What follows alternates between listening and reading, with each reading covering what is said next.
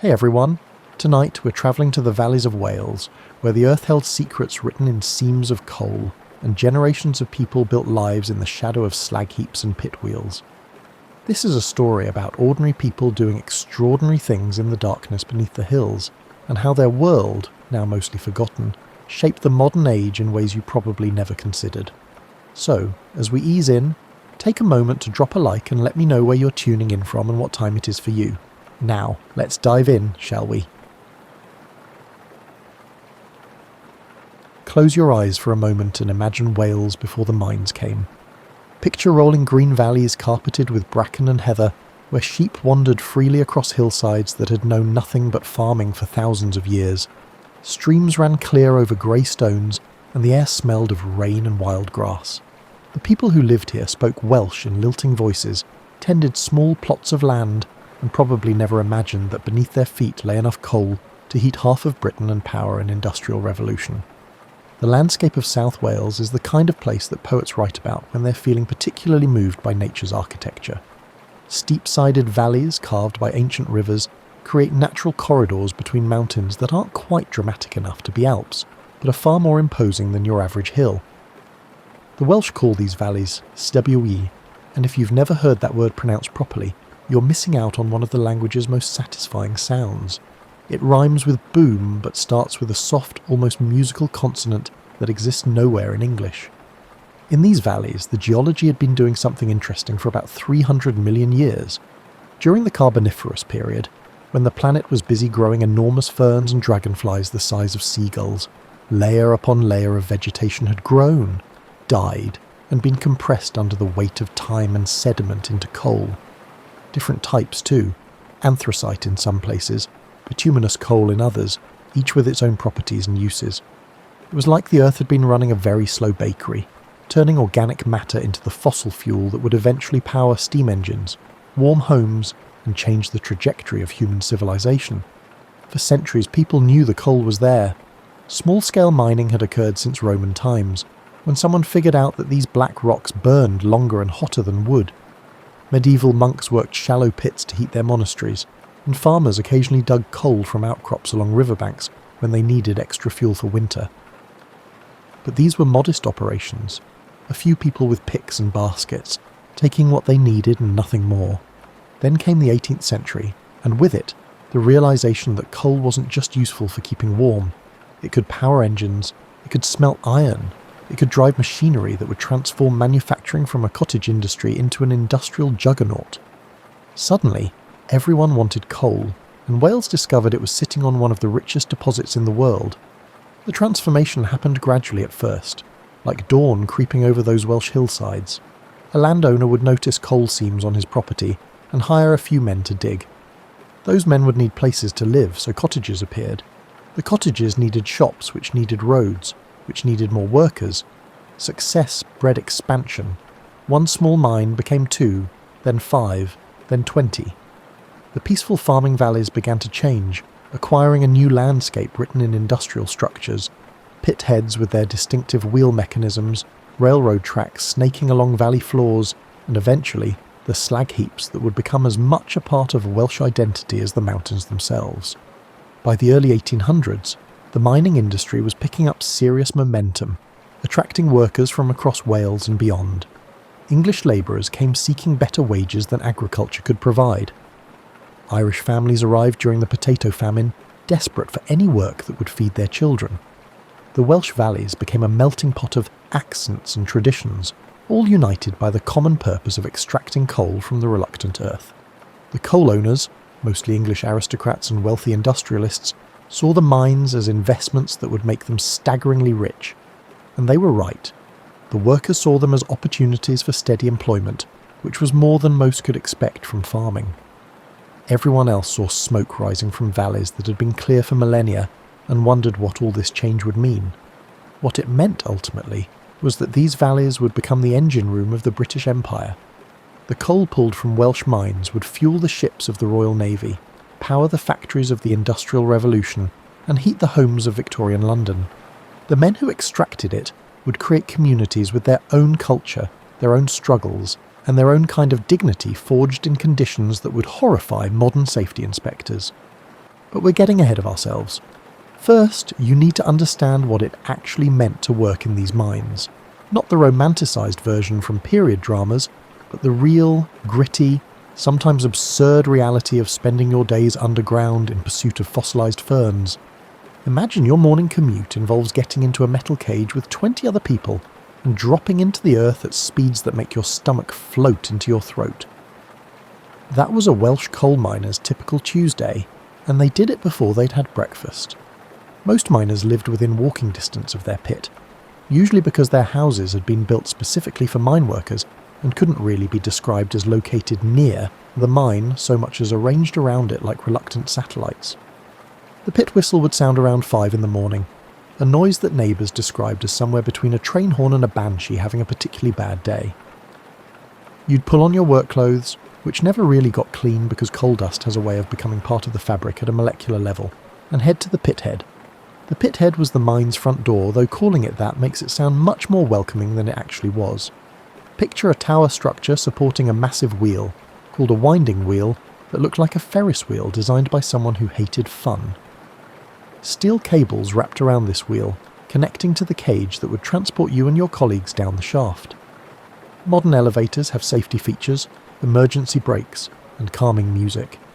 Mining cages had a gate and a rope.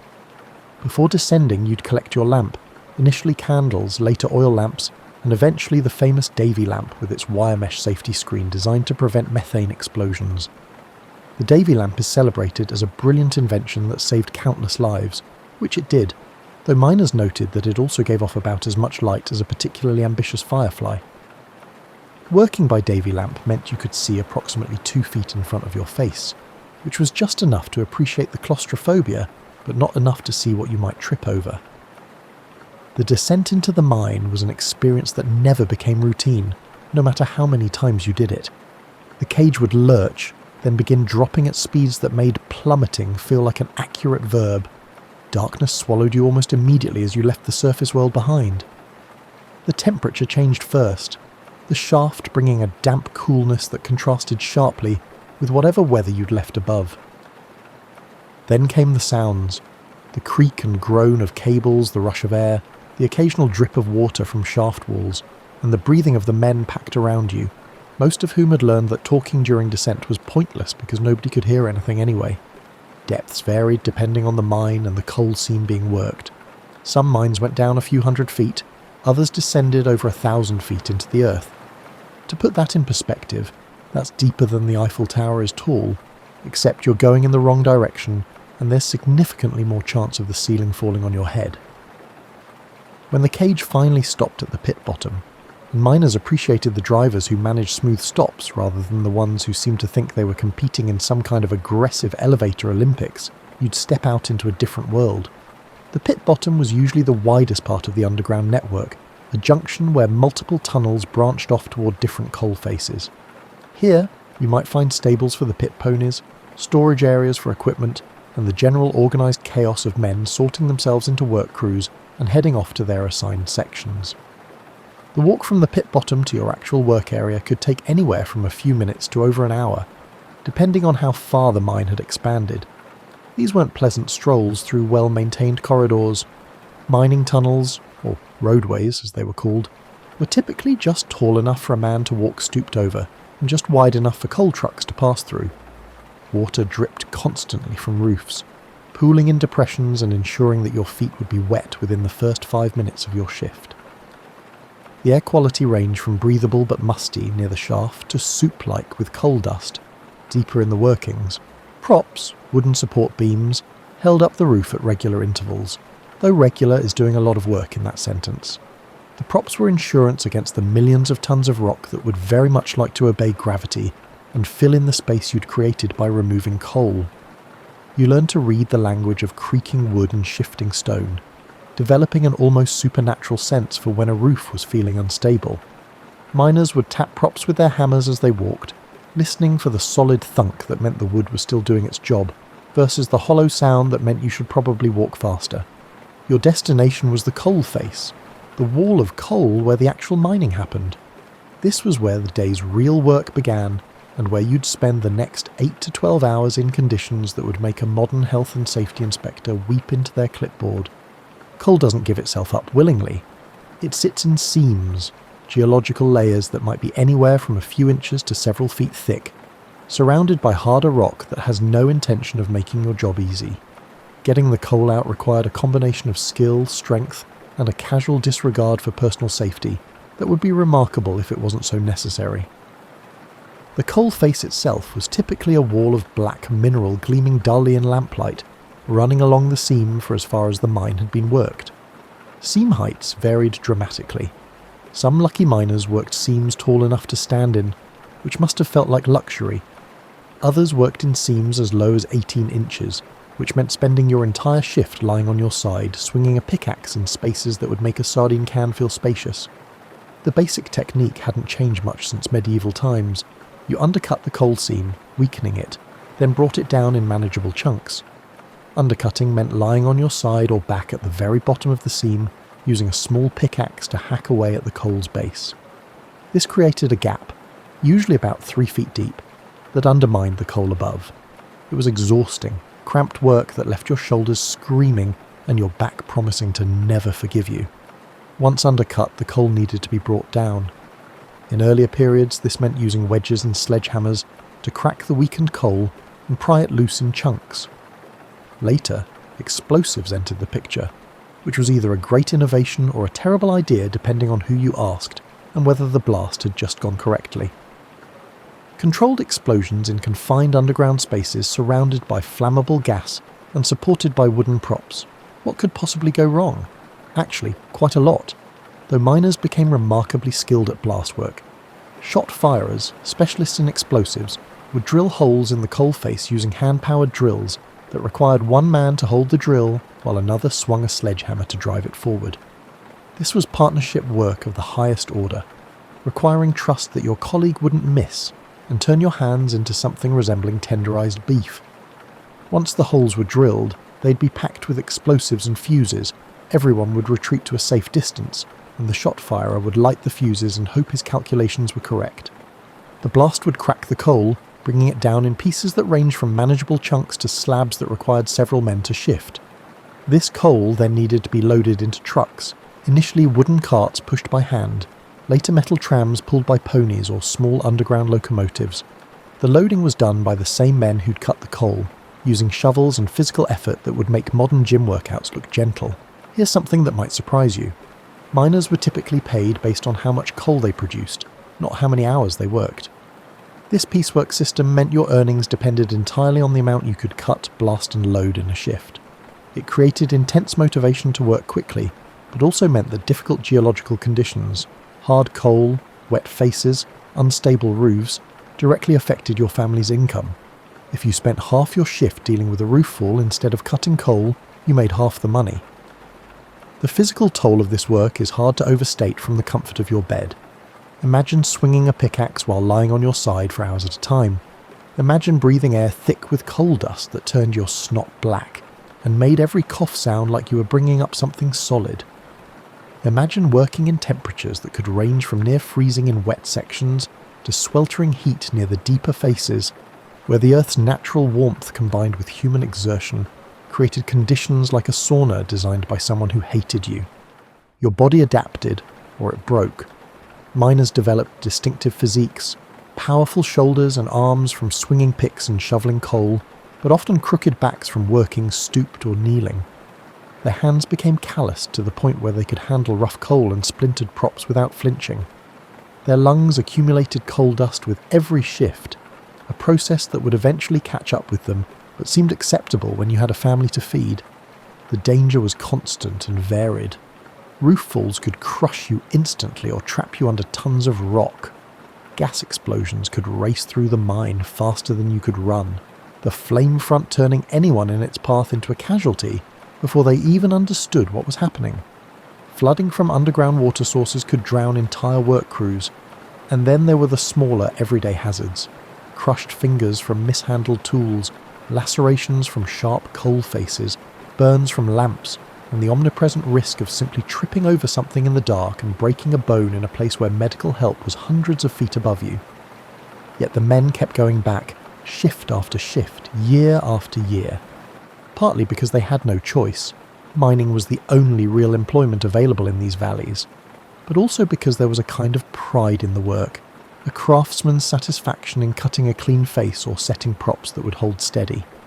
You were part of a crew, and the bonds formed by shared danger and shared labour created communities underground that were, in their own way, as important as the ones above.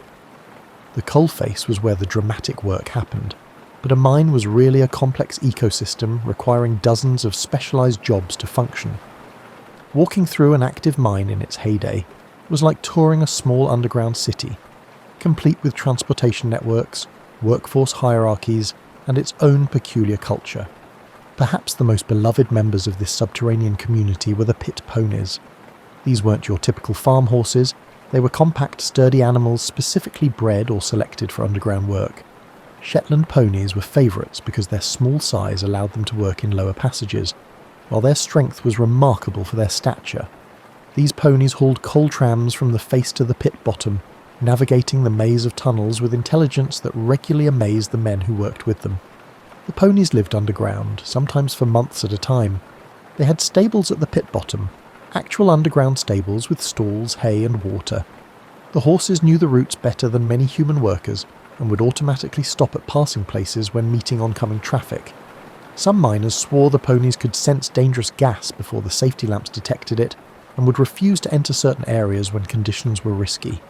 Whether this was true or simply the horses objecting to poor air quality is debatable, but miners learned to trust their pony's judgment. The bond between a miner and his pony was often closer than many human relationships. You spent hours every day working alongside this animal in darkness and danger. You depended on each other. The ponies received names, personalities, and a level of care that might have seemed excessive, except that your productivity and possibly your life depended on them. When ponies were brought to the surface, usually during the annual break when mines shut down for maintenance, they'd apparently be startled by daylight, having lived so long in lamplight that the sun seemed impossibly bright. Then there were the boys. Mining employed children as young as 5 or 6 in the early days, though reformers gradually raised minimum ages as the 19th century progressed. These weren't children doing light tasks. They had specific essential jobs in the mine's operation.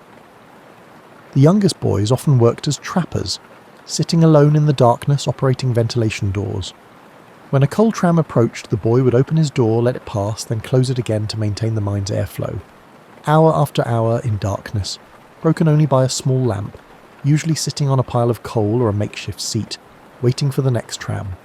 Try to imagine being 7 years old, sitting alone in pitch darkness hundreds of feet underground, with only the occasional rumble of approaching coal trucks to break the silence. The isolation must have been profound and the darkness absolute when your lamp needed refilling. Some boys sang to themselves or talked to imaginary companions, or simply endured with the stoicism that poverty and necessity teach early. Older boys graduated to more active roles. They'd become door boys, who accompanied the ponies or helpers who assisted the coal cutters. By their early teens, they'd be learning the actual craft of mining, how to read coal, set props and handle explosives. This was the education system in mining communities. You learned reading and arithmetic at Sunday school, and you learned your trade in the pit. The underground world also included specialists whose jobs required particular skills. Repairers maintained the roadways, replacing damaged props and keeping the tunnels safe. Shotfirers handled the explosives work, a position of considerable responsibility and slightly better pay. Engineers maintained the machinery, keeping pumps running and ensuring ventilation fans operated correctly. Each person had their role in the complex choreography that was a working mine. Communication underground happened through a combination of shouting, signal systems, and pure intuition developed over years of working together. Before electrical signal systems, messages travelled through chains of workers shouting to each other through the darkness, information degrading like a particularly high-stakes game of telephone. Later, bell signals allowed communication between the surface and pit bottom. One bell might mean ready to descend, 2 bells ready to ascend, and various other combinations conveying different messages. Get the signals wrong, and you might send an empty cage up while leaving men waiting below, or worse. The mine had its own time sense, divorced from the surface world. Down in the darkness, you couldn't tell if it was morning or evening, summer or winter.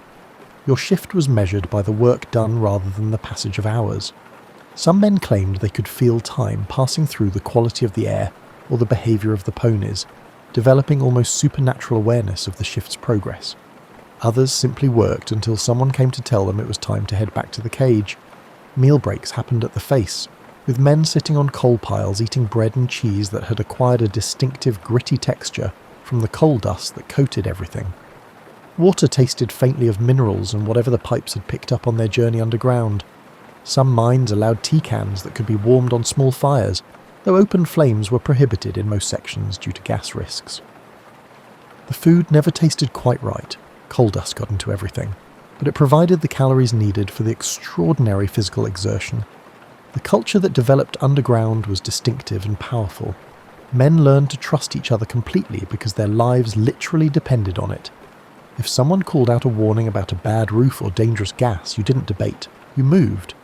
This created bonds that extended beyond the pit, forming the foundation for the tight-knit mining communities above ground. The men who descended together, worked together, and survived together became brothers in ways that transcended normal friendship. When the cage finally brought you back to the surface at shift's end, you'd emerge into whatever weather Wales was offering that day. Usually rain, sometimes fog, occasionally actual sunshine that made everyone slightly suspicious. Your eyes would need several minutes to adjust to natural light after hours in the dimness. Your ears would ring with the sudden absence of the constant underground noise, and your lungs would appreciate air that didn't have a texture. The mining communities that grew up around the pits were unlike anything that had existed in Wales before. Previously, Welsh valleys had been places of scattered farms and small villages. Mining created industrial towns almost overnight, with rows of terraced houses marching up hillsides in neat lines that showed all the imagination of someone arranging dominoes. These weren't planned communities with parks and public spaces. They were housing solutions designed to pack maximum workers into minimum space, as close to the pit as physically possible. The houses themselves were remarkably similar across different mining valleys. 2 up, 2 down was the standard layout. 2 rooms downstairs, 2 bedrooms upstairs, a small yard out back, and walls thin enough that you knew entirely too much about your neighbours' personal lives. The front door opened directly onto the street, which meant coal dust, mud, and whatever the weather was doing came straight into your front room. No entrance halls, no mudrooms, just immediate domesticity. These houses were typically owned by the mining company and rented to workers, which created an interesting power dynamic where your employer was also your landlord. Get fired from the pit, and you'd lose both your income and your home simultaneously.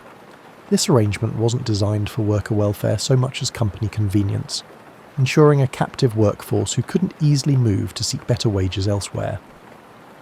Life in these mining towns revolved around the pit's schedule.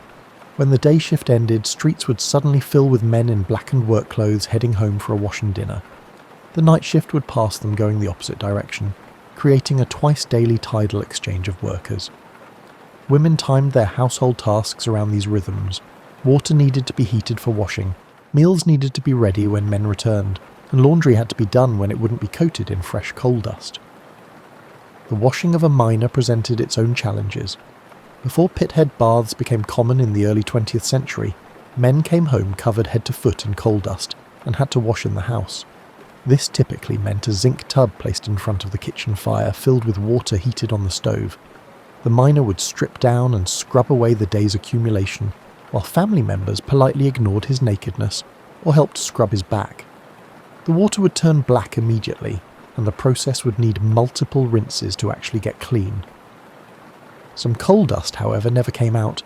It worked its way into skin pores, creating permanent blue scars called coal tattoos, where cuts had healed with dust embedded in them. Older miners accumulated these marks like some kind of industrial tribal scarification, each one a story of a particular accident or incident underground. Their hands remained perpetually stained in the creases, no amount of scrubbing able to remove coal that had become part of their flesh. Women in mining communities worked just as hard as the men, though their labour was unpaid and largely invisible to the historical record. Running a household on a miner's wages required skills that would impress a modern efficiency expert. You had to make limited money stretch to feed a family, keep everyone clothed despite the destructive nature of mining work, maintain a house that was under constant assault from coal dust, and somehow create a home environment that provided relief from the harsh conditions of pit work. Laundry was a particular challenge. Mining clothes needed to be washed constantly but never really got clean. The standard process involved soaking, boiling, scrubbing with lye soap that was harsh enough to remove coal but also skin, multiple rinses, and eventual acceptance that your husband's work clothes would always be slightly grey. Wash day typically happened once a week, involving enough physical effort to qualify as a serious workout, hauling water, heating it, lifting wet clothes, wringing, hanging and repeating. Food was practical and calorie-dense. Mining work burned enormous amounts of energy, so meals needed to be substantial. Breakfast might be porridge or bread with dripping. The main meal, taken after the shift, would typically involve potatoes, maybe some bacon or cheap cuts of meat, bread and strong tea. Vegetables came from the small garden plot behind the house, if you were lucky enough to have one, and the time to maintain it. The diet wasn't particularly varied, but it kept working men functional, which was the primary requirement. The town itself would have a few key institutions. The chapel or church stood at the centre of community life, providing not just religious services, but also social organisation, education, and a moral framework. Chapels were often the grandest buildings in mining towns, their architecture suggesting that while houses could be basic, places of worship deserved investment. The Welsh love of music found particular expression in chapel choirs, where miners who spent their days in industrial noise created harmonies that could raise the hair on your neck. Shops lined the main streets, grocers, butchers, bakers and general stores. Many operated on credit systems because miners were paid fortnightly, and families needed to eat in between. The shopkeeper's ledger was essentially the community's credit score, tracking who owed what and allowing families to survive the gap between wages. This credit came at a price, of course. Interest charges that meant buying on credit always cost more than paying cash. The pub served as the men's social space, a place where you could relax after a shift with a pint and companionship. Mining was hard on bodies and minds, and alcohol provided temporary relief from both physical pain and psychological stress. Some men drank moderately, others fell into patterns of heavy drinking that consumed wages and created family hardships. The temperance movement had strong support in mining areas, though it fought an uphill battle against the combination of physical pain, psychological stress, and social tradition that made the pub central to male community life. Education was valued but limited. Elementary schools taught basic literacy and numeracy, enough to read the Bible and do practical calculations. Beyond that, continued education required either exceptional talent that earned scholarships or family wealth that most miners didn't possess. Children typically left school at 12 or 13 to begin work, either in the pit or in other jobs that helped support the family economy. Now we come to the harder parts of this story, though we'll walk through them gently. Understanding what mining communities endured requires acknowledging both the spectacular disasters that made headlines and the grinding everyday hardships that broke people slowly rather than suddenly. Mining accidents were horrifyingly common. Small incidents happened constantly: crushed fingers, minor burns, cuts and bruises. These rarely made it into official records because men would typically bind up the injury and keep working. Losing a shift's pay was often more threatening than a damaged hand.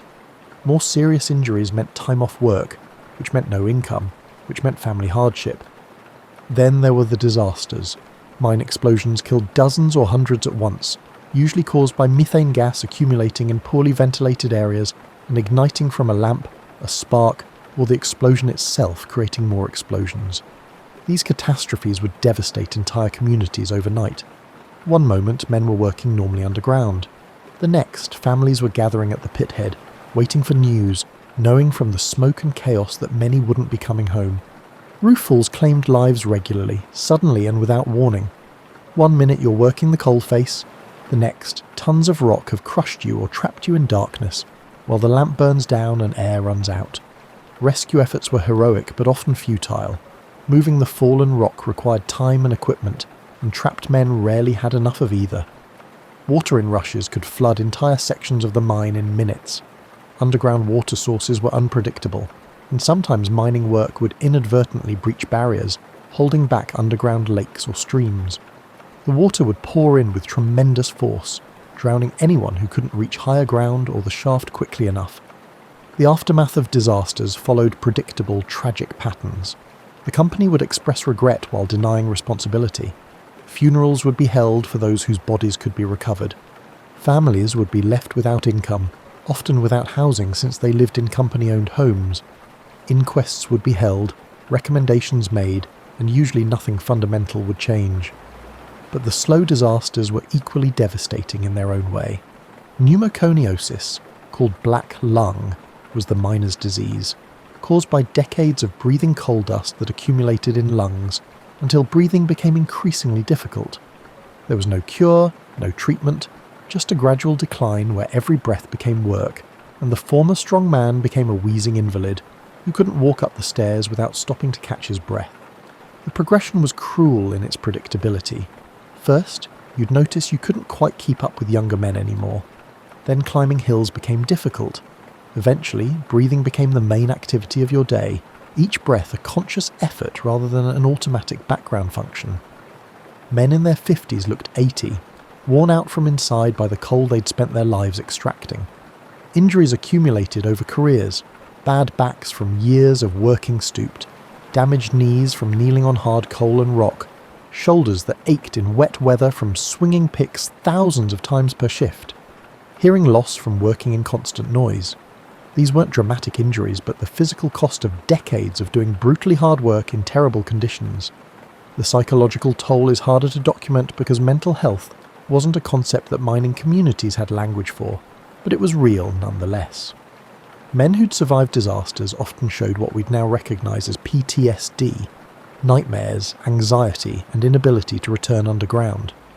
The constant awareness of danger created stress that some managed and others didn't.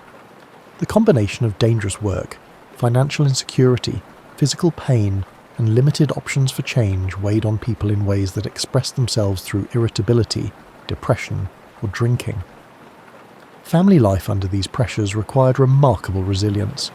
Women managed households, knowing their husbands might not come home from their shifts. Children grew up understanding that their fathers were constantly at risk. The communities developed coping mechanisms, neighbours helping each other, the chapel providing comfort, and shared experience creating understanding. But the stress was real and constant.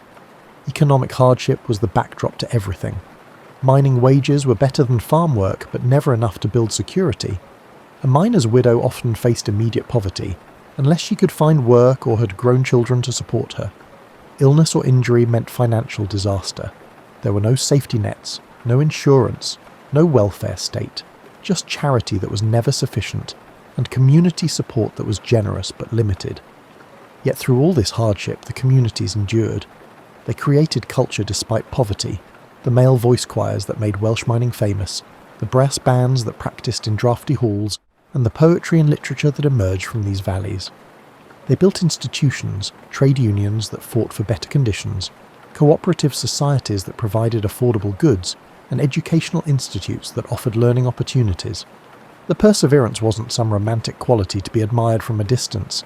It was necessity given form, the stubborn refusal to be destroyed by circumstances that were genuinely destructive.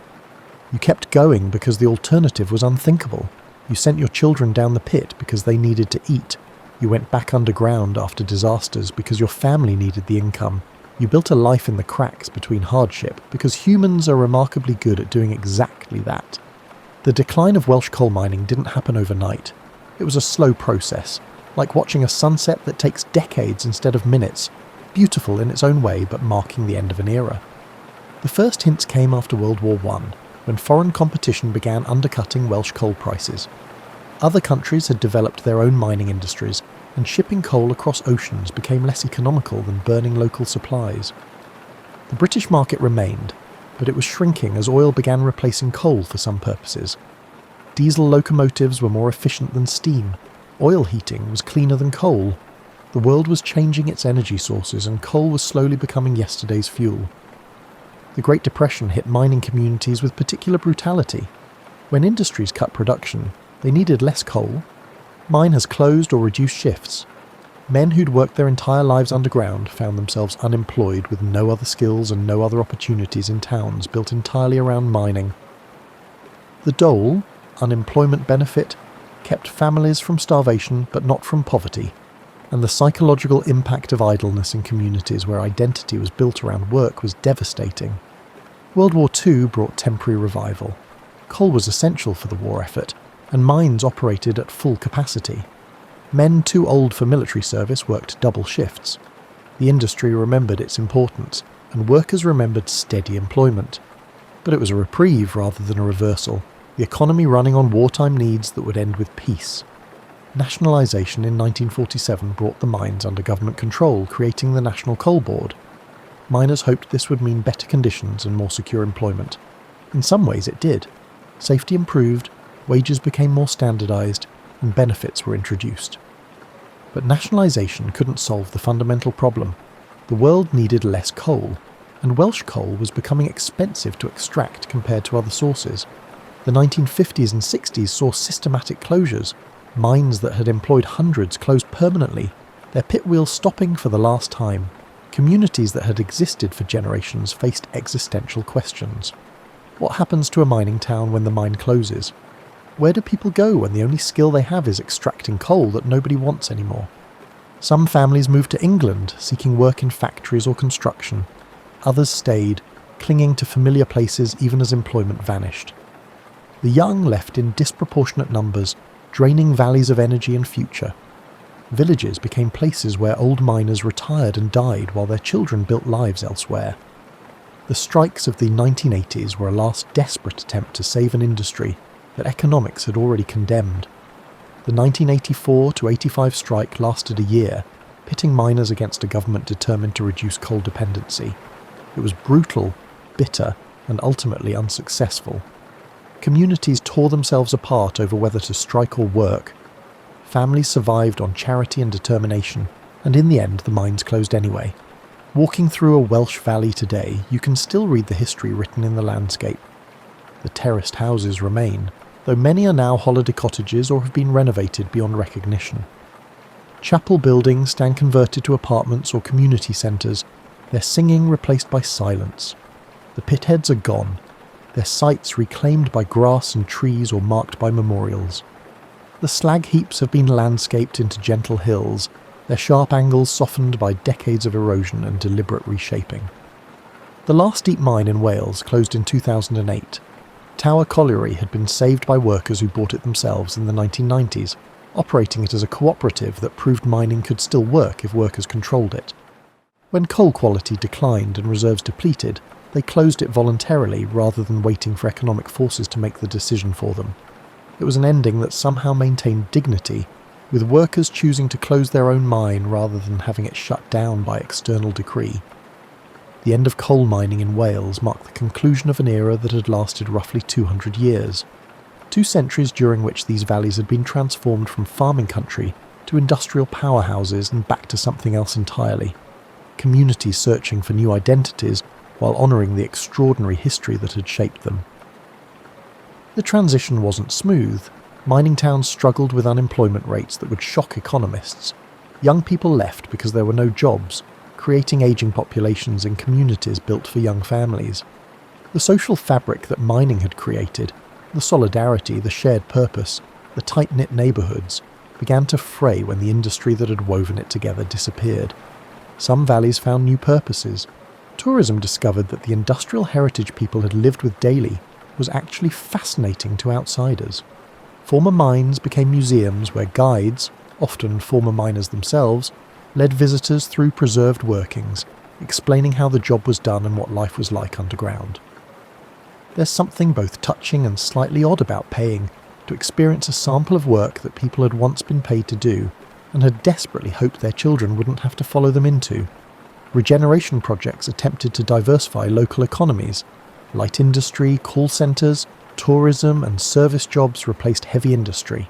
The work was safer, cleaner, and generally better for your health, but it paid less and lacked the identity and solidarity that mining had provided. You can work in a call centre for 20 years without developing the same sense of craft and community that 2 years underground created. The physical landscape underwent dramatic transformation. Those slag heaps that had dominated valley sides for generations were slowly removed or reshaped. Rivers that had run black with coal dust for a century started running clear again. Air quality improved to the point where you could hang white laundry outside without it turning grey. Nature reclaimed spaces that industry had dominated, and the valleys began to look more like they had before coal was discovered. But removing the physical traces of mining couldn't erase the cultural legacy. The communities that mining created had developed distinctive identities that persisted even after the industry vanished. The emphasis on education and self-improvement, the tradition of mutual aid and collective action, and the cultural institutions like choirs and brass bands. These survived the closure of the pits because they'd become embedded in community identity. As you lie there in comfort, warm and safe, it's worth reflecting on what those forgotten mines of Wales actually meant, not just to the people who worked them, but to the modern world you inhabit. The coal pulled from Welsh valleys powered the Industrial Revolution that created modern civilization. The ships that connected the British Empire ran on Welsh coal. The factories that mass-produced goods, making them affordable for ordinary people for the first time in history, were powered by Welsh coal. The trains that revolutionised transportation, the heating systems that made homes comfortable, and the steel mills that provided material for bridges and buildings, all of these depended on coal, and much of that coal came from Wales. This means that Welsh miners, toiling in darkness and danger for wages that barely covered rent and food, were inadvertently building the modern world. Every technological advancement of the industrial age rested on a foundation of fossil fuel energy, and someone had to extract that energy from underground. The miners who did this work weren't thinking about historical significance. They were thinking about feeding their families, but their labour literally powered the transformation of human civilization. The labour movement that created workers' rights across the industrialised world found some of its strongest expression in Welsh mining communities. The unions that fought for safer conditions, better pay, reasonable hours, and basic dignity established precedents that benefited workers in every industry. When coal miners struck for better conditions, they were advancing causes that would eventually benefit office workers who'd never seen a mine. The concept that workers deserved protection from dangerous conditions, that employers had responsibility for workplace safety, and that communities deserved compensation when industry harmed them. These ideas were forged in mining communities, often in response to disasters that killed dozens. The regulations that protect modern workers exist partly because miners died when those regulations didn't exist, and their communities refused to accept that such deaths were inevitable. The cultural contributions of Welsh mining communities enriched British and world culture in ways often overlooked.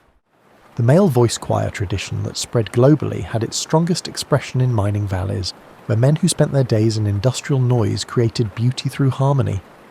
The literature that emerged from these communities, poetry, memoir, fiction, provided working-class perspectives that challenged middle-class assumptions about what constituted worthy subjects for art.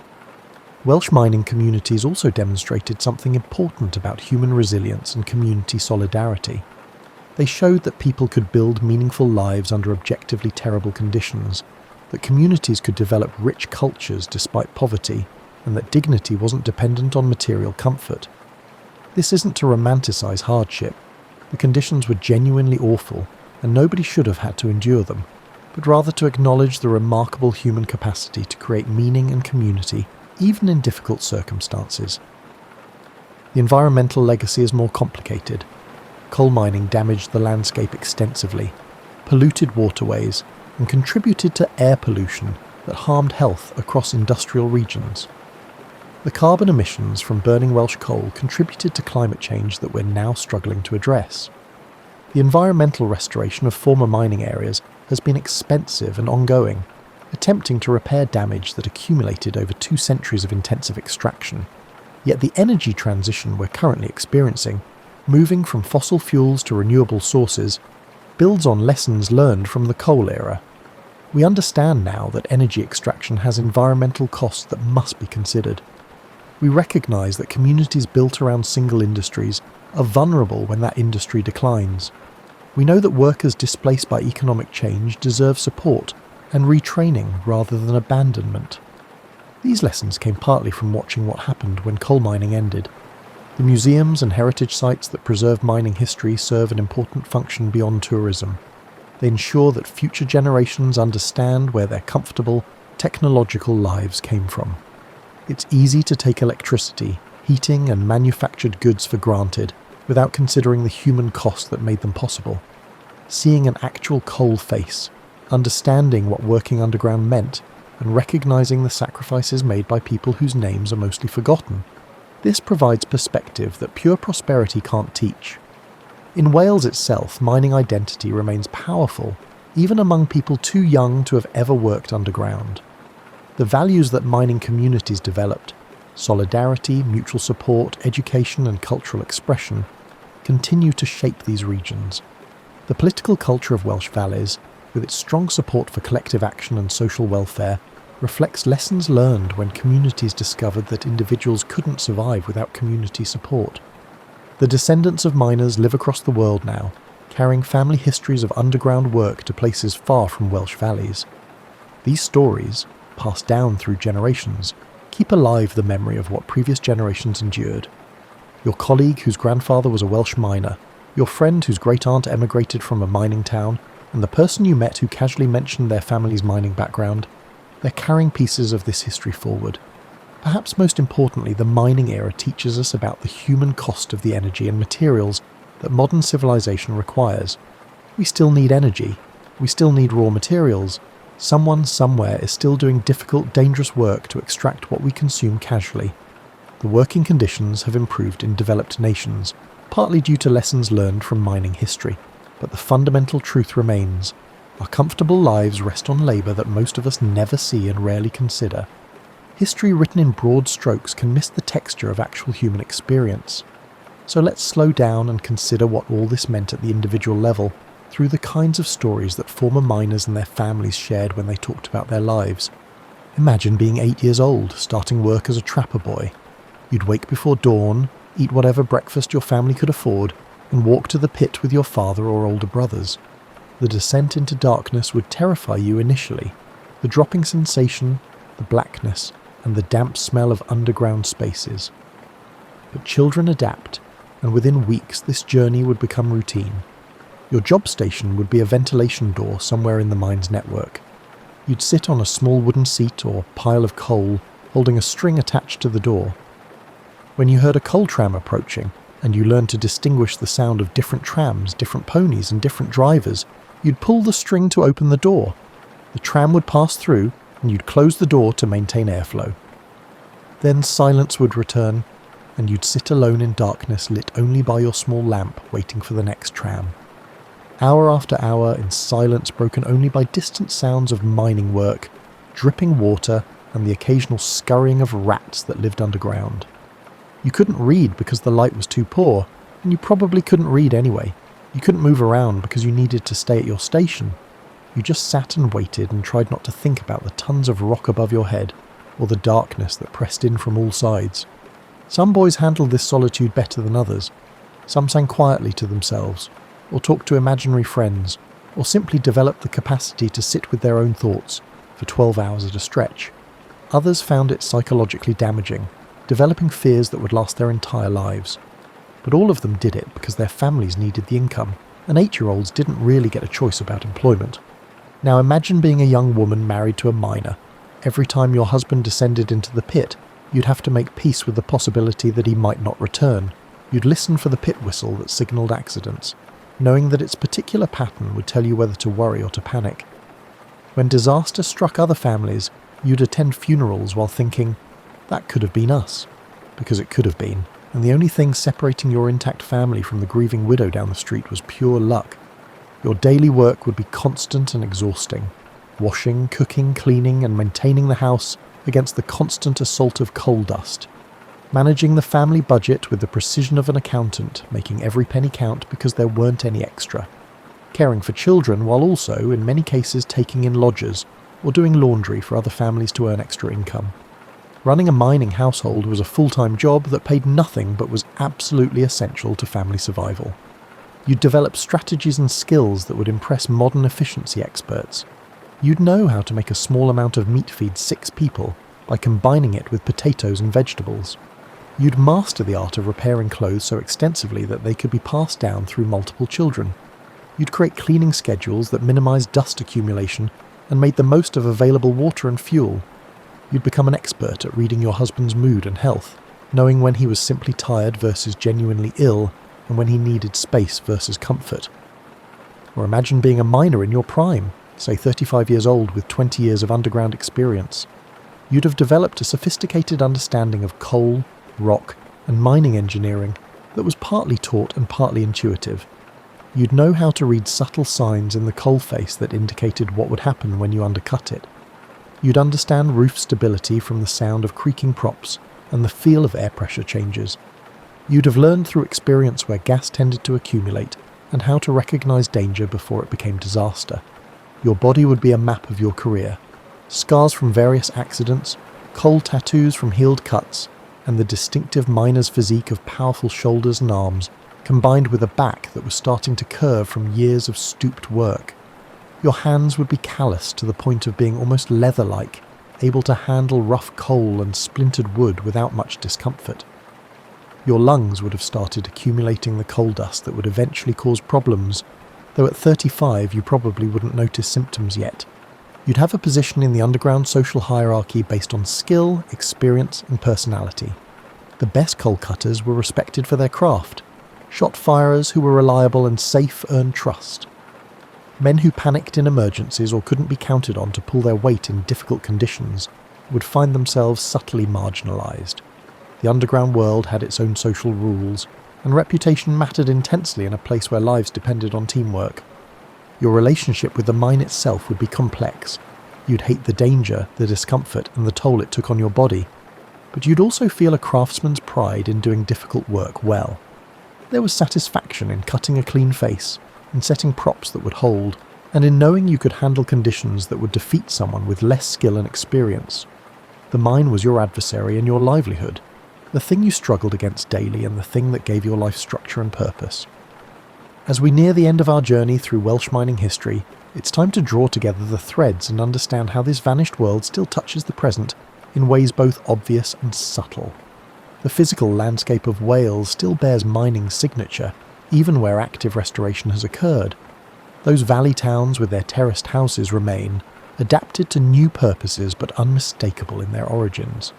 The chapels, often the most beautiful buildings in these communities, stand as reminders of the spiritual life that sustained people through industrial hardship. The rivers run clear now, but their banks still sometimes reveal coal fragments that escaped from works closed decades ago. Walk through a former mining valley on a quiet day, and you might notice something interesting about the topography. The hillsides have a particular slope where slag heaps once stood, now softened by grass and time but still distinctively not quite natural. The flat areas near valley floors show where railway sidings once ran, their tracks long removed but the ground still bearing the compressed memory of heavy use. The landscape remembers, even when casual observers wouldn't recognise what they're seeing. The museums deserve particular mention because they're fighting against historical amnesia. Big Pit National Coal Museum in Blaenavon takes visitors down an actual mine, equipped with helmet and lamp, experiencing a tiny fraction of what working underground meant. The guides are often former miners who can explain from personal experience what each section was for and how the work was done. They make the history immediate and real in ways that no amount of reading can match. These museums serve an important function beyond education. They validate the experiences of people whose working lives were often dismissed as unimportant by those who benefited from their labour. By preserving mining history and treating it as worthy of museum-quality presentation, they're making a statement that these lives mattered, that this work had dignity, and that the sacrifices made by mining communities deserve recognition and remembrance. The cultural legacy persists in ways that surprise people unfamiliar with Welsh history. The male voice choirs that remain active in Welsh valleys still sing with harmonies, perfected by miners who found beauty in music after spending days in industrial noise. The brass bands that compete in national competitions maintain traditions established when musical instruments provided one of the few sources of entertainment and cultural expression available to working-class communities. Welsh literature and poetry carry mining's influence in their DNA. Poets who grew up in mining households, even if they never worked underground themselves, write with awareness of hardship, solidarity, and the dignity of manual labour. The working-class voice in British literature owes much to writers who emerged from mining communities and brought their experiences and perspectives to audiences who'd never considered such lives worthy of literary attention.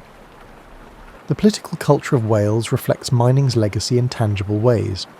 The strong support for trade unions, the emphasis on collective action, and the suspicion of unchecked corporate power. These attitudes were forged in mining communities that learned through bitter experience that individual workers had no power against large organisations, but collective action could force change. The Labour Party's historic dominance in Welsh valleys stems directly from mining communities' political awakening during industrial struggles.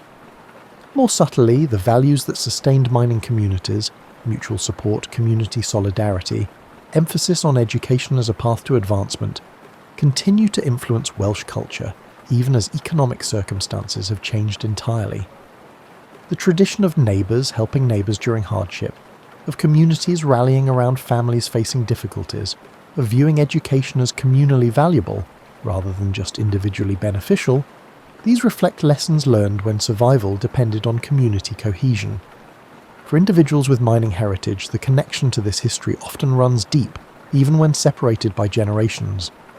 People whose grandparents were miners carry stories passed down through families, creating personal connections to a vanished world. These aren't abstract historical facts, but family memory, kept alive through photographs, remembered conversations, and the occasional piece of mining equipment kept as a family heirloom.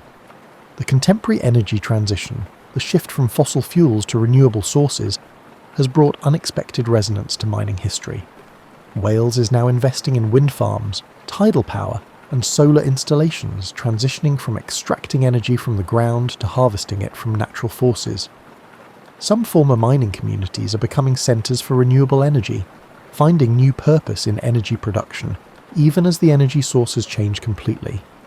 This transition carries echoes of mining's lessons, the importance of planning for workers displaced by industrial change, the need to support communities economically dependent on single industries, the recognition that energy extraction has costs, environmental, social and human, that must be considered alongside economic benefits. These lessons, learned painfully through mining's rise and fall, inform current policy in ways that might have prevented some of the hardship mining communities experienced if they'd been applied earlier. Climate change discussions often position coal mining as a purely historical problem, the source of emissions that created our current crisis. This is true, but incomplete. The people who mined coal weren't causing climate change through malice or ignorance. They were providing energy that civilization demanded, working jobs that were available to them, and feeding families the only way they knew how. Holding them responsible for climate change makes no more sense than blaming oil workers for petroleum dependence. The responsibility lies with economic and political systems that created demand without considering long-term consequences. Understanding this distinction matters because we're still creating new industries and new dependencies without fully considering their long-term impacts. We're still asking workers to accept dangerous or harmful employment because alternatives don't exist. We're still building communities around single industries that might vanish within a generation. The patterns that created and destroyed coal mining continue in new forms, suggesting we haven't fully learned the lessons that history offers. As you prepare for sleep, comfortable in your warm bed with electric light available at the touch of a switch, it's worth holding one final thought about what those forgotten mines of Wales actually represent. They represent human ingenuity applied to solving energy needs, even when the solution came at tremendous cost. They represent working-class communities creating culture, dignity, and solidarity under conditions that were objectively terrible. They represent the environmental and human price of industrialization, paid by people who had little choice about the work they did but maintained their humanity, despite circumstances designed to reduce them to mere labour. The miners themselves, the men who descended into darkness day after day, the women who maintained households and communities, and the children who started work before they'd finished growing. These weren't extraordinary people in the sense of being unusual. They were ordinary humans doing what humans do, adapting to circumstances, building lives in available spaces, creating meaning despite hardship, and persevering because the alternative was unacceptable. Their ordinariness is precisely what makes their history important. They demonstrate that normal people, faced with difficult circumstances, are capable of remarkable endurance and achievement. The mining communities didn't just survive, they thrived culturally, creating music, literature, and social institutions that enriched the broader culture. They didn't just endure exploitation, They organised collectively and fought for better conditions, establishing precedents that benefited workers everywhere. The forgetting of this history, and make no mistake, it is being forgotten outside of Wales, represents a kind of cultural amnesia that impoverishes us. When we lose connection to the labour that created modern comfort, we lose understanding of what that comfort actually cost. When we forget the human price of energy and material goods, we're more likely to treat them as cheap and disposable, rather than recognising their true cost. Remembering doesn't mean romanticising. Mining was brutal, dangerous work that nobody should have had to do in the conditions that existed. The hardships mining communities endured weren't character-building challenges, but unnecessary suffering caused by economic systems that valued profit over human welfare. Progress meant improving conditions until they became acceptable, and eventually transitioning away from coal entirely. But remembering does mean recognising that the lives lived in those valleys, the work done in those mines, the communities built in those towns, the struggles fought in those strikes. These things mattered. They shaped the modern world. They established precedents for workers' rights. They demonstrated human capacity for endurance and community solidarity. They created a culture that enriches us still. The last deep mine in Wales closed in 2008, but the history didn't end there. It continues in the landscapes shaped by mining, in the communities still adapting to post-industrial reality, and in the cultural traditions maintained by people who never worked underground but inherited mining's legacy. It continues in the museums that preserve this history, in the stories passed down through families, and in the values that mining communities developed and their descendants maintain. And it continues in moments like this, when someone comfortable and safe takes time to consider what life was like for people who had neither comfort nor safety, but built meaningful lives anyway. By remembering their story, you're honouring their experience and keeping alive a history that matters more than it might initially appear. The darkness beneath Welsh hills is empty now, the coal face is silent, the pit wheels still. But the darkness gave us something beyond fuel and profit. It gave us examples of human resilience, lessons about the cost of progress, warnings about building communities around single industries, and demonstrations of what people can achieve through collective action and mutual support. These are gifts worth receiving, even as we're grateful that the particular conditions that created them have passed into history. Sleep well, knowing that the warmth and comfort you enjoy tonight comes partly from energy sources that people risked everything to extract. Remember them with gratitude, honour their struggles by learning from them, and carry forward the values they developed in darkness. Solidarity, perseverance, dignity and hope. The mines are forgotten by many, but they need not be forgotten by you.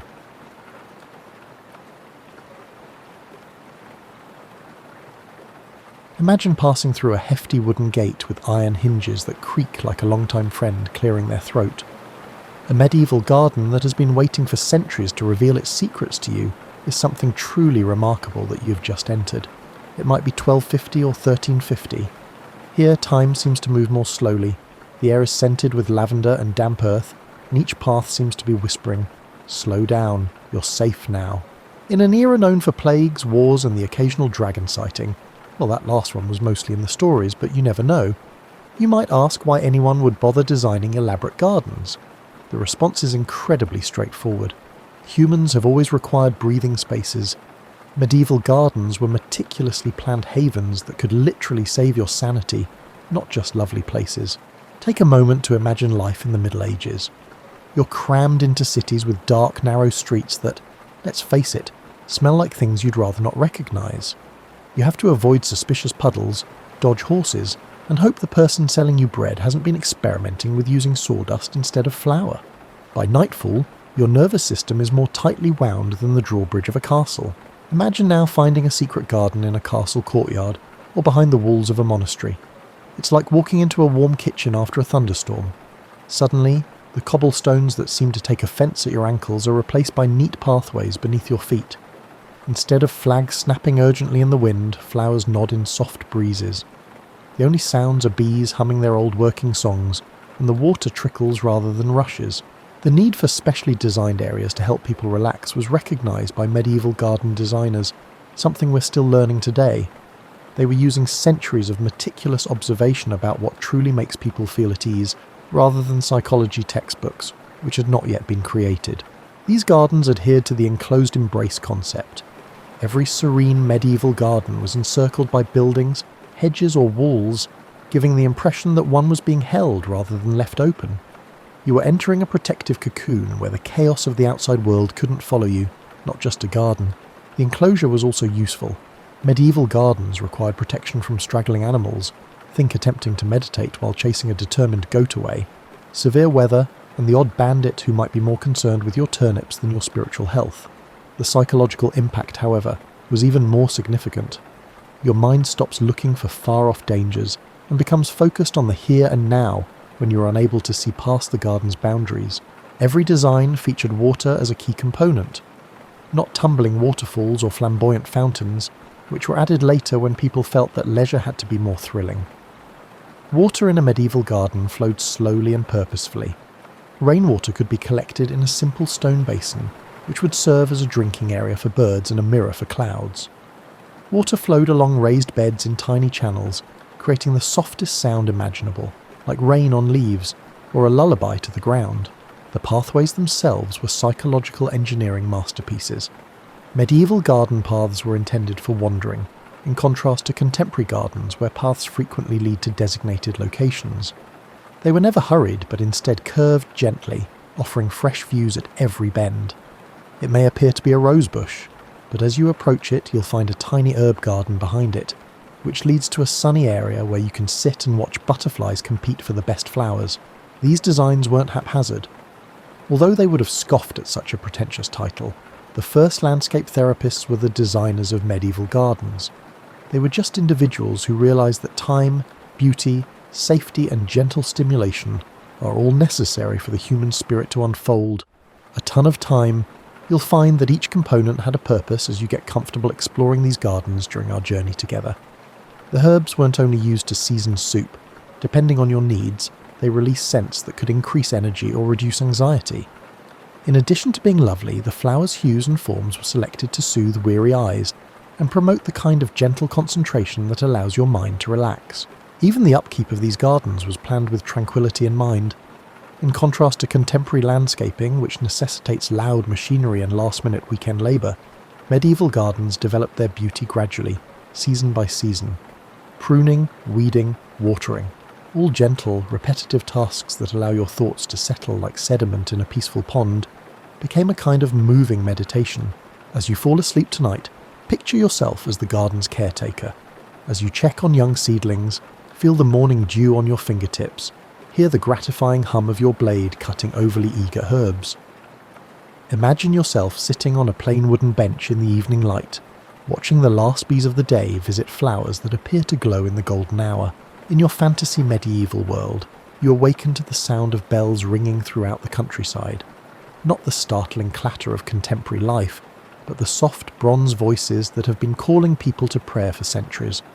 You're now in a monastery garden, the pinnacle of the art of tranquil design. For good reason, monastic communities were the world's best gardeners during the Middle Ages.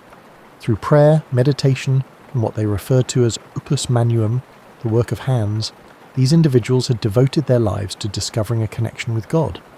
They learned that certain physical settings could either help or hinder their spiritual objectives, and they incorporated these insights into the design of their gardens. As soon as you enter the monastery, you'll notice how different the atmosphere is from the outside world. Not only is it quieter, but the air itself seems to have acquired patience. The garden unfolds in front of you in sections, each serving a distinct function, but all being bound together by the same overarching idea. Everything in this place is there to restore the health of the human soul. The physical garden, where therapeutic herbs are grown in tidy raised beds, is the first space you come across. However, don't picture sterile rows like the outdoor area of a contemporary pharmacy. An artist's sense of colour, texture and scent is evident in the arrangement of these plants. Even their most utilitarian plantings were beautiful to behold, because the monastery gardeners recognised that healing starts with the senses. Alongside tidy thyme borders, chamomile grows in silvery green mounds. In purple ranks that appear to glitter in the morning light, lavender stands at attention. Wherever it is permitted, mint grows, producing cool green carpets that smell good whenever you touch them. The real magic occurs when you discover that in fact walking among these plants causes your breathing to slow down.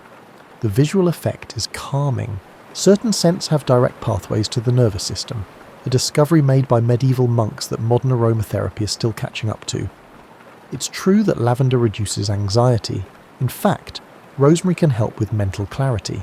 Mint actually improves mood and aids in digestion.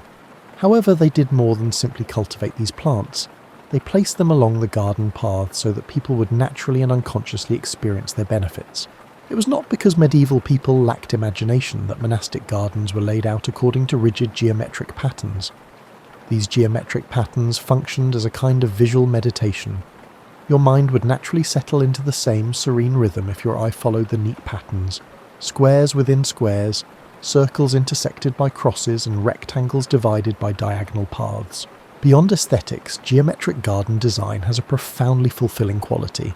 It is easier for your internal state to achieve equilibrium when your external environment is well organised and balanced. Through daily practice, the monks were able to determine this. They discovered they could enter and stay in meditative states more quickly and for longer after spending hours in prayer and reflection in gardens with solid geometric underpinnings. A well or fountain, placed where several paths met, was the focal point of the majority of monastery gardens. This had symbolic and psychological significance, in addition to being pragmatic, although access to water was undoubtedly crucial. In almost all spiritual traditions, water is a symbol of life, rebirth, and purification. Having it at the centre of the garden served as a conscious or unconscious reminder to guests that they were in a space devoted to renewal. The water features were intended to stimulate your senses without overpowering them, which is where the subtle genius of medieval garden designers was displayed. Water trickling slowly from a carved spout into a basin in a basic stone well could produce the softest sound possible, enough to drown out distracting sounds outside the garden walls, but not enough to draw attention to itself. In order to maximise psychological benefits, the seating areas in the monastery gardens were positioned strategically. Wooden benches were placed facing either west, for evening reflection as the day came to an end, or east, for morning meditation in the light of the sunrise. They were placed next to herb beds where the scent would be most potent in the hottest hours of the day, or nestled into alcoves created by carefully trained fruit trees. Sitting in one of these locations, you would observe how the garden seems to envelop you without making you feel crowded.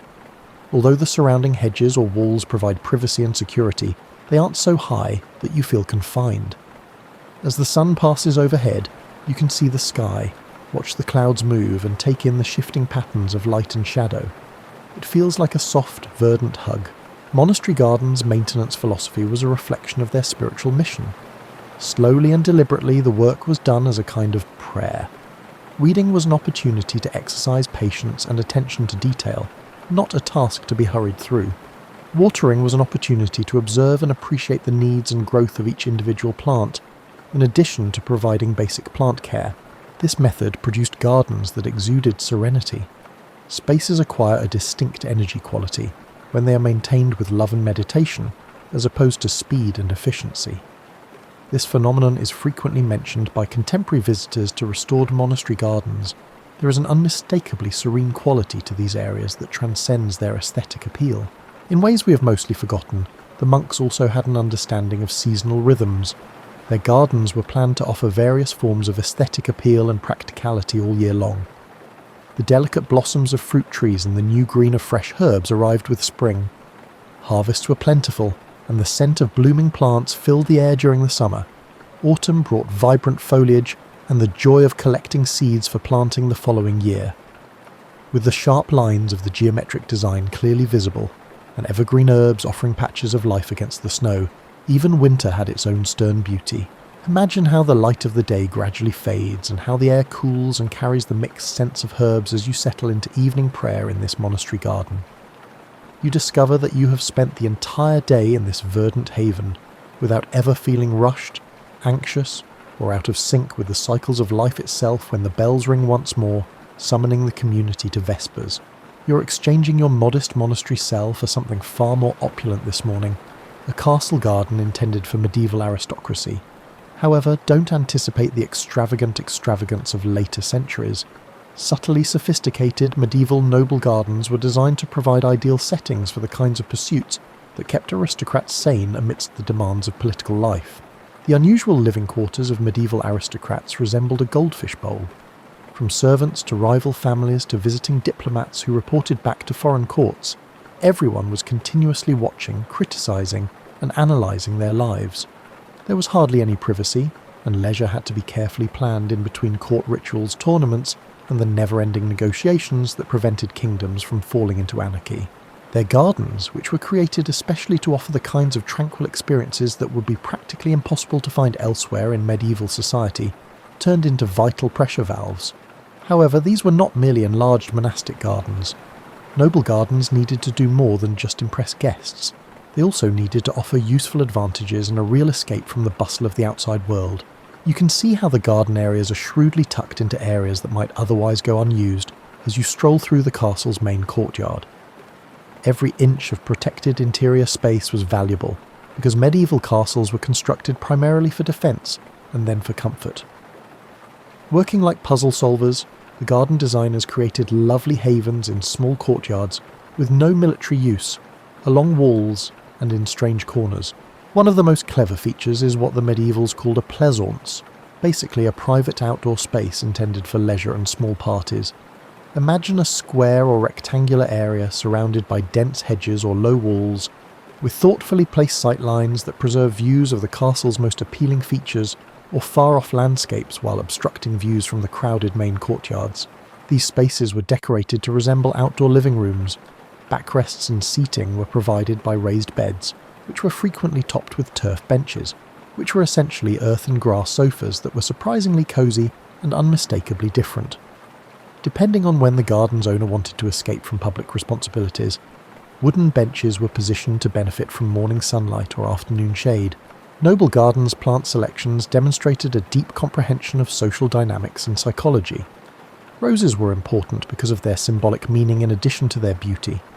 Roses stood for love, purity, and the transient nature of earthly beauty, according to the medievals, who interpreted everything.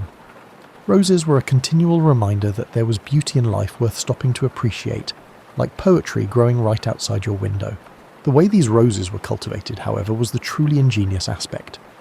Medieval gardeners trained roses as climbers and ramblers, weaving them through wooden frameworks to create living walls and shaded alcoves, in contrast to modern rose bushes that bloom once, and then look rather ordinary for the rest of the year.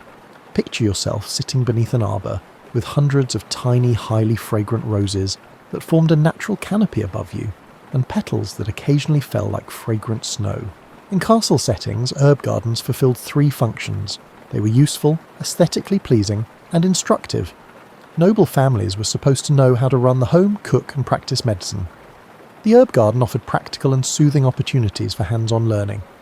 Identifying the various mints, which is surprisingly difficult and strangely meditative, knowing which herbs aid in digestion, or just taking in the complex scents that change throughout the day as plants released various aromatic compounds in response to temperature and sun could all take up an afternoon. Although more ornate than those found in monasteries, water features in noble gardens were still created with psychological comfort in mind. The family's coat of arms could be carved into a raised stone basin that was supplied with water from the castle's main supply via a tiny channel. Although the visual effect was more advanced, the sound was still subdued because medieval people had not yet developed the noisy fountain obsession that would define later periods.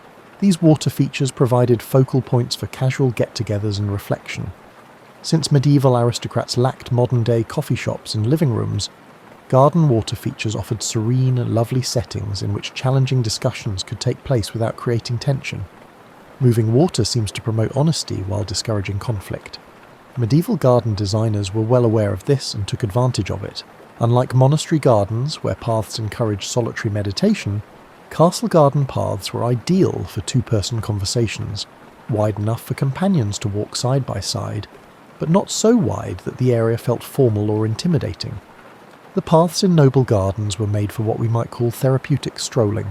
These pathways frequently included what medieval designers referred to as viewing mounts, tiny man-made hills made by piling up dirt and covering it with turf. More significantly, climbing to the top of a viewing mount offered a mild form of exercise that might help release the tension that had built up from long days of sitting through court ceremonies or council meetings. It also gave you a new perspective on the garden and the surrounding area. Noble gardens displayed a remarkable level of sophistication in their seasonal planning. In addition to ensuring that there is always something lovely or intriguing, garden designers planned planting schedules to ensure that the garden would offer a variety of psychological advantages all year long. The emphasis on hope and rebirth in spring plantings was ideal for acclimating to the long, gloomy winter months when everyone was cooped up inside. The social activities that were vital to aristocratic life were supported by the abundance and celebration that summer gardens provided. Plants in autumn gardens gave nobles a sense of preparation and achievement, which helped them adopt the planning mentality needed to survive the winter. What could be referred to as emergency relaxation features, elements created especially to offer prompt stress relief during political crises, were also present in medieval castle gardens. The maze or labyrinth was a favourite, but not the difficult puzzle mazes of later eras. With their single paths winding in intricate patterns but never offering choices or dead ends, medieval labyrinths were intended to be walking meditations. When you needed to solve complicated problems, you could walk the labyrinth, and the intricate pattern and rhythmic movement would frequently encourage solutions to come to you organically. Imagine yourself sitting on one of those turf benches in your make-believe castle garden as evening draws near and the scent of plants that bloom at night starts to fill the air. Here, the meticulous design of the garden somehow absorbs the political tensions of the day. You can rest fully tonight, surrounded by beauty that has been specifically designed to foster human peace. But tomorrow will present new challenges. You're learning about the hortus conclusus, or enclosed garden, one of the most advanced inventions in medieval gardening tonight. This was not just any walled area with plants. Rather, it was a thoughtfully planned setting, intended to produce what could be referred to as perfect psychological conditions for human flourishing. A thorough understanding of how environmental boundaries impact mental state led to the development of the enclosed garden concept. People in the Middle Ages lived in constant fear of danger that might lurk outside of their familiar boundaries. Anywhere, at any time, there could be bandits, untamed animals, hostile armies, and unexplained illnesses. Every element of daily life, including the layout of serene areas, was influenced by this persistent low-level anxiety. Imagine yourself walking through a small gate or doorway into an enclosed garden. The changeover is purposeful and dramatic. You're surrounded by walls that define and safeguard a smaller, more manageable universe one moment, and then you are in the open world with its boundless horizons and possible dangers the next. Your nervous system literally lets out a sigh of relief as a result of the profound and instantaneous psychological shift. Medieval garden designers, however, went beyond the basic enclosure. They realized that walls by themselves could feel more like prisons than like freedoms. Making the enclosure feel more like an embrace than a prison was the trick. They achieved this by paying close attention to sight lines, proportions, and what we might refer to as controlled openings. A sense of protected space where you could not be surprised or threatened was provided by the walls of the most successful enclosed gardens, which adhered to what contemporary environmental psychologists refer to as the prospect and refuge principle, though medieval designers would have simply referred to it as feeling safe while seeing beauty. However, the gardens also featured thoughtfully designed opportunities, sky views, far-off landscapes, or garden elements that allowed your thoughts to roam without straying from the safety zone. Gates or windows in the walls that framed views like living paintings could create these opportunities. Picture yourself perched on a stone bench, gazing through an arched aperture that ideally frames a view of the castle's towers or a far-off hillside. Your body stays securely contained while your eye can travel to these far-off views, meeting the human need for spatial variety. The enclosed garden's plant choices were exquisite examples of sensory design. Each plant was picked for its ability to enhance the garden's overall psychological ambiance, in addition to its aesthetic value. Lavender offered a soothing scent and delicate silvery leaves that glistened in any kind of light. The strong, enlightening aroma of rosemary could clear mental haze and boost alertness without making people anxious. Plants in the mint family offered refreshing scents and cooling effects that could help cool even the hottest summer days. What we might refer to as layered fragrances, plant combinations that released distinct scents at various times of day and in various weather conditions, were common in medieval enclosed gardens. The scent of wet herbs may be green and dewy in the morning, mingled with the honey-sweet aroma of flowers opening to the sun. Aromatic plants such as oregano and thyme would release their stronger scents in the midday heat. Night-blooming plants, with their enigmatic and frequently more complex scents, would emerge in the evening. These gardens' ground planning adhered to principles that seemed to work almost magically. The walkways were both intimate and sufficiently wide for comfortable walking. Since you could never see the entire garden at once, they gently curved to evoke a sense of discovery. There was always something new to discover around every corner. However, everything happened at a natural and secure pace, and the curves were never abrupt enough to cause surprise or fear. Enclosed garden water management reached new artistic heights. Each drop of water could be meticulously regulated and synchronized because these were enclosed spaces. In order to produce various sounds and visual effects throughout the garden, designers devised systems that would allow water to move slowly through the area, appearing and disappearing. You may first see water as a soft spring that emerges from a carved stone face in one wall, then follow its path as it feeds various plant beds via tiny channels before gathering in a central basin to reflect the sky and light. From the first soft bubbling of the spring to the soft trickling through the channels to the almost silent filling of the last basin, the sound of this water would change as it travelled. The psychological significance of what we might refer to as controlled wilderness within enclosed spaces was also recognised by medieval designers. These gardens featured sections where plants were permitted to grow in more organic patterns, despite their meticulous planning and upkeep. Herbs that had been left to self-seed and spread could be found in a corner, resulting in patches that felt wild and impromptu, but were totally safe. A basic psychological need of humans was met by this harmony between naturalness and control. We need a certain amount of surprise and natural beauty to keep our minds active and interested, but we also need order and predictability for security. Both were simultaneously offered by enclosed gardens, which offered areas of delightful unpredictability along with general order and safety. Enclosed gardens featured especially elaborate seating arrangements. There were several seating options to accommodate various social settings and moods. Cool, isolated places to reflect were provided by stone benches set into the walls. For extended stays, wooden benches placed in bright spots offered warmth and comfort. The most private and cosy seating was provided by turf benches, those amazing earth and grass creations from the Middle Ages that were ideal for reading, taking naps, or having quiet discussions. The placement of these seating sections was done to capitalise on the various seasons and times of day. In order to enjoy the soft early sun, morning seats faced east. The locations of the midday seats were chosen to provide shade during the hottest times of the day. Seats in the evening faced west to watch the sunset. In order to harness any available warmth from the low winter sun, winter seats were placed in alcoves facing south. Enclosed gardens' seasonal development was thoughtfully planned to offer psychological support all year long. After enduring the harsh winters of the Middle Ages, people needed hope and renewal, which spring plantings offered. Summertime designs offered celebration and plenty. Plants in autumnal gardens conveyed a sense of preparation and harvest. Evergreen trees and intriguing architectural elements were included in the design to add beauty and interest even during the winter months. Most significantly, medieval enclosed gardens were intended to be places for what we might refer to as productive solitude. These were not places where you could hide from the outside world forever, but rather places where you could temporarily withdraw, regain your emotional and mental balance, and then resume your daily activities with fresh vitality and perspective. Imagine yourself falling asleep in your own little enclosed garden, with walls that feel protective rather than limiting, and breathing in air that is scented with herbs that have been carefully selected to encourage relaxation and tranquility. The boundaries of the garden create a perfect little world where you can just enjoy being in an area created specifically for your well-being. When you wake up this morning, you'll find something amazing. Centuries before the terms environmental aromatherapy were coined, medieval people were engaging in a highly developed form of it. In addition to being aesthetically pleasing, their gardens were meticulously planned sensory experiences that used the scents and qualities of plants to affect mental, physical, and emotional states.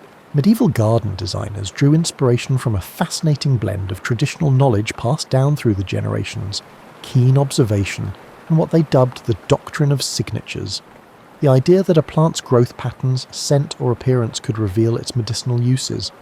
Their practical outcomes were frequently remarkably effective, even though some of their theories now seem charmingly antiquated.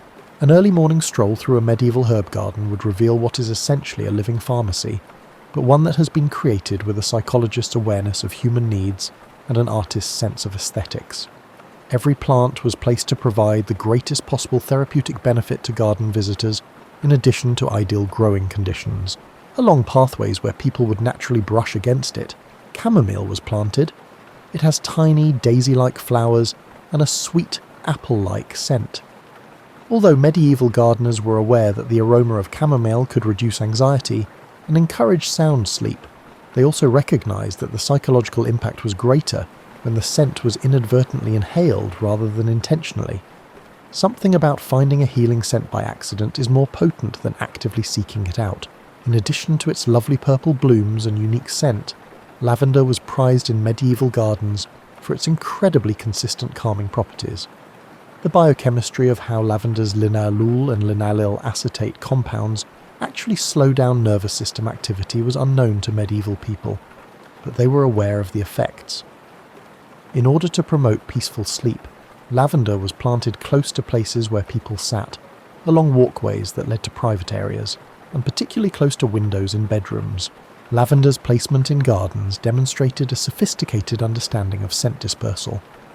Medieval gardeners planted lavender in sunny locations where afternoon heat would optimize its therapeutic benefits, because they knew that the plant releases its strongest fragrance during the warmest part of the day.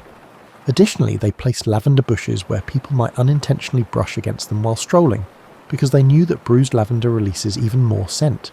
Almost like a garden guardian, rosemary was placed close to gates and entrances so that its potent, calming scent could assist guests in shifting from the disorganized state of everyday life to the concentrated awareness required for appreciating a garden.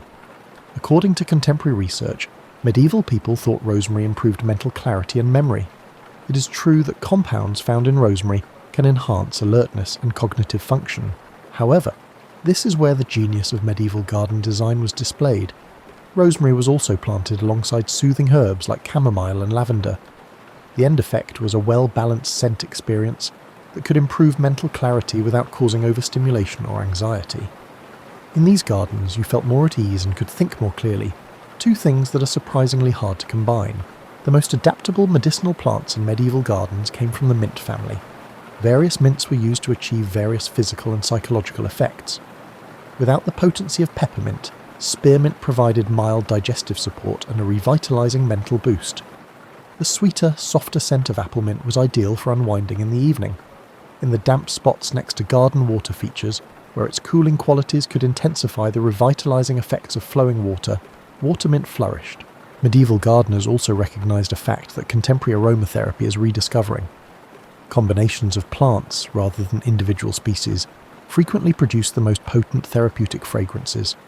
In their gardens, they established what we might refer to as fragrance neighborhoods, by assembling plants whose fragrances would complement one another and offer supplementary medicinal advantages. A standard calming corner might include rose for emotional support, chamomile for mild sedation, lavender for anxiety relief, and maybe a dash of mint for freshness. Because each plant releases a different amount of fragrance in response to temperature and humidity changes, these plants would be arranged so that their distinct scents would naturally blend to create complex, subtle scent experiences that could change throughout the day. In medieval gardens, roses had uses far beyond aesthetics. Various types were selected based on their distinct scents and purported impact on health and happiness. With their powerful, complex scent, damask roses were thought to uplift the soul and fortify the heart in difficult times. Alba roses were believed to promote rational thinking and clear mental confusion because of their fresher, cleaner scent. Roses were planted along pathways that people might walk when resolving difficult emotions, and medieval rose gardens were frequently created as emotional support systems.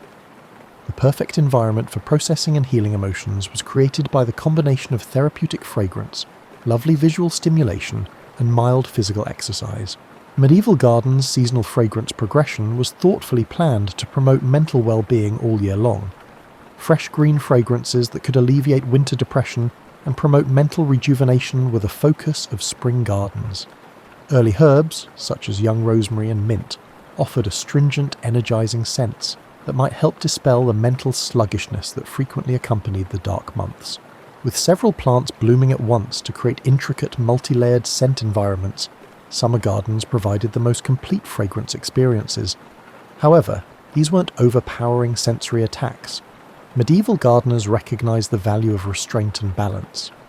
There were peaceful spots with delicate scents in even the most ornate summer garden, places where overstimulated senses could relax. Warming, grounding scents from autumn gardens could ease the psychological transition to winter. The rich, complex scents of late-blooming herbs, such as oregano and sage, seemed to capture the joy of harvest. These plants were frequently placed close to places where people could sit and think back on the events of the year, while mentally getting ready for the reflective winter months.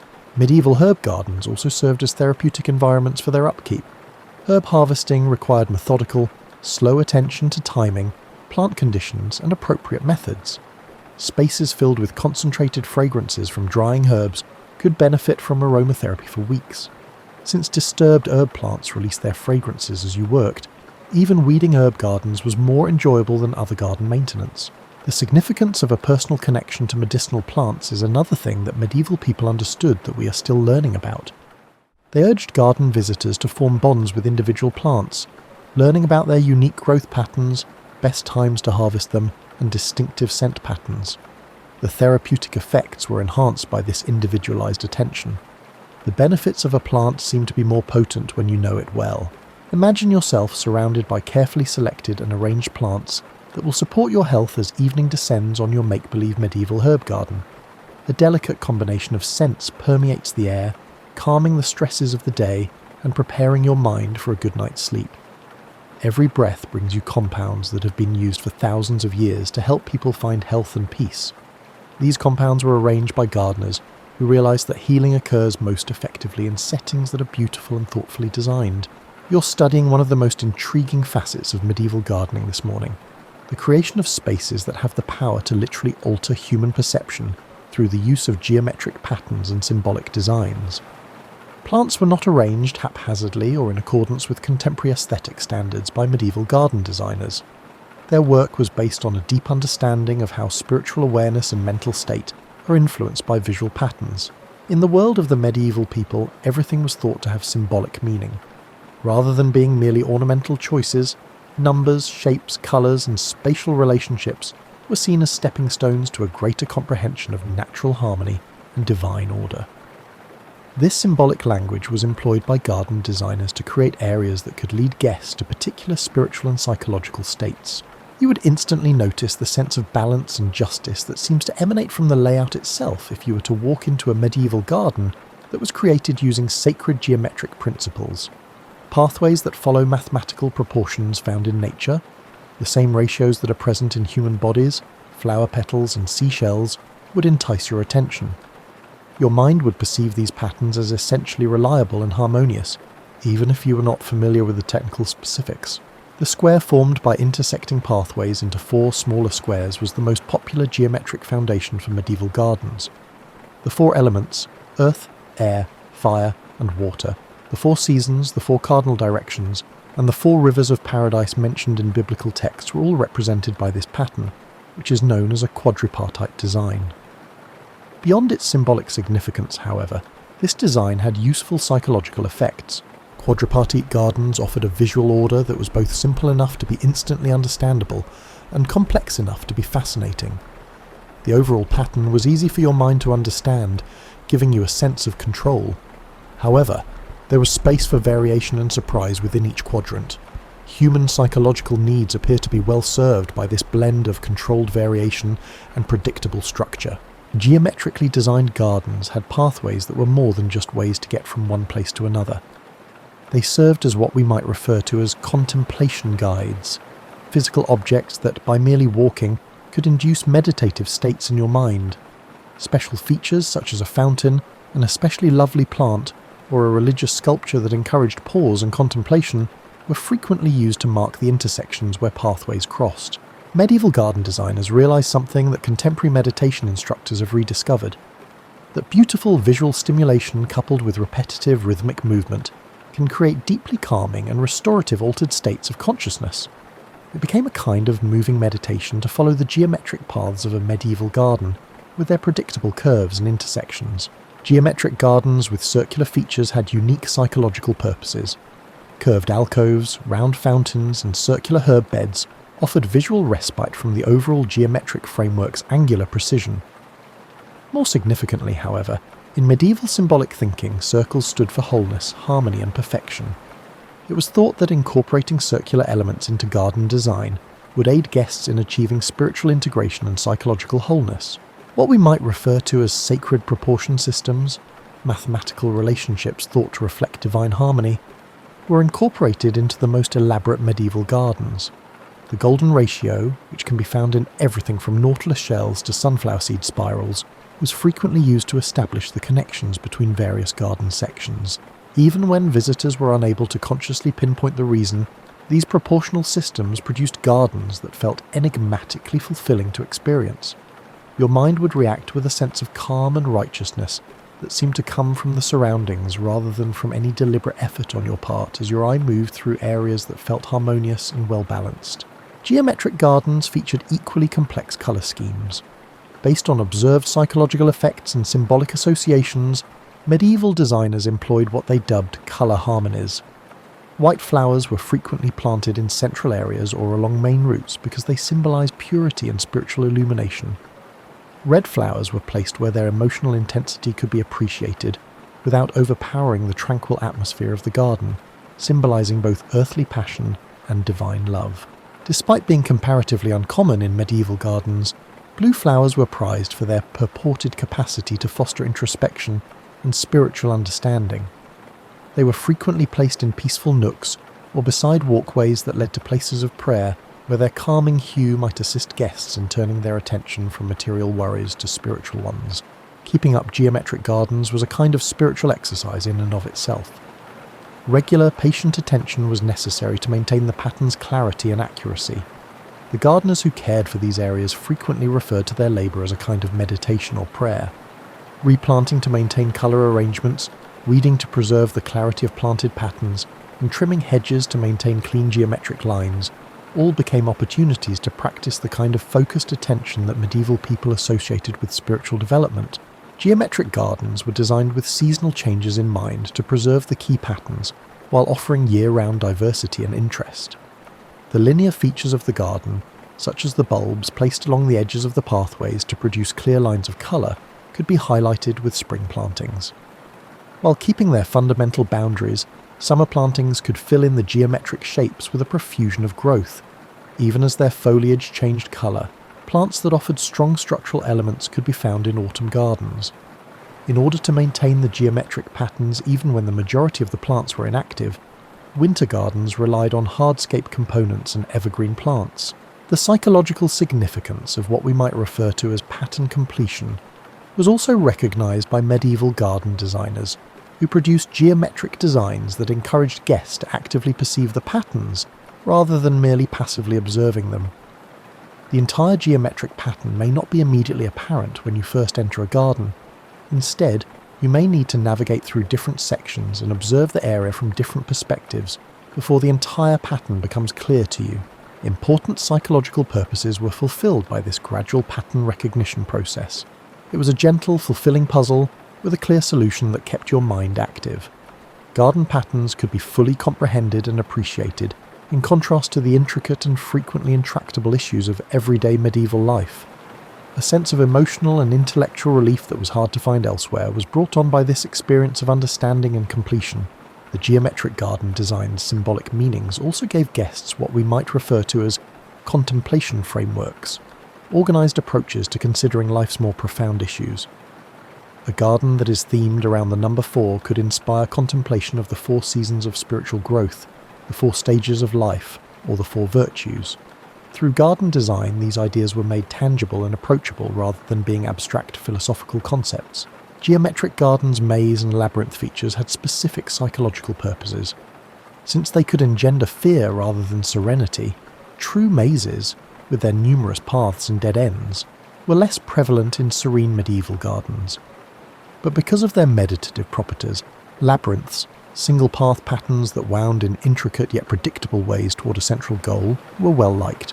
It took just the right amount of mental focus to navigate a labyrinth, keeping your conscious mind busy while allowing deeper levels of awareness to emerge. What medieval people referred to as contemplative prayer and what we might recognise as a type of walking meditation were made possible by the rhythmic movement and the visual interest of the winding path. What medieval designers referred to as paradise features elements created especially to evoke the biblical Garden of Eden or other sacred landscapes, were found in the most ornate geometric gardens. These could include particular plant combinations mentioned in religious texts or fountains arranged to form the 4 rivers of paradise. However, even these highly symbolic components were incorporated into designs that placed more emphasis on psychological calm and comfort than on purely symbolic accuracy. Observe how the shadows highlight the patterns that lead your eye and mind to peace, as evening light starts to slope across your imagined geometric garden. Lines of light and shadow reveal mathematical relationships that appeared abstract during the day, serving as a reminder that the same principles that give flowers and seashells their beauty also influence the areas where people can find the most tranquility. As our tour of medieval gardens comes to an end tonight, you find yourself sitting in a garden that reflects all we have learned together. A place where noble sophistication meets monastery wisdom, where geometric precision embraces natural beauty, and where each element has been thoughtfully chosen to foster human peace. The surrounding garden is a representation of centuries' worth of knowledge about what people require in order to flourish spiritually and emotionally. Despite lacking access to contemporary psychology textbooks and environmental science research, medieval garden designers created methods and ideas that are still remarkably successful today. Their gardens were more than just lovely settings. They were therapeutic havens designed by individuals who recognized the power of outward beauty to alter inner experience. You can see how every element we've come across during our exploration fulfills several functions at once. In addition to offering physical security, the walls surrounding these gardens establish psychological barriers that help your mind focus on the here and now rather than constantly looking for threats in the future. In addition to being aesthetically pleasing, the geometric pathways lead your body through soft rhythmic motions that naturally create meditative states. In addition to producing beautiful sounds and visual interest, the water features we have found offer the psychological advantages of being near flowing water, such as enhanced focus, lowered stress hormones, and that inexplicable feeling of rejuvenation that people seem to experience when they are near water. Despite their ignorance of negative ions and the neurological effects of specific sound frequencies, medieval people noticed that people felt better when they were near flowing water, so they planned their gardens accordingly. Perhaps the most advanced knowledge of all can be found in the plant choices made for medieval gardens. These gardeners were aware of the scents that could reduce anxiety, enhance mental clarity, and facilitate the shift from wakefulness to sleep. They selected plants that would offer the appropriate sensory experiences during the seasons when people most needed them because they were aware of seasonal psychology. Perhaps more significantly, though, medieval garden designers recognized that peace is more than simply the absence of stress or conflict, something we occasionally overlook in our contemporary world. True peace is a positive state that must be actively created and maintained through careful attention to environment, relationships, and daily practices. Medieval gardens were intended to promote peace. Each component combined to help guests transition from whatever state they were in to one of true peace and rejuvenation. Without strain or effort, the shift occurred gradually and organically. Simply by spending time in a thoughtfully designed setting, you would find that your natural ability for peace would reassert itself, and that the tensions and worries of the day would dissolve as you entered these gardens. Medieval garden maintenance ideas also contained timeless lessons. These areas were cared for with love, patience, and what the medievals referred to as right intention, the desire to bring about healing and beauty rather than efficiency or maximum output. The gardeners who cared for these areas were aware that their own mental states during work had an impact on the outcome. Compared to gardens tended with meditative care, gardens tended with hurried frustration felt different. This idea applies to all facets of creating tranquil spaces, not just gardening. Beyond just physical arrangements, the energy and intention we put into any space-making activity, whether we're setting up a room, cooking, or just planning our daily schedule, influences the outcome. Important lessons about the interplay between structure and freedom were also imparted by medieval gardens. They weren't wild, unruly places, but they also weren't strict or repressive. They offered dependable beauty, well-defined boundaries, and predictable patterns, but there was also space for growth, surprise, and organic variation. Human psychological well-being appears to depend on this harmony between spontaneity and order. In our contemporary world, we frequently vacillate between two extremes.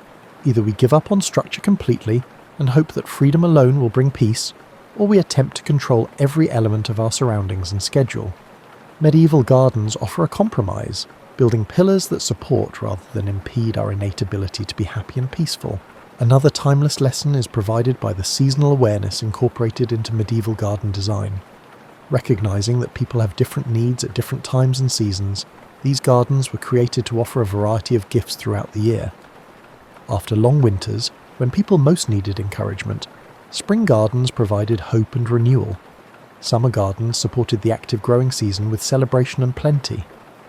As the year came to a close, autumn gardens provided a time for contemplation and preparation. During the reflective months, winter gardens offered structure and peaceful beauty. The way we think about bringing peace into our own lives may change as a result of this seasonal approach to the surroundings and activities. We might learn to modify our peacemaking techniques to fit with seasonal psychological needs and natural rhythms, rather than relying on the same tactics to function consistently throughout the year. Important insights can also be gained from the social aspects of medieval gardens. These were places intended to foster both community and solitude, not just private havens. They offered gathering places where people could congregate in lovely, serene surroundings, as well as peaceful alcoves where people could find time to themselves. The gardens demonstrated that fostering an environment free from stress and conflict is what true peace is all about, not isolating oneself from others. Perhaps most importantly, medieval gardens showed that usefulness and beauty are partners rather than mutually exclusive.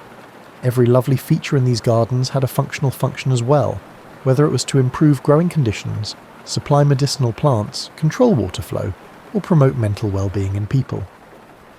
This combination of usefulness and beauty offers ideas for how we could approach all of our life's decisions. Final wisdom worth passing down is provided by the timing principles ingrained in medieval garden design. Through repeated exposure to thoughtfully designed sensory experiences, these gardens gradually worked their calming magic. They were intended to bring about the kind of profound, long-lasting change that occurs when people regularly spend time in settings that encourage their best traits, rather than for temporary solutions or instant transformation. Imagine yourself carrying forward the fundamental ideas we've learned as you get ready to leave this fictional medieval garden and head back to your own time and place. The significance of safety and enclosure, the ability of natural beauty to alter mood and consciousness, the importance of geometric order mixed with organic variety, and the fundamental human need for areas created especially to foster peace. The medieval garden keepers had a profound understanding. Establishing peace in particular locations is the first step toward establishing peace globally, and people naturally become more peaceful when they regularly have access to truly peaceful settings. Their gardens were investments in human potential, areas created to support individuals in becoming the most serene, astute, and affectionate versions of themselves. The scent of medieval lavender, the sound of water gently trickling through stone channels, and the fulfillment that comes from spending time in places created with unending attention to human flourishing should all accompany you as you drift off to sleep tonight. Even though these gardens are only in our imaginations right now, anyone who wants to bring beauty, order, and peace to their own region of the world can always benefit from their wisdom. Some human experiences, beauty, peace, the healing power of well-kept gardens, transcend time and connect us across centuries to the basic needs and joys that make us human. These bells that called medieval people to prayer ring one last time across your imagined landscape, but they are not calling you to any specific religious practice. Dream sweet dreams in your peaceful garden.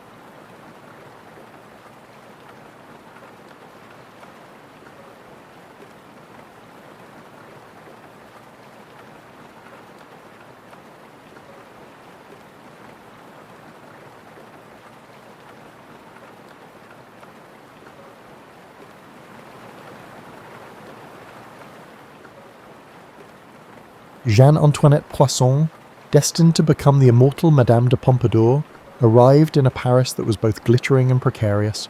Born on December the 29th, 1721, she occupied a curious social limbo. Her father, François Poisson, drifted in and out of business success, while her mother, Louise Madeleine de la Motte, cultivated ties among bankers and courtiers. Rumours insinuated that Jeanne's true father might be a wealthy financier, le Normand de Tourneham.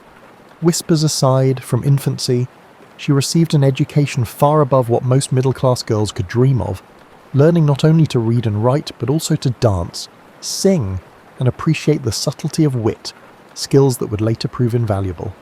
Her mother cherished a prophecy from a fortune-teller who claimed Jeanne would someday rule the heart of a king. This prophecy, half in jest, guided her mother's ambitions. She introduced Jeanne to private tutors who immersed the girl in the nuances of theatre, music, and the refined manners of Parisian salons. The child became adept at reciting verses by Racine or playing harpsichord preludes. People teased that she might become a minor actress in the city's comedic troupes. Instead, fate had something grander in store.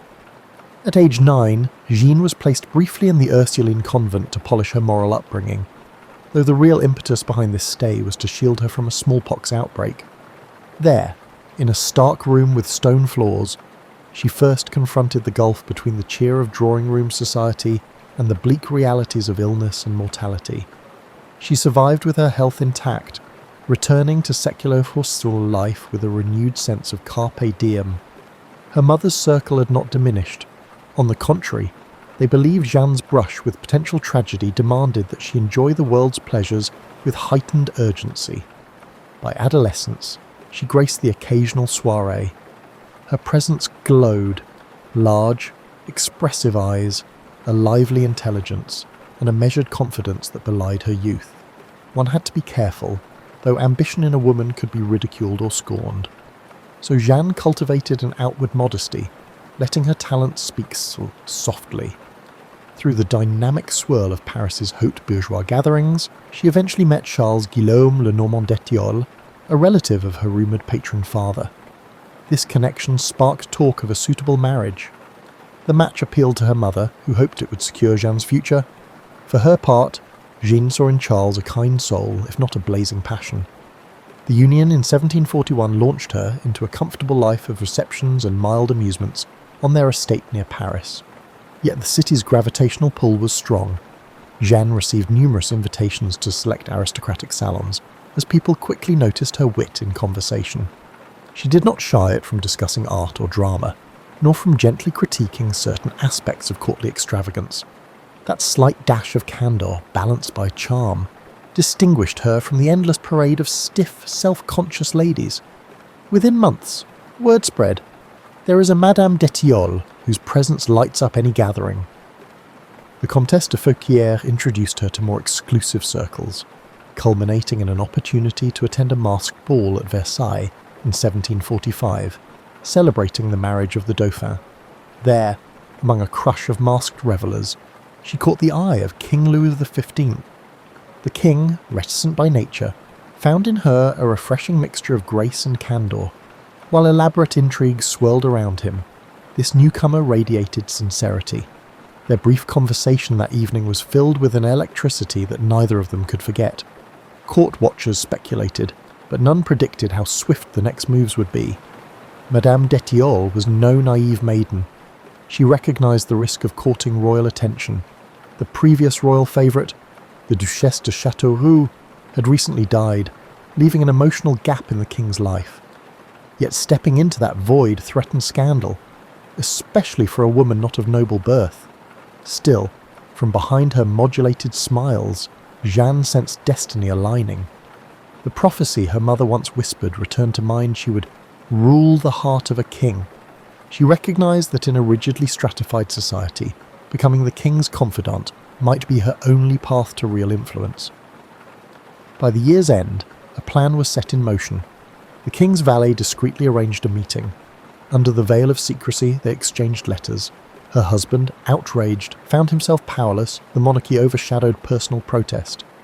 In March 1745, Louis XV arranged for her to be presented at court formally. The once lower bourgeois Jeanne Antoinette was granted a title, Marquise de Pompadour. It was a moment of metamorphosis. The fatherless child, the teased girl who studied the great playwrights, now stepped onto the grand stage of Versailles. The next decade would see her orchestrate art patronage, political alliances, and shape the monarchy's image. Yet behind the gilded exteriors, a swirl of jealousy, rumour, and heartbreak would dog her steps. For now, though, she embraced her new name, Madame de Pompadour, and prepared to navigate the labyrinth of royal favour. In 1745, when Jeanne Antoinette Poisson made her debut as the newly minted Marquise de Pompadour at Versailles, The gilded corridors were filled with admiration. She became the first bourgeois mistress to receive open recognition from a French king. Elegant but not aristocratic, her every move drew scrutiny. Enemies whispered that she had bewitched Louis XV. Others admired her graceful bearing, praising her flawless manners and a cultivated charm that overshadowed even established duchesses. The king himself displayed uncharacteristic devotion, summoning her for private suppers, parading her at formal events, and awarding her lavish apartments in the palace. Versailles was a realm of illusions. Behind mirrored halls and polished marbles lay cutthroat rivalries. The courtiers, ephemeral in their silks and powdered wigs, circled Madame de Pompadour like vultures. Some attempted flattery, showering her with compliments in hopes of winning her intercession with the king. Others plotted to dethrone her, fearing that her influence might reshape politics. Among these conspirators was the Dauphin's circle, along with older aristocratic families who scorned a mere commoner overshadowing them. Yet Madame de Pompadour remained unfazed. She had honed her social instincts in the bourgeois salons, and her intellect soared beyond mere coquetry. She recognised that the surest path to security was to make herself indispensable to Louis XV, not merely as a bedfellow but as a confidant, counsellor and orchestrator of cultural life. She set about renovating her living quarters, appointing them with sumptuous tapestries, elegant furniture, and curated artworks. The effort wasn't mere self-indulgence. It mirrored her ambition to make Versailles a beacon of refined taste. She championed the Rococo aesthetic, a style that favoured playful curves, pastel hues, and whimsical motifs. Under her patronage, artists like Boucher and Van Loo gained commissions for witty, light-hearted paintings. Porcelain from the Sèvres factory, which she helped develop, became a symbol of French craftsmanship, prized across Europe. The synergy of her aesthetic sense with the monarchy's resources birthed an era in which the French court's style reigned supreme among Europe's elites. But Madame de Pompadour did not confine herself to the arts. She also recognised the intricacies of diplomacy. France teetered between alliances with Spain, Austria, and other powers. Meanwhile, rival Britain loomed across the Channel, its navy menacing French colonial interests. Louis XV, though well-intentioned, often avoided direct policy-making, retreating to hunting or private amusements. Pompadour stepped into that vacuum, forging ties with ministers and ambassadors. She guided the choice of the foreign minister, favoured certain generals, and mediated tensions at home. Critics scorned the idea of a woman controlling foreign policy. She brushed aside their derision, focusing on forging alliances that might bring stability. The 1756 diplomatic revolution, aligning France with Austria, bore her fingerprints. Although the subsequent 7 Years' War turned disastrous for France, one cannot dismiss her attempt to recalibrate alliances in a fracturing Europe. As mistress, she also faced the vulnerability that her bedroom role might wane. Louis XV, known for a roving eye, could have set her aside once novelty faded. She addressed that possibility head-on by establishing a deeper emotional bond with him. She cultivated a warm companionship, shared intellectual pursuits, and even managed his anxiety or indecision in state matters. Aware that physical intimacy might recede, she pivoted to become his loyal friend, advising on matters ranging from building projects to royal ceremonies. Over time, though the romantic spark diminished, the emotional closeness lingered. If gossip circulated that her sexual influence had ended, she retained the king's trust, ensuring her place as a fixture at her court. Amid the court's swirling intrigues, Pompadour also championed philosophers and writers. Voltaire, previously scorned at Versailles, found in her a rare ally. She admired his wit, and though cautious about overtly challenging the church or censorship, she quietly facilitated his projects. Diderot's Encyclopédie, a compendium that threatened the old guard with new ideas, also benefited indirectly from her protective stance. She believed that the monarchy could remain stable while fostering progressive thought. An irony, perhaps, given that future revolutionaries drew on such Enlightenment works to question royal authority. For her part, Pompadour saw no contradiction. She wanted a monarchy polished by reason and aesthetic brilliance, not a stagnant relic. In the shadows, health concerns began plaguing her. She suffered from bouts of illness, likely exacerbated by stress. The palace doctors, incompetent by the modern standards, offered only bleedings or tonics. She pressed on, orchestrating plays, hosting literary salons, and continuing to counsel the king. The year 1757 brought a narrow brush with death for Louis XV, which consisted of an assassination attempt by Damiens, which rattled the monarchy. Pompadour's unwavering presence, urging calm and punishing conspirators, further solidified her position. She had become more than a mistress or a decorative figure. She was the monarchy's anchor of continuity, bridging personal comfort for the king and the broader cultural identity of the era. Despite swirling rumour and envy, she pressed on, aware that her star might dim at any moment, but determined to leave a luminous mark on France's cultural and political landscape.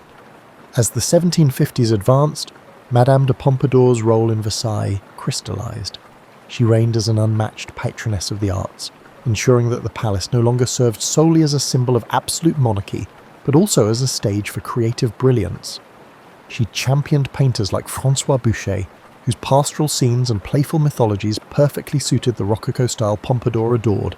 Through her influence, tapestry workshops in Beauvais and Gobelins reached new heights, weaving dreamlike landscapes that graced royal salons. Yet her artistry extended beyond commissions. She personally oversaw colour schemes, interior decorations, and table settings for state banquets. In an age when women's influence was often restricted to the domestic sphere, Pompadour turned domestic aesthetics into a grand cultural statement. Simultaneously, she strengthened ties with intellectuals. Her secret exchanges of letters with Voltaire stand out. Though she never fully endorsed his more radical critiques of religion or monarchy, she appreciated his wit and recognised the advantage of having a famous pen on her side. The philosopher envied her proximity to power, while she admired his intellectual boldness. Tales say she even facilitated Voltaire's appointment as historiographer to Louis XV, though discreetly thumbroll, to avoid conservatives accusing her of promoting subversive ideas. She tread more carefully when dealing with Diderot. The encyclopédie tested the monarchy's tolerance, so Pompadour approached its controversies with caution, ensuring that, while censors barked, they rarely bit too deep. She saw France's future in a delicate balance. Enlightened thinking might modernise the monarchy, but unbridled criticism could incite rebellion. Her relationship with the king evolved in tandem. The early romantic fervour had cooled, replaced by an affectionate friendship. Some courtiers quietly mocked that she no longer shared the royal bed, but had become headmistress of culture. Others believed she retained intangible intimacy, beyond the physical realm, that anchored the king's trust. She became the caretaker of his emotional well-being, scheduling amusements to lighten his melancholic moods. She also shielded him from certain noble factions who stoked conflict for personal gain. If the king found more fleeting conquests, Madame de Pompadour rarely intervened, focusing on preserving her unique bond. She possessed a surprising serenity, underpinned by the conviction that her mastery of conversation, taste, and sincerity kept her indispensable. However, the 7 Years' War, erupting in 1756, tested her position. The war pitted France against Britain, Prussia, and other shifting alliances. Many pointed at her for the diplomatic revolution, alliances that had France supporting Austria. The war's initial campaigns went poorly for France, especially overseas, where British fleets seized French colonies. At home, taxes soared to fund failing armies, and the populace grew restive. Rival courtiers pinned blame on Pompadour, accusing her of amateurish interference in grand strategy. Pamphleteers circulated nasty caricatures depicting her enthroned, pulling puppet strings while generals kowtowed. She responded calmly, urging the king to replace incompetent ministers and reorganize finances, but morale was low. The humiliations on the battlefield tarnished both the monarchy's image and her own. In this crisis, she allied with the Duc de Choiseul, a capable statesman who shared her vision of stabilizing foreign policy. Together, they reformed the navy, tried to unify command, and pursued new loans. Though results took time, these measures slowed the hemorrhage of French fortunes. Meanwhile, she commissioned elaborate stage entertainments within Versailles to maintain a veneer of opulence, hoping that even as the war raged, the court's sense of refinement might soothe the king's anxieties.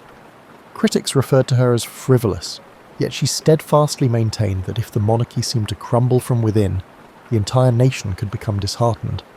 Rumours swirled that she occasionally wept in private at the war's mounting casualties, feeling guilt for the diplomatic shifts that had set off the conflict's chain of events. Others insisted her tears were for the loss of her own political clout. The truth likely combined these facets. As a woman possessing more influence than many statesmen, she carried a heavy burden of accountability. Nonetheless, she pressed on with unwavering composure, greeting ambassadors politely, offering them the best French wines, and deflecting barbs about lost battles with the impeccable politeness of a hostess who would not let gloom overshadow the monarchy's majesty. All the while, her health frayed. She suffered from frequent migraines, respiratory infections, and perhaps the early signs of tuberculosis. Versailles' damp corridors and unpredictable weather hardly helped. Yet to preserve her image, she rarely admitted weakness, continuing to preside over official gatherings in sumptuous gowns, a faint smile on her lips.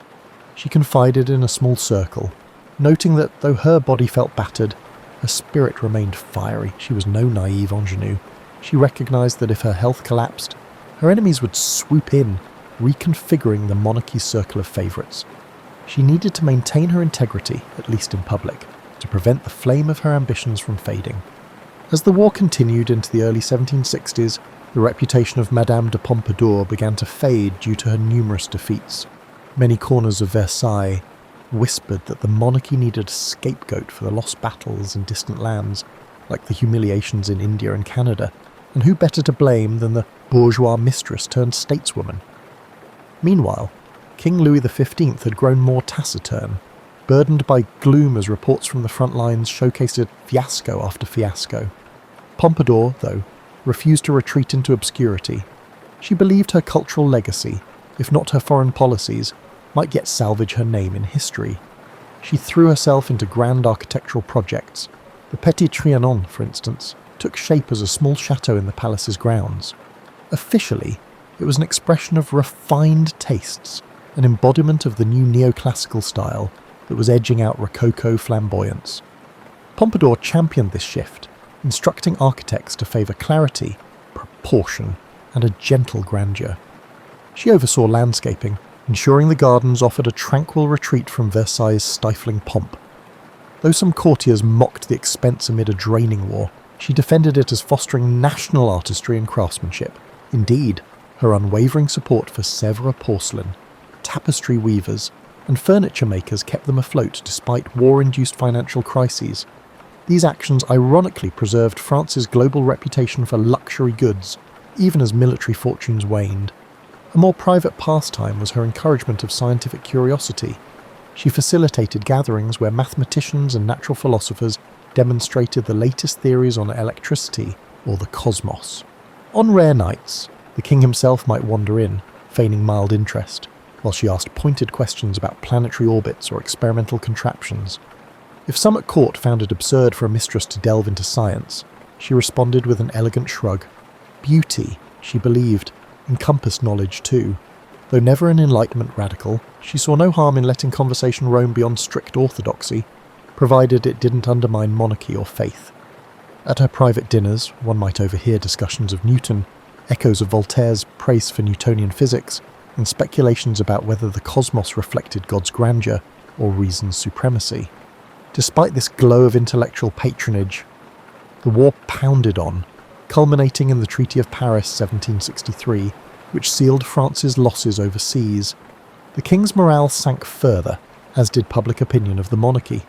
Exchequer coffers had been gutted, complicating the monarchy's ability to placate unrest at home. The marquise faced renewed calls from influential dukes and princes to step aside.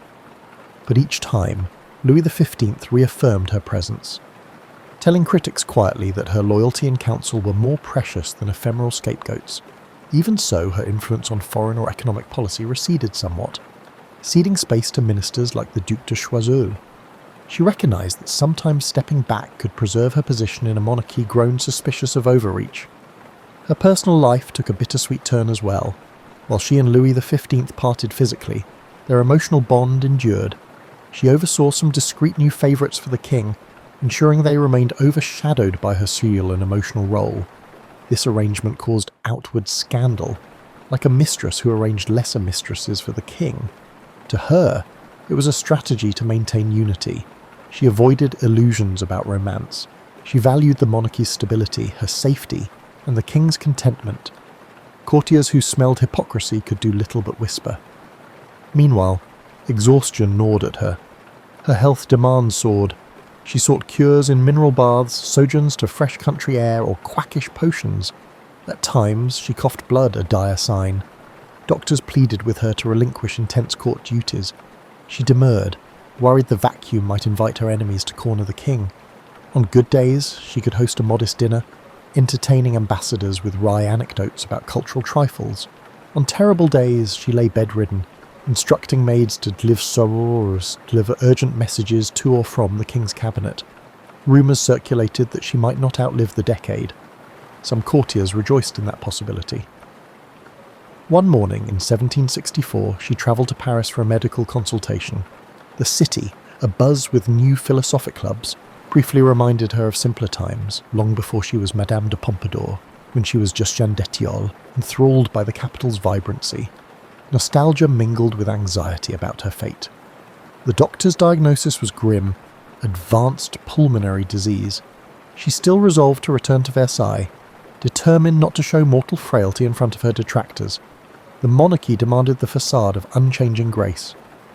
In April 1764, her condition deteriorated sharply. Her final days saw her writing letters to loyal friends, expressing regret not for her climb, but for the heartbreak inflicted, and the war's tragedies. The king, uncharacteristically emotional, visited her bedside offering comfort. On April 15, 1764, Madame de Pompadour died at the age of 42. The court's immediate response was a wave of mixed sentiment. Some courtiers were relieved, others stunned at the end of an era. The king, famously stoic, watched her coffin leave Versailles in the rain, reportedly muttering, "Every day I lose a friend." The mistress who had soared from bourgeois birth to the apex of courtly power now belonged to history, leaving behind a legacy of cultural revival overshadowed by a disastrous war. Though ephemeral in mortal form, her imprint on France's art, diplomacy, and monarchical identity resonated long after her final breath. The news of the death of Madame de Pompadour swept through France's chattering classes. Her casket left Versailles quietly, without the state honours some believed she deserved, signifying the monarchy's official reluctance to over-celebrate a mistress. Yet beyond the palace gates, a more nuanced reaction emerged. The artisans of Sèvres porcelain laid wreaths in her memory, recalling that her patronage had elevated their craft to global renown. Playwrights in Paris's bustling theatres acknowledged her crucial role in supporting comedic and dramatic works, especially those by authors who previously found no foothold at court. The city's literati debated whether she'd been a subversive ally of Enlightenment or merely an opportunist who shielded radical writers from direct censorship. In the years following her passing, a swirl of memoirs and diaries from court insiders added complexities to her portrait. Some, like the Duchesse de Branca, insisted Pompadour was cunning but never malicious, referencing times when she mediated petty feuds and sought to reduce court punishments. Others, such as the Comte d'Argenson, portrayed her as manipulative, citing how she influenced Louis XV to ostracize certain ministers. The truth likely encompassed both dimensions, a woman forging alliances to survive in a labyrinth of power, occasionally stooping to intrigue, but also championing genuine reforms. Posthumously, Voltaire penned a measured eulogy, calling her the luminary who strove to lighten the gloom of a fractious monarchy. He didn't shy from acknowledging her mistakes, particularly in foreign policy, yet lauded her role in fueling the arts. This balanced tribute resonated with a segment of the population that recognised how precarious her place at court had been, pinned between satisfying a king's ephemeral desires and wielding real influence in a male-dominated sphere. In an epoch dismissive of women's public roles, her achievements were singular. Over the subsequent decade, the monarchy advanced under new favourites and alliances. Louis XV, though he took other mistresses, never found the same confidant dynamic. Madame du Barry, for instance, faced more direct contempt from the old aristocracy, lacking Pompadour's cultivated veneer. Pompadour's circle of loyal ministers, like the Duc de Choiseul, tried to salvage what they could from the diplomatic fiascos of the 7 Years' War. A few smaller successes in overseas negotiations carried an echo of her strategic vision. Yet the monarchy's standing with the populace remained tarnished. The costly war had battered finances, sowing seeds for deeper unrest that would erupt decades later. As time wore on, Madame de Pompadour's memory became entangled with criticisms of the Ancien Régime. Revolutionary pamphlets in the late 1780s brandished her name as a symbol of courtly excess. They painted her as one who indulgently rearranged finances for personal luxuries. She symbolised to them the moral corruption that allowed a monarchy to lavish wealth on elaborate pleasures while peasants starved. The nuance that she was also a champion of arts, that she tried to moderate the monarchy's stumblings, often got lost in the fervour of revolution. By the 1790s, anything associated with the monarchy was suspect, and her carefully curated style, rococo extravagance, became an emblem of the out-of-touch aristocrat. Yet ironically, some revolutionaries who rummaged through confiscated palaces discovered references to her philanthropic gestures. She had quietly funded orphanages, assisted certain scholars, or patronised hospitals. These acts showcased were a good gesture, though overshadowed by the general wave of anti-royalist sentiment. By the 19th century, a wave of new historians revisited her story, portraying her less as a villain and more as a reflection of monarchy's last attempts to remain relevant. They cited her patronage as crucial in forging a golden age of decorative arts, recognised internationally. The Sèvres porcelain brand, by then globally cherished, was inextricably linked to her impetus. Cultural memory, thus seesawed. Biographers in the Victorian era, enthralled by the romance of royal courts, depicted her as a tragic figure, the beautiful mistress overshadowed by war and ill health, valiantly saving off the monarchy's decline. They relished dramatic details of her elaborate fashions, her signature pastel dresses, floral motifs, and the Pompadour hairstyle that ironically endured in hairdressing lore. Meanwhile, critics from more austere backgrounds indicted her for entangling France in alliances that backfired. 20th century scholarship, with its penchant for analysing female commis agency, has re-evaluated her as a political actor who leveraged the era's constraints to carve out real influence, albeit overshadowed by a system not designed to respect or credit her fully. In present day, travellers to Versailles often ask about Madame de Pompadour. Tour guides highlight the surviving decor she influenced, certain pastel-lacquered rooms or delicate Sèvres vases. They mention how she nurtured the Rococo style's final flourish, bridging the Baroque opulence of earlier years with subtle, playful elegance. Museums occasionally mount exhibits on her cultural patronage. Her face, captured in portraits by artists like Boucher, exudes a gentle confidence that transcends centuries. For admirers of 18th century history, she stands as a figure who, in the swirl of monarchy's extravagance and looming social tension, found a way to channel her intellect and artistry, imprinting a distinctive feminine mark on French heritage. As modern historians re-examine Madame de Pompadour's life, they continue to discover layers unmentioned in popular accounts. Her personal correspondence, scattered across archives in Paris and provincial chateaux, reveals a woman who wrestled with theological questions, contrary to the jaded depiction of her as purely secular. She wrote to a confidant about the tension between the pomp of Versailles and a spiritual yearning, confessing a sense of guilt at times, but also belief that God might call individuals to serve in worldly spheres. This spiritual dimension complicates stereotypes that she was solely driven by ambition or vanity. Moreover, diaries from palace servants shed light on her daily routines. She rose early to handle letters from provincial officials or meet with artisans about furniture designs. By mid-morning, she might be advising the king on which courtiers to promote. By afternoon, she oversaw rehearsals of comedic plays or small operas, a respite for the war-weary monarchy.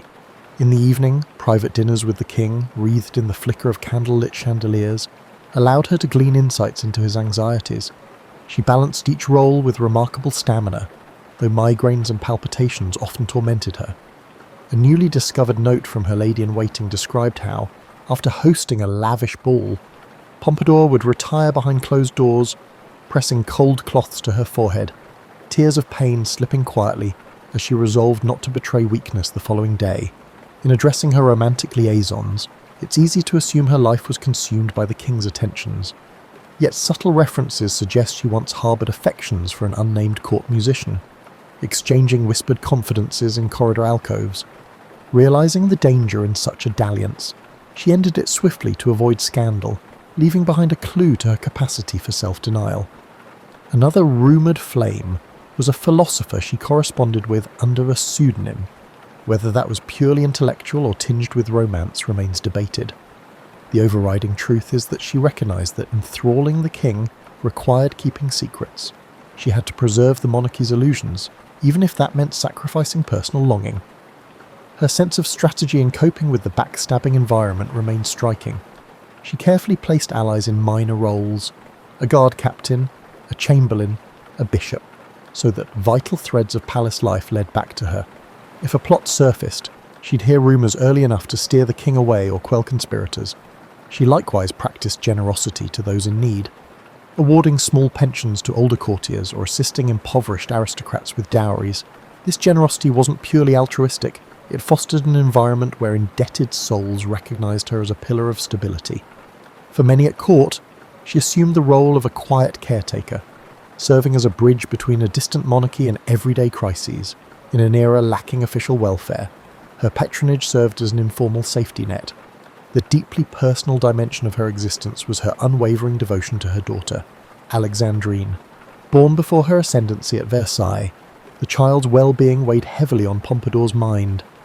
Alexandrine was placed in a convent for education, occasionally visiting the palace. In 1754, Alexandrine died unexpectedly of peritonitis. The heartbreak shattered Pompadour, who wept inconsolably for days, nearly refusing to appear in public. The king, not known for empathy, attempted consolation, but her grief lingered. Some historians pinpoint this tragedy as a pivot in their relationship, transforming her from a radiant figure to one more introspective, channeling energy into cultural projects. She seldom spoke of Alexandrine publicly, but references to Mon Ange Perdu in her letters allude to that maternal sorrow beneath the gold-laced facade. As the monarchy stumbled from the war fiascos, Madame de Pompadour's composure ironically stabilised the king's morale. She orchestrated an unspoken serenity within the palace walls, ensuring that the presence of music, gentle laughter, and well-executed ceremonies shielded Louis XV from gloom. Although critics called her the Minister of Pleasures, a more profound look reveals her role as a caretaker for the monarchy's emotional climate. That intangible labour, often relegated to women, ensured that even in failing wars, the monarchy projected continuity. Without her, the king might have succumbed to paralysing despair or neglected governance entirely. She, in effect, became the monarchy's emotional pivot.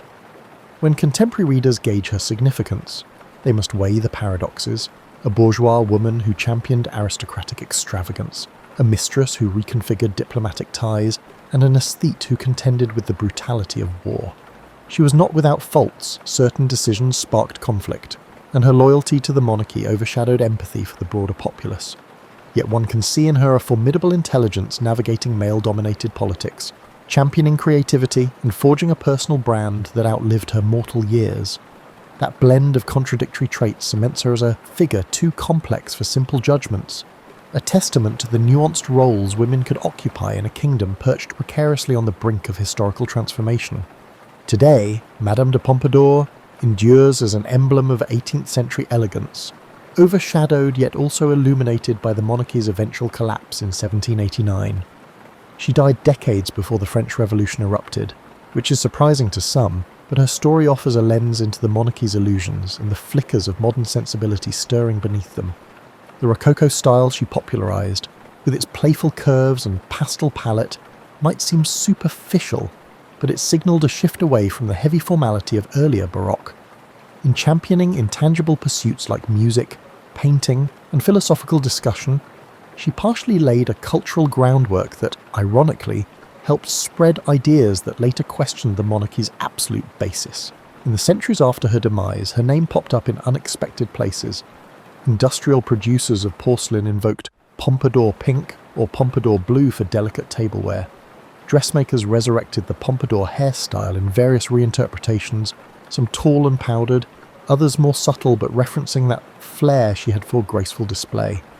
Literary authors from Balzac to Nancy Mitford explored her biography, each spinning vantage points. Was she a cunning manipulator or a gentle caretaker for an indecisive king? Tourists wandering Versailles can still glimpse spaces she once inhabited, the private apartments facing the gardens, or the opera house she influenced. Guides recount how she once staged private theatricals there, starring as comedic heroines, coaxing the king from his stony reticence. The wallpapers and colour schemes, faintly preserved, reflect that pastel whimsy.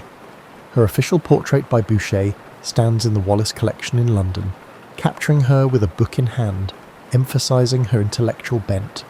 Observers note the calm in her eyes, a subtle pride that defies the ephemeral nature of her courtly status. Modern feminism appraises her differently.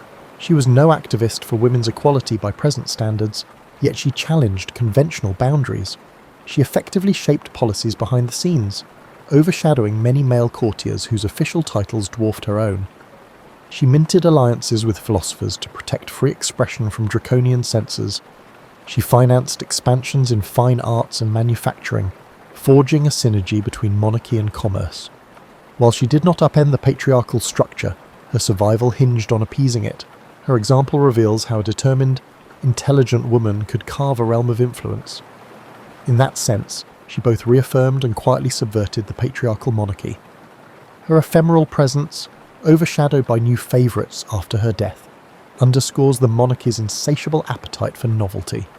Yet none repeated the unique blend of artistry, diplomacy, and emotional guardianship she brought. For a fleeting period, she had a near-ministerial role in shaping foreign alliances, a stance that no subsequent mistress or consort fully replicated under Louis XV. By the time of the revolutionary upsurge, that entire system, the monarchy, its fawning courtiers, its cycle of misdemeanors, faced condemnation. The memory of Madame de Pompadour, both revered and reviled, became part of the propaganda arsenal describing an outdated regime. Her radiant self-assurance in official portraits served as evidence of aristocratic decadence, ironically ignoring the fact that she hailed from the bourgeoisie. For the average person our age stumbling upon her story, the immediate reaction might revolve around the gossip, a mistress at Versailles, the icon of style. But deeper reflection uncovers a figure bridging bold intelligence, aesthetic brilliance, and pragmatic survival in a court bent on devouring the naive.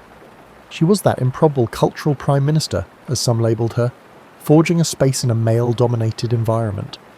If at times she contributed to misguided policies or neglected the plight of the lower classes, such failings aligned with the monarchy's broader blind spots. In that sense, her story reflects systemic complexities rather than personal ones alone, but her narrative might evoke parallels with the art of balancing professional demands, personal identity, and the swirl of public scrutiny that go way deeper than we all might imagine. She found ways to harness her adversity, lack of birth rank, suspicion from aristocrats, to shape a remarkable trajectory. Whether we judge her kindly or harshly, she embodied the precarious dance of pleasing the powerful while forging something new, a synergy of intellectual tastes, refined pleasures, and aesthetic transformations that left France irrevocably changed.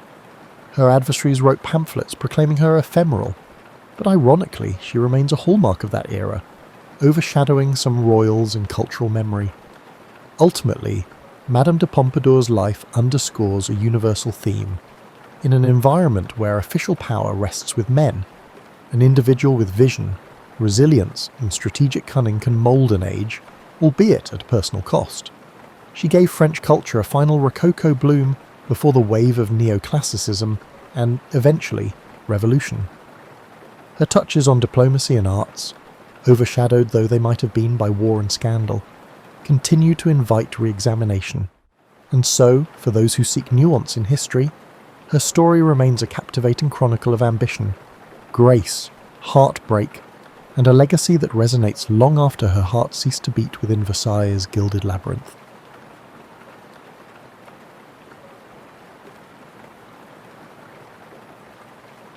Alexander Graham Bell was born into a world of silence and sound on March 3rd, 1847, in Edinburgh, Scotland. While history remembers him primarily as the inventor of the telephone, Bell's relationship with sound began long before his famous invention, shaped by a family legacy that would set him on an unexpected path. His father, Alexander Melville Bell, was no ordinary man, a pioneer in elocution and speech correction. The elder Bell developed visible speech, a revolutionary system of phonetic symbols representing the position of the throat, tongue, and lips during speech. This ingenious method allowed the deaf to learn spoken language by mimicking these positions. The Bell household wasn't just a home, it was a laboratory of human expression, where conversations about vowel formations and consonant articulations were as common as discussions about the weather. What's rarely discussed is how young Alec, as he was called, didn't initially share his father's fascination with speech. His early passions centred on music and botany, spending hours collecting and classifying plants around Edinburgh. At 12, while wandering through the wheat fields near his grandparents' home, he invented a simple dehusking machine using rotating paddles. His first invention came not from sound, but from plants. Bell's mother, Eliza Grace Simons, was progressively deaf, yet she possessed remarkable musical talent. This paradox, a woman unable to fully hear who could still play piano beautifully, created Bell's first understanding that sound existed beyond the ears alone. He discovered he could communicate with her by speaking in low, clear tones close to her forehead, allowing her to feel the vibrations of his voice. An intimate form of communication that taught him sound was as much physical as auditory. The household's connection to deafness deepened when Bell's 2 brothers died of tuberculosis, leaving him the sole surviving son. Few historians acknowledge the shadow this tragedy cast. Bell developed an almost superstitious belief that his work with the deaf was somehow protective, believing that by dedicating himself to helping those without hearing, he might escape the fate that claimed his brothers. At 16, Bell began teaching music and elocution at Weston House Academy in Elgin, Scotland, trading lessons for board while continuing his education. Here, he encountered James Bell, no relation, who introduced him to electrical science. Their experiments with a homemade battery and telegraph sparked young Bell's interest in electricity, though he wouldn't connect it to sound for years to come. What's particularly fascinating is how Bell's early experiments weren't aimed at distance communication, but at something far more fanciful. He and his brother Melville created a speaking automaton, essentially attempting to build a machine that could produce human speech sounds. They managed to make their creation speak by using bellows for lungs, a crude larynx made from reed, and a flexible leather mouth with movable lips and tongue. Simple sounds and even utter phrases like mama. This forgotten experiment reveals Bell's initial fascination was not with transmitting human voices, but manufacturing them artificially. In 1863, Bell turned 16 and took a position as a pupil teacher of elocution and music at Weston House Academy in Elgin, Scotland. While there, Bell read the work of German physicist Hermann von Helmholtz, who had conducted experiments demonstrating that electrical currents could be used to simulate sound. Bell couldn't read German and misinterpreted Helmholtz's work, believing the scientist had successfully transmitted vowel sounds over wire using electricity. This productive misunderstanding planted a seed that would eventually grow into the telephone. After his brothers' deaths, Bell's parents sought healthier surroundings, eventually settling on Canada. In 1870, the family made the Atlantic crossing after Edward. His second brother died from tuberculosis. This transition period is rarely highlighted, yet it was pivotal. Bell was leaving behind not just a country, but an identity. On the ship crossing to Canada, he grew a beard to look older, attempting to reinvent himself in this new world. The man who arrived in North America was determined to escape not just the tubercular air of Scotland, but also the shadow of family tragedy. In 1871, Alexander Graham Bell arrived in Boston, not as the confident inventor history often portrays, but as a man desperate for work. His reputation as an expert in visible speech had preceded him, and the Boston Board of Education hired him to train teachers at the School for the Deaf. Bell was not merely teaching a method, he was challenging an entire philosophy of deaf education. The American approach to deaf education at the time heavily favoured sign language. Bell, influenced by his father's methods, advocated for oralism, teaching the deaf to speak and read lips, a position that would later earn him significant criticism from deaf communities. This ideological battle shaped Bell's early years in America and revealed his stubborn willingness to champion unpopular ideas, a trait that would serve his inventing career well. What's typically overlooked in Bell's biography is that he was perpetually broke during these Boston years. He supplemented his teaching income by taking private pupils, often travelling hours by horse-drawn streetcar between lessons. One such journey in winter nearly cost him his life when he fell through ice while crossing the Charles River as a shortcut. Soaked and freezing, he barely reached his destination, where his student's family had to thaw him out before a roaring fire. Bell's private students included the children of Boston's elite families, giving him access to social circles that would later provide crucial financial backing for his inventions. Among these students was George Sanders, whose father would become one of Bell's most important financial supporters. The Sanders home in Salem became Bell's second residence, where he was given attic space for experiments. This arrangement not only provided convenience, but also enabled Bell's wealthy supporters to closely monitor their investment. During this period, Bell met Mabel Hubbard, a student who had lost her hearing to scarlet fever at age 5, 10 years his junior. Mabel was bright and determined, and came from a wealthy and well-connected family. Her father, Gardner Green Hubbard, was a prominent Boston lawyer and would later become Bell's business partner Nomer and father-in-law. While their romance blossomed slowly, what's less known is that Bell initially hesitated to pursue Mabel, worried that his work with the deaf might make her feel like a project rather than a partner. Bell's teaching methods were revolutionary but exhausting. He would spend hours with individual students, placing their hands on his face to feel the vibrations as he spoke, moving their tongues and lips with his fingers to form correct positions. This intimate, hands-on approach yielded remarkable results but drained him physically and emotionally. After full days of teaching, Bell would retreat to his living quarters to conduct experiments with electricity and sound, often working through the night. Bell's experimentation during this period wasn't solely focused on voice transmission. He was simultaneously developing a harmonic telegraph, a device capable of sending multiple telegraph messages concurrently over a single wire by using different musical tones. This approach directly challenged Western Union's telegraph monopoly and attracted financial backing from those eager to break the company's stranglehold on communication. Rarely discussed is the fact that Bell's unusual habit of combining disciplines often led to his breakthroughs. His understanding of the human voice, acquired through years of speech training, informed his electrical experiments in ways pure electricians couldn't match. While contemporaries like Thomas Edison and Elisha Gray approached communication technology from an electrical engineering perspective, Bell approached it through the lens of human anatomy and acoustics.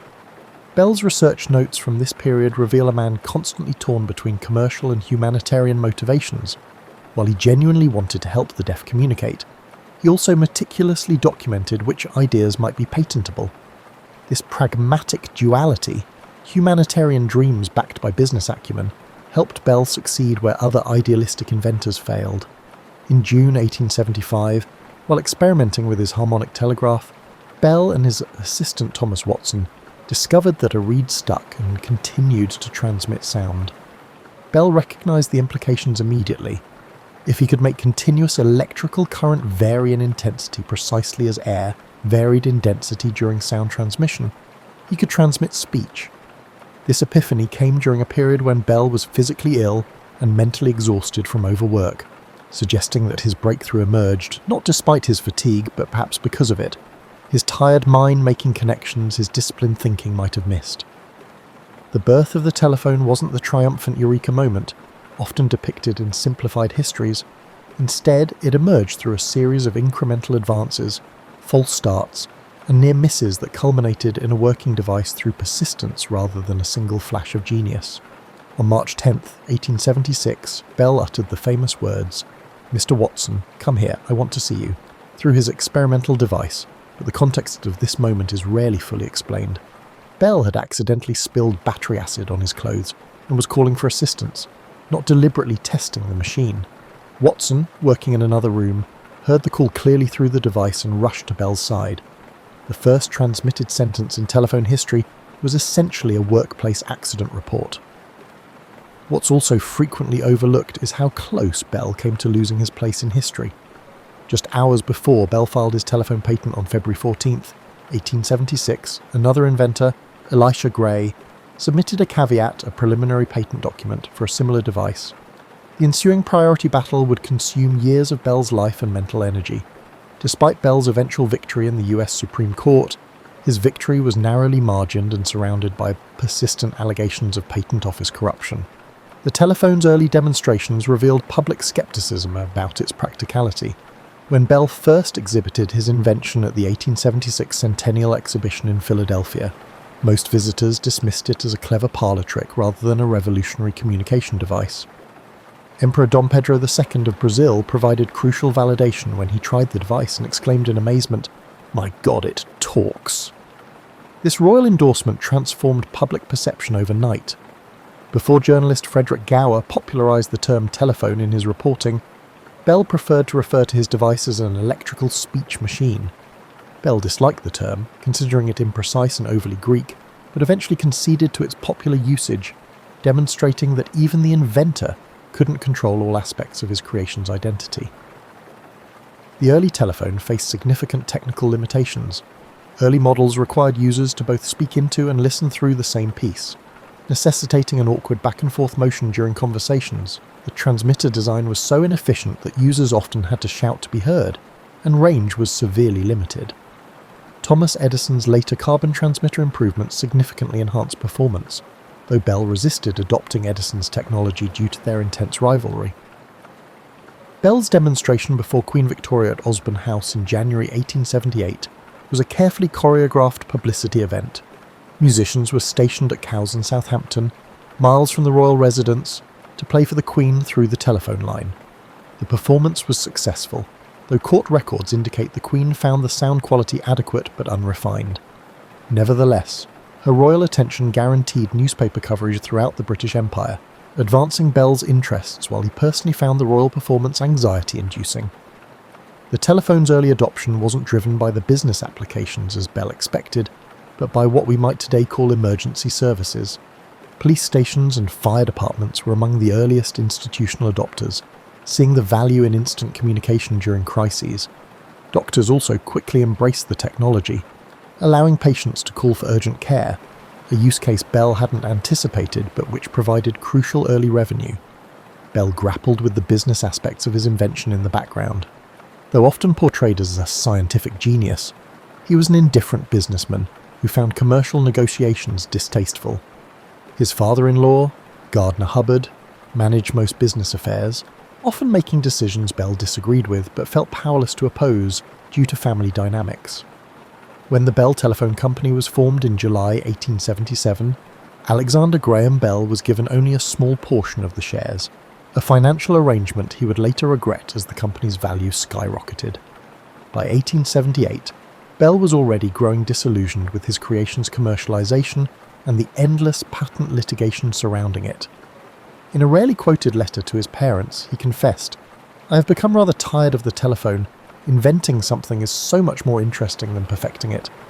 And now, when I see the telephone serving the common purposes of life, it loses very much its romance and wonder to me." This sentiment would eventually drive Bell away from telephony altogether, toward new scientific pursuits where the thrill of discovery could be experienced afresh. Behind Alexander Graham Bell's public persona as inventor and businessman existed a private life characterized by deep personal commitments and internal conflicts that rarely make it into standard histories. His marriage to Mabel Hubbard in 1877 connected him to one of Boston's most influential families, but also placed him within a complex web of expectations and obligations that would shape the remainder of his life. Mabel was far more than the supportive wife historical accounts often reduce her to. Intelligent, educated at Radcliffe College, then called the Harvard Annex, and fluent in multiple languages despite her deafness, she managed the family's finances, edited Bell's scientific papers, and negotiated many of his business arrangements. Their correspondence reveals that major decisions about Bell's career were joint ventures, with Mabel often providing the strategic vision while Bell supplied the technical expertise. Their home life had features rarely discussed in traditional accounts. Due to Mabel's deafness, the Bell household operated under communication protocols that visitors found unusual. Family members and servants were trained never to speak to Mabel from behind, always to face her directly in good light, and to use specific gestures to gain her attention. Bell himself developed a private sign language with Mabel, combining elements of conventional sign language with intimate gestures unique to their relationship. This private language allowed them to communicate across crowded rooms and in situations where lip reading was impossible. The Bells had 4 children, though only 2 daughters, Elsie and Marion, survived to adulthood. The deaths of their 2 sons in infancy affected Bell profoundly, triggering intense periods of depression that occasionally halted his scientific work altogether. These episodes of mental health struggle remain largely unexamined in Bell biographies, yet they significantly impacted his productivity and interests. During these dark periods, Bell would sometimes disappear for days into his laboratory, working obsessively on projects unrelated to commercial potential, a form of therapy through invention. Bell's relationship with the deaf community was far more complicated than most. While he is remembered for his work in deaf education, Bell's strong advocacy for oralism, teaching the deaf to speak rather than use sign language, and his opposition to deaf intermarriage eventually made him a controversial figure among deaf activists. They viewed these positions as attacks on deaf culture and identity. What's rarely acknowledged is how Bell's position evolved with age. Private journals from his later years show growing ambivalence about his earlier hardline stance, though he never publicly reversed his position. Bell's household on Connecticut Avenue in Washington, D.C., became an intellectual salon frequented by scientists, politicians, and artists after the family moved from Boston. These gatherings were carefully orchestrated by Mabel, who used these social connections to advance Bell's projects and secure funding for his increasingly diverse scientific interests. The house contained a specially designed laboratory where Bell would often retreat during these parties, emerging occasionally to demonstrate new experiments to impressed guests. Financial anxiety haunted Bell despite his apparent success. The continuous patent litigation surrounding the telephone drained resources, and Bell's habit of funding elaborate scientific explorations frequently strained the family finances. Mabel imposed a strict allowance system on her husband, controlling his access to funds when she felt his spending on scientific equipment became excessive. Their correspondence contains numerous instances of Bell pleading for additional research funds, while Mabel insisted on budgetary discipline. By the standards of his time, Bell's personal habits were eccentric. He typically worked through the night and slept during daylight hours, a schedule that caused friction within the household, but which Bell insisted was essential to his creative process.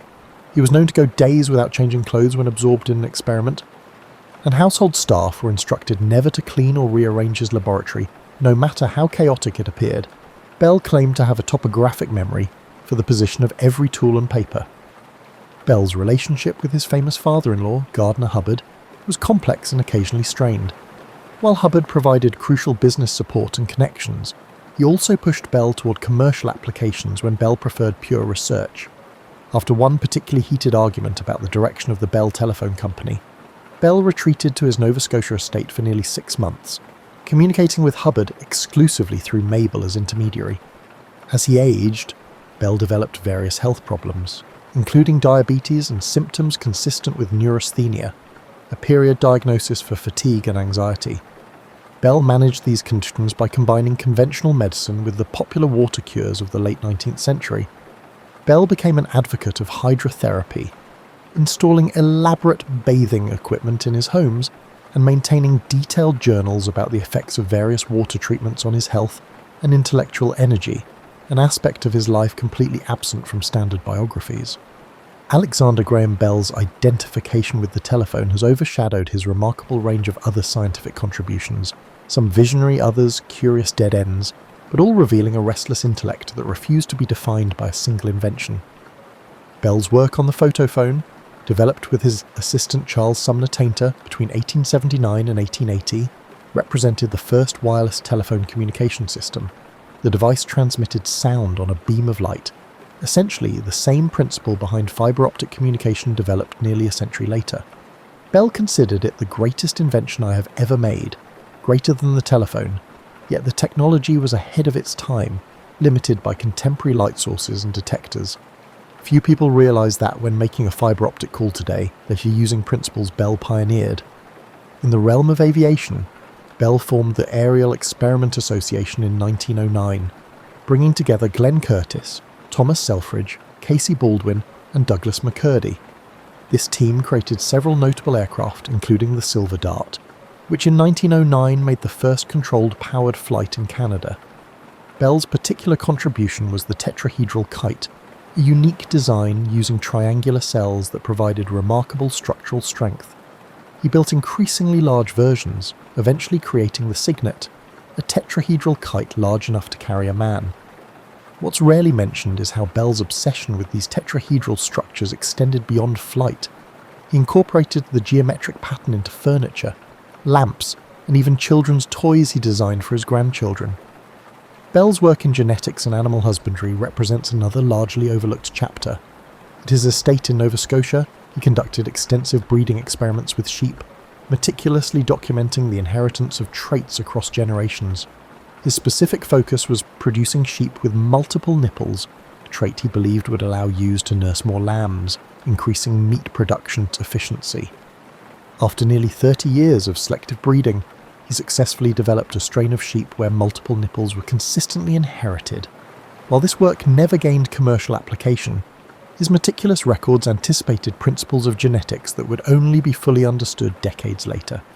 Environmental concerns occupied Bell's later scientific work in ways that appear surprisingly modern.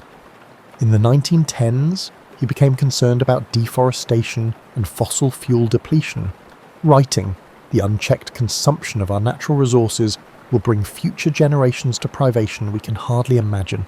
He experimented with alternative energy sources, including early solar collectors and alcohol-based fuels derived from plant materials. He even designed a distillation system that converted plant cellulose to ethanol for use in internal combustion engines, essentially an early biofuel program. Bell's work with the deaf led him to medical innovations that extended well beyond speech therapy. He developed an early metal detector specifically to locate the bullet lodged in President James Garfield after his 1881 assassination. While the device worked in laboratory tests, it failed in practice because the metal bed springs in the president's bed created interference, a factor the attending physicians hadn't disclosed to Bell. This experience sparked Bell's interest in medical instrumentation, which led to his development of a vacuum jacket for patients with respiratory problems, a predecessor to the iron lung that would be fully developed decades later. In his Nova Scotia laboratory, Bell conducted extensive hydrofoil experiments, culminating in the HD-4 craft, which set a world marine speed record of 70.86 miles per hour in 1919, a record that stood for 2 decades. This work was conducted in close collaboration with Casey Baldwin, and the two men developed several innovative hull designs that influenced later naval architecture.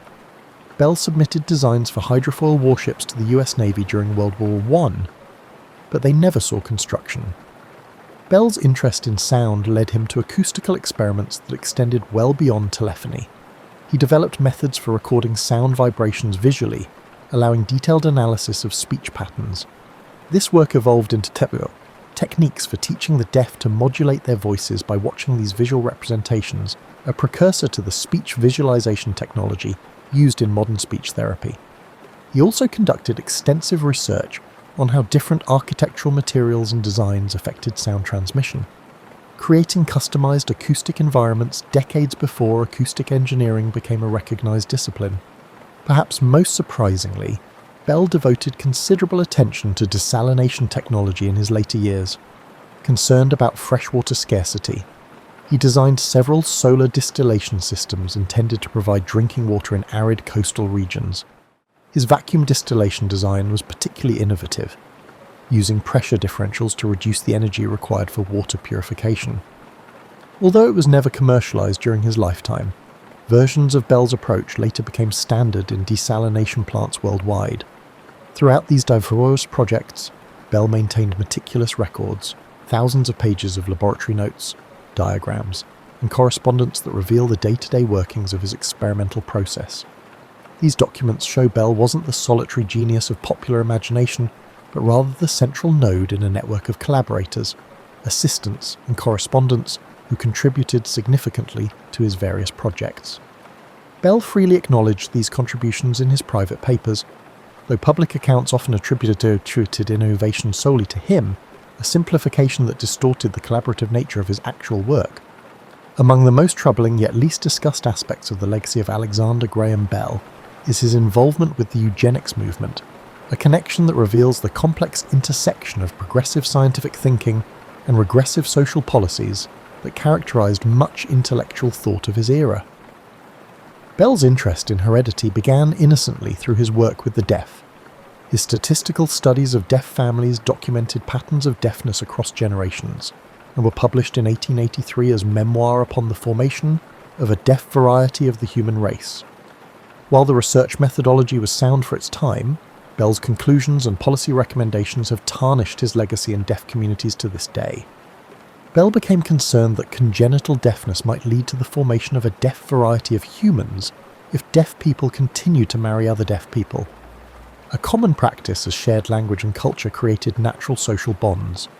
In what he viewed as humanitarian concern, Bell advocated for laws discouraging or prohibiting deaf people from marrying other deaf people. This position, rooted in his belief that deafness was a disability to be eliminated rather than a culture to be respected, placed him squarely within the eugenics movement gaining momentum in America and Europe. What's rarely examined is the profound conflict this created in Bell's personal life. His wife, Mabel, was deaf, though not congenitally so. She lost her hearing to scarlet fever, and many of their close social circle included deaf individuals whom Bell genuinely respected. Private letters reveal his struggle reconciling his scientific conclusions with his personal relationships, writing to a colleague, "I find myself in the uncomfortable position of advocating publicly what would have prevented my own marriage had it been law."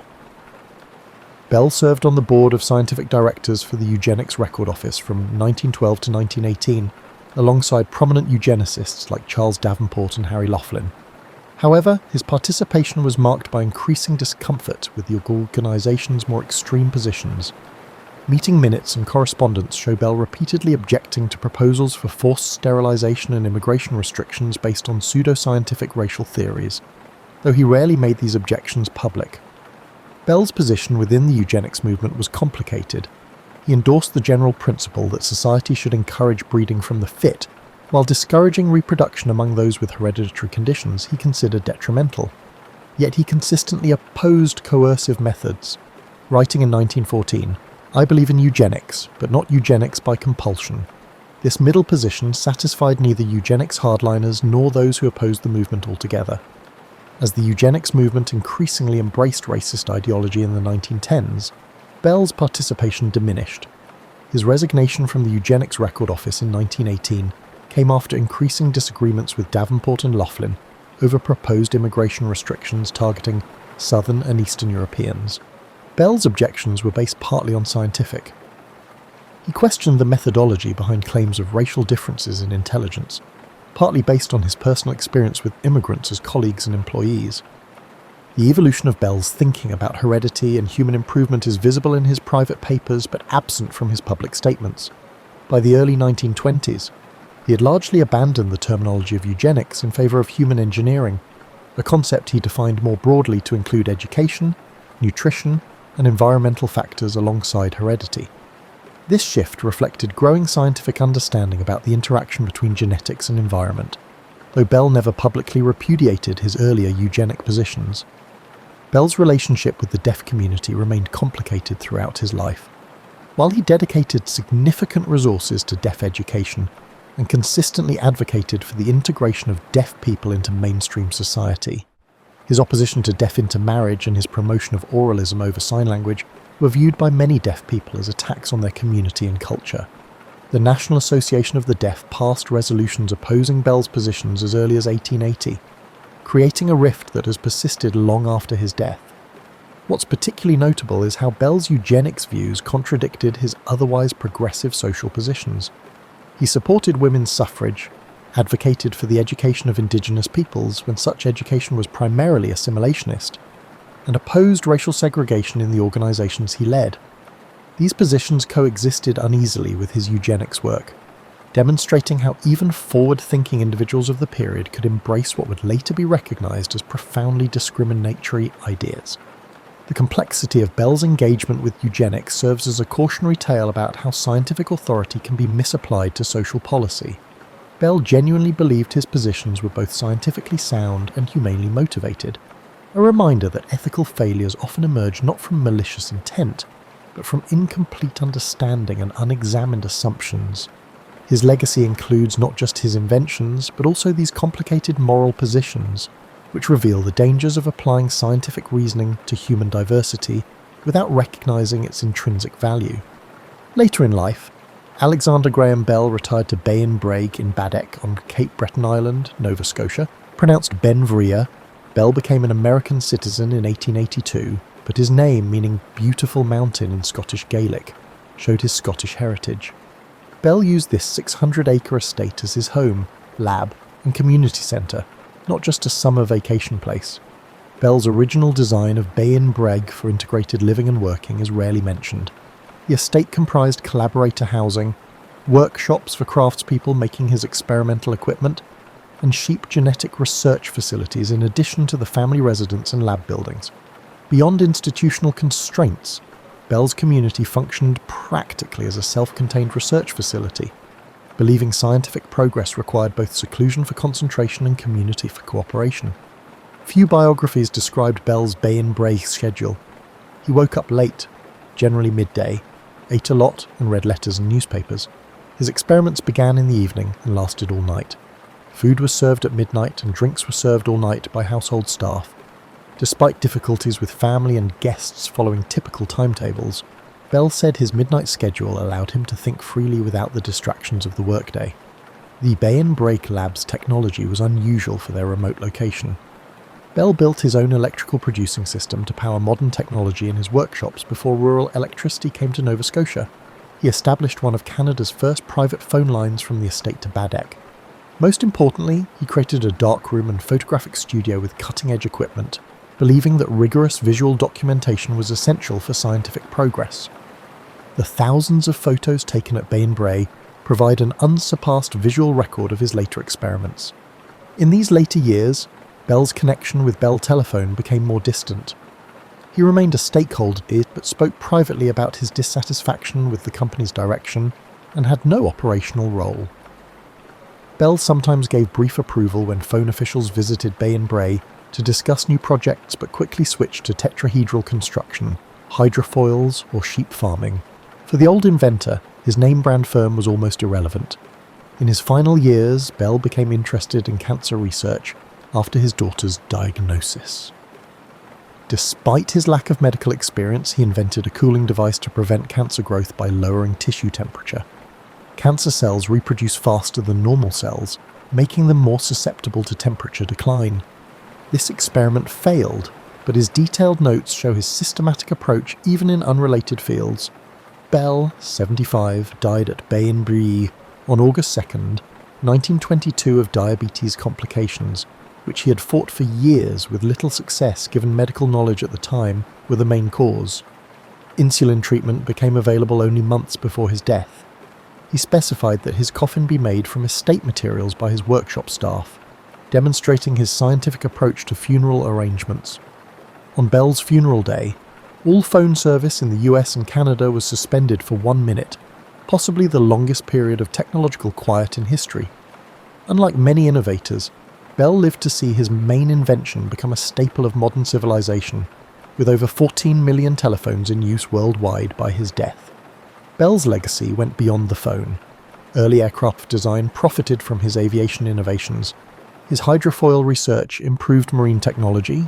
Though controversial, his deaf educational approaches altered education.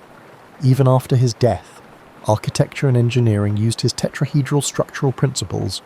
Most crucially, Bell's invention, combining systematic experimentation with instinctual leaps, set a paradigm for industrial research that corporate research laboratories adopted throughout the 20th century. Bell Laboratories, named for the telephone rather than the man, pioneered transistors and information theory that shaped technology. Many of the tools, laboratory supplies, and personal things of Alexander Graham Bell are at the neighbouring Alexander Graham Bell National Historic Site. But the Bell estate at Bay and Bray is mainly intact. Instantaneous global communication, which Bell pioneered, is his greatest legacy. Every time a voice crosses continents in milliseconds and knowledge pours over telecommunications networks, I sometimes wonder if my name will be associated with the telephone in the ages to come, Bell wrote to his wife. Instead of the technological means we used, I want it to be remembered as the notion that human speech is unaffected by distance. Bell's vision was extraordinary in this modest wish, and in other aspects.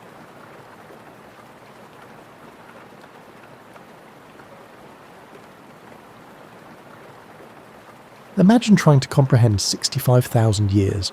That's roughly how long humans have called Australia home, which means Indigenous Australians were already ancient when the pyramids were built, already had established cultures when Rome was founded, and had been telling their stories for tens of thousands of years before anyone wrote down the Epic of Gilgamesh. The journey begins in what Indigenous Australians call the dream time, though that English word doesn't quite capture the concept. It's not really about dreams or sleeping, but about a time when the world was being formed, when ancestral beings travelled across the land creating everything you see today. These weren't gods sitting on mountaintops issuing commands. They were more like the land itself becoming conscious, shaping itself into existence through story and song. Picture the continent as it might have appeared to those first arrivals, a place so different from today's Australia that you'd barely recognise it. The climate was wetter. Vast lakes covered areas that are now desert, and megafauna roamed the landscape like something from a natural history museum come to life. There were giant wombats the size of small cars, marsupial lions that would make today's big cats look modest, and kangaroos that stood 10 feet tall. Australia was essentially a continent-sized wildlife park, featuring animals that evolution had been tinkering with in isolation for millions of years. The people who arrived during this time came by sea, which tells you something remarkable about human ingenuity. They couldn't have walked, even during ice ages when sea levels dropped dramatically. There was always water between Asia and Australia. So these weren't accidental castaways washed up on random shores. They were deliberate voyagers who looked at the ocean and decided to see what lay beyond it, making them possibly the world's first true mariners. What they found was a continent that required completely different survival strategies from anywhere humans had lived before. The seasonal patterns they'd known in Asia didn't apply here. The plants and animals were unlike anything they'd encountered. Traditional hunting techniques needed adaptation. It was like being handed a cookbook written in an unfamiliar language for ingredients that didn't exist back home. But humans are remarkably good at figuring things out, and these early Australians became experts at reading a landscape that seemed determined to keep its secrets. They learned which plants were edible, which could be made edible through careful preparation, and which should never be touched. They discovered that certain rocks, when struck together, produced better tools than others. They figured out that fire, used strategically, could transform the landscape into a more productive hunting ground. This last innovation, the systematic use of fire to manage the land, was probably the most consequential decision in Australian history.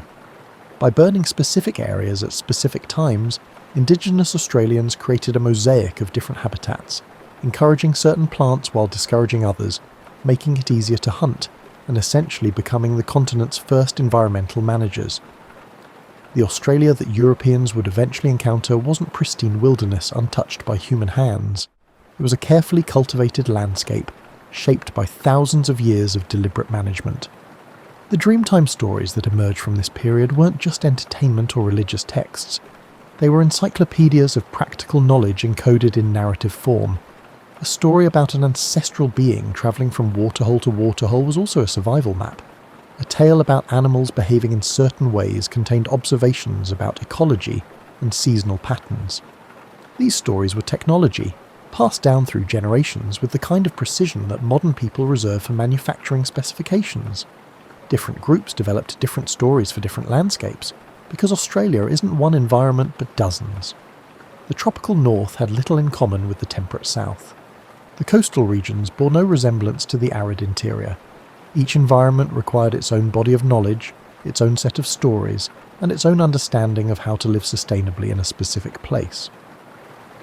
By the time European ships appeared on the horizon, Indigenous Australians had developed hundreds of distinct cultures, speaking more than 150 languages from multiple language families. Imagine more linguistic diversity in one continent than in all of Europe.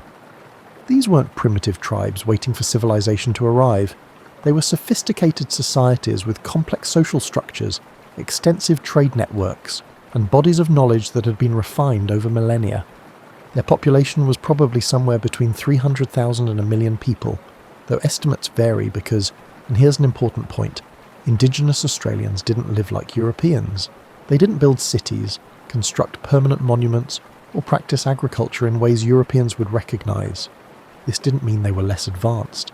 It meant they'd developed a different kind of sophistication, one based on deep ecological knowledge and sustainable resource use rather than environmental transformation. Chapter 2: The Island Continent in Isolation. While the rest of the world was writing history, building empires, and generally making a fuss about civilization, Australia remained largely separate from these global dramas. The continent's isolation was so complete that it developed like a parallel universe where evolution took different paths and human societies followed different trajectories. This isolation produced some wonderfully strange results. Mammals in Australia decided that the whole placental thing was overrated and stuck with the marsupial approach, carrying babies in pouches and generally doing mammalian life differently. Plants evolved in directions that baffled later botanists. Entire ecosystems developed without any of the animals or plants that dominated other continents. For Indigenous Australians, this isolation meant their cultures evolved without the disruptions that characterised other parts of the world. There were no invasions from distant empires, no wholesale adoptions of foreign religions, and no waves of migration bringing new technologies or diseases. Change happened slowly, driven by internal dynamics rather than external pressures. This doesn't mean Indigenous Australian societies were static or unchanging. That's a myth that Europeans would later use to justify colonisation. Cultures evolved, new practices emerged, trade routes shifted, and knowledge continued to accumulate. But the pace of change was different, and the direction was oriented toward deepening understanding of the land rather than transforming it. The coastal Aboriginal groups developed sophisticated fishing techniques, including fish traps that could be seen from space, extensive stone arrangements that channeled fish into catching areas. Inland groups created wells in the desert, maintained complex water management systems, and knew how to find moisture in the most unlikely places. Northern groups traded with Indonesian fishermen who came seasonally to harvest trepang, creating economic relationships that predated European contact by centuries. The seasonal round, the cyclical movement of groups through their territories, timed to coincide with the availability of different resources, was a marvel of logistical planning. It required detailed knowledge of when specific plants would fruit, when certain animals would be most available, and how to arrange social gatherings so that dispersed groups could come together for ceremonies, marriages, and the exchange of goods and knowledge. These gatherings were like conferences where the latest innovations were shared, alliances were confirmed, and young people learned from elders across multiple communities. Information travelled slowly by modern standards but reliably, moving along trade routes that connected groups separated by thousands of miles. The spiritual life of Indigenous Australians was inseparable from their practical life. The Dreamtime wasn't ancient history, it was an eternal present, constantly renewed through ceremony and song. Initiation rituals weren't just social markers, but educational intensives where young people learned the deep knowledge of their culture. Sacred sites weren't merely symbolic, but were actual places where specific events in creation occurred, as real to Indigenous Australians as historical battlefields are to modern nations. Art served multiple purposes, aesthetic expression certainly, but also as mnemonic devices, territorial markers, and records of knowledge. Rock art sites across Australia contain images tens of thousands of years old, making them some of humanity's oldest continuous artistic traditions. Some paintings have been maintained and renewed for so long that they represent unbroken chains of cultural transmission, stretching back into periods that European history considers prehistoric.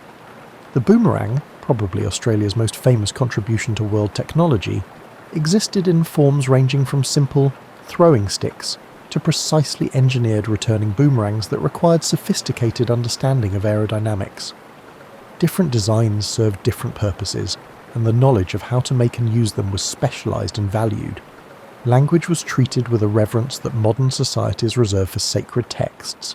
Some languages had special forms used only for ceremonies, others had secret vocabularies known only to initiated men or women. The precision of Indigenous languages in describing ecological relationships, kinship structures, and temporal concepts often exceeded what English could express, requiring borrowed terms when anthropologists tried to explain these concepts to European audiences. As the centuries rolled past, and remember, we're talking about a time span that makes the entire history of Western civilization look like a weekend, Indigenous Australian societies continued their steady existence. They weathered climate changes that turned lakes into deserts, adapted to shifting resources, and maintained cultural continuity across time periods that saw empires rise and fall in other parts of the world. Chapter 3. Distant Ships and First Encounters. By the 17th century, European ships had begun appearing in Australian waters like confused guests at a party they weren't invited to. These weren't planned voyages of discovery so much as navigational accidents, ships bound for the Dutch East Indies that had miscalculated, Portuguese vessels that might have visited but left no clear records, and Chinese traders whose presence is suggested by artefacts but remains historically ambiguous. The Dutch were the first Europeans to definitely make contact, though contact might be too generous a word. Dutch navigators touched various points along the Australian coast between 1606 and 1756, took one look at the arid landscapes they encountered, and essentially decided the whole continent wasn't worth the effort. They named it New Holland, with all the enthusiasm of someone naming a particularly boring committee, noted the presence of indigenous people without much interest, and sailed away to find places with more obvious commercial potential.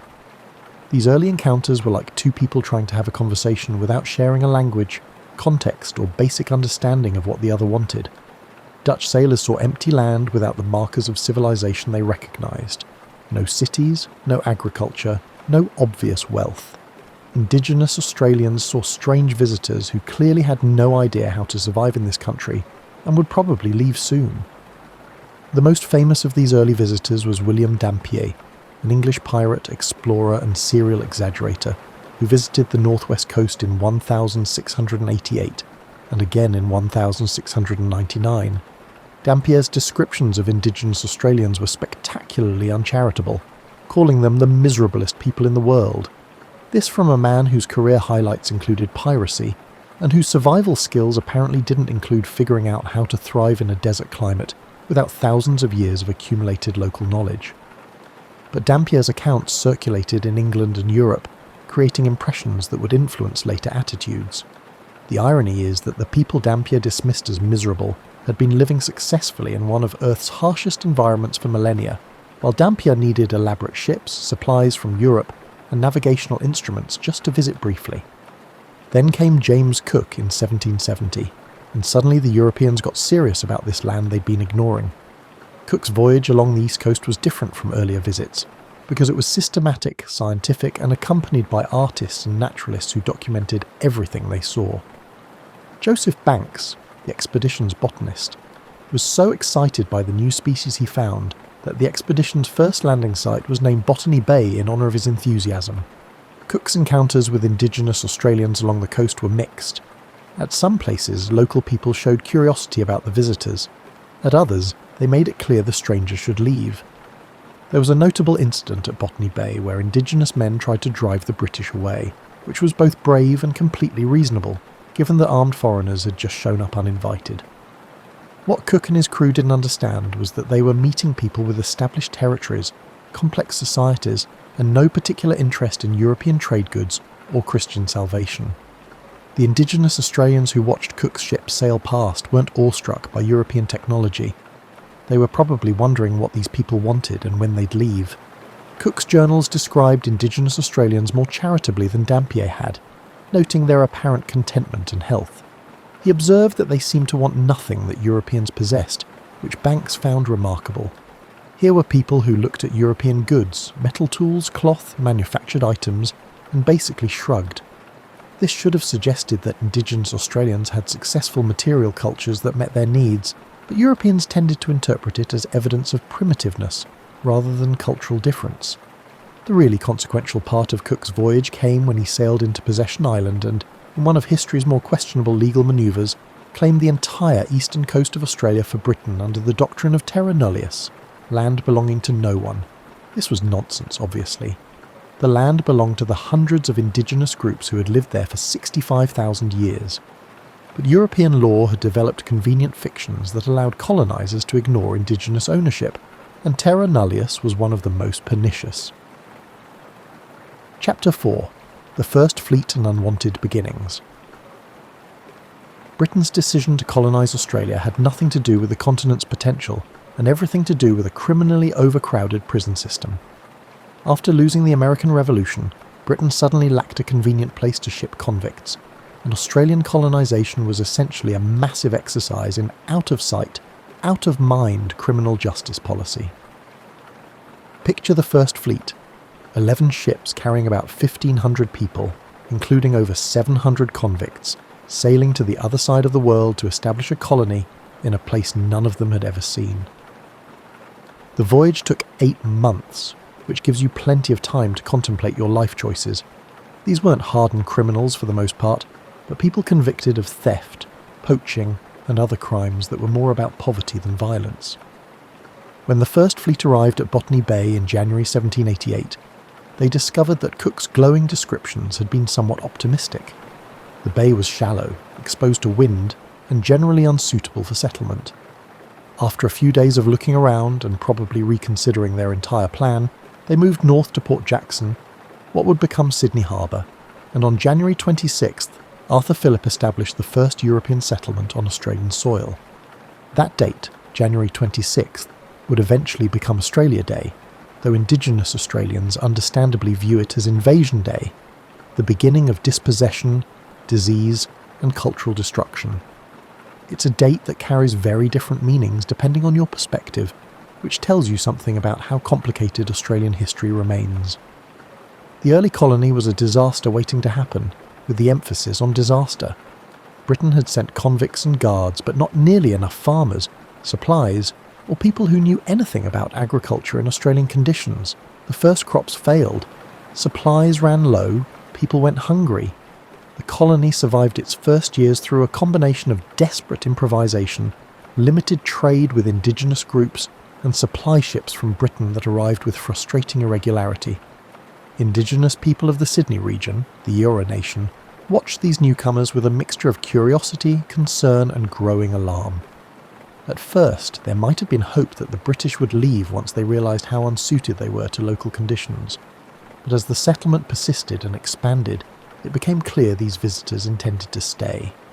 The relationship between colonisers and Indigenous Australians deteriorated quickly. The British saw empty land ready for use. Indigenous Australians saw their territories being occupied, their resources being depleted, and their way of life being threatened. Spears met muskets. Traditional hunting grounds became British farms. Sacred sites were cleared for buildings. Smallpox hit Sydney's Indigenous population in 1789, killing roughly half the Eora people. Whether this was deliberately introduced, as some historians argue, or accidentally transmitted remains debated. Either way, the impact was catastrophic. European diseases against which Indigenous Australians had no immunity would prove more deadly than European weapons over the following decades. Some Indigenous people tried to work with the colonisers. Bennelong, a Eora man, learned English and tried to bridge the cultural divide. He travelled to England, met King George III, and returned to Sydney wearing English clothes.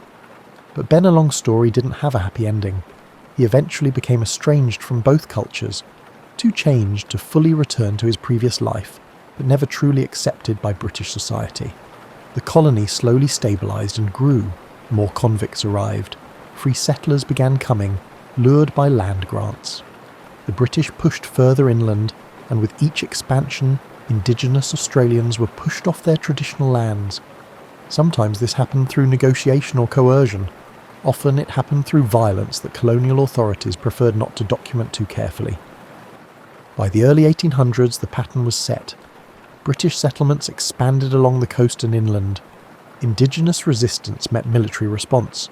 Diseases spread through indigenous populations faster than the settlements themselves expanded, and Britain began to realise that this prison colony might actually become something more substantial. Chapter 5. Wool, Gold, and the Rush to Claim a Continent.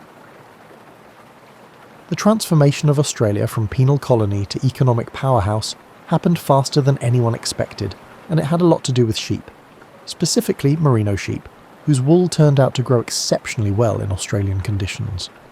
By the 1820s, wool exports were making certain colonists very wealthy, and suddenly, Australia looked less like a dumping ground for criminals and more like an opportunity for ambitious settlers. The land grants that Britain offered free settlers were generous. To put it mildly, thousands of acres to anyone willing to establish a farm. Of course, these grants completely ignored that the land belonged to indigenous groups who had managed it for millennia. But colonial authorities operated under the convenient fiction of terra nullius, treating Australia as empty land free for the taking. Squatters, settlers who simply moved onto land without official permission, pushed the boundaries of settlement even faster than colonial governments could keep track of. They'd find good grazing land, establish sheep stations, and essentially dare the authorities to do anything about it. Most of the time, the government eventually recognised these illegal settlements, because stopping them would have required resources the colony didn't have. For Indigenous Australians, this expansion was catastrophic. Their traditional lands were taken for sheep stations, waterholes were monopolised by pastoral stations, hunting grounds were fenced off. When Indigenous people continued to use their traditional territories, which they had every right to do, they were treated as thieves and trespassers on their own land. Frontier violence escalated into what historians now recognise as guerrilla warfare. Indigenous groups conducted raids on pastoral stations, taking sheep and supplies. Settlers responded with punitive expeditions that often turned into massacres. Colonial authorities mostly looked the other way, and most of this violence went unrecorded, making it difficult to know the full extent of the deaths. Then came 1851, and everything accelerated. Gold was discovered, first in New South Wales and then in Victoria, sparking one of history's great gold rushes. Suddenly Australia was flooded with prospectors from around the world, Chinese miners, American 49ers who'd missed California's gold rush, British workers seeking fortune, and adventurers from everywhere. The gold rushes transformed Australia's demographics and economy overnight. Melbourne grew from a small town to a substantial city within a few years. The population doubled in a decade. Wealth poured in from the goldfields, funding construction, commerce, and the beginnings of an Australian identity that was less about being British and more about being Australian. The goldfields were remarkably democratic compared to most of 19th century society. Anyone could try their luck. Convicts who'd served their time, free settlers, Indigenous Australians, Chinese immigrants, and people from every social class. Your success depended on luck and determination rather than birth or connection. This created a rough egalitarianism that would influence Australian culture for generations. Of course, this democracy had limits. Chinese miners faced particular discrimination, blamed for everything from taking gold that should have gone to Europeans to undermining wage standards. Taxes and restrictions specifically targeted Chinese miners, revealing that Australian egalitarianism extended mainly to Europeans. Indigenous Australians were largely excluded from the goldfields, pushed aside by the rush of prospectors flooding across their territories. The Eureka Stockade incident in 1854 became one of the founding myths of Australian democracy. Miners in Ballarat, frustrated by expensive licences and government corruption, built a stockade and raised a flag. Soldiers attacked, killing about 30 miners in a brief violent confrontation. The rebellion failed militarily but succeeded politically. It led to reforms that made the colonies more democratic and became a symbol of Australian independence and workers' rights. By the 1860s, Australia had been transformed from a collection of prison colonies to a prosperous, growing society. The convict era was ending. The last convict ship arrived in Western Australia in 1868. Free immigration now dwarfed forced transportation. Cities were growing, industries were developing, and the colonies were gaining increasing autonomy from British rule. But this prosperity came at a cost that wasn't equally distributed.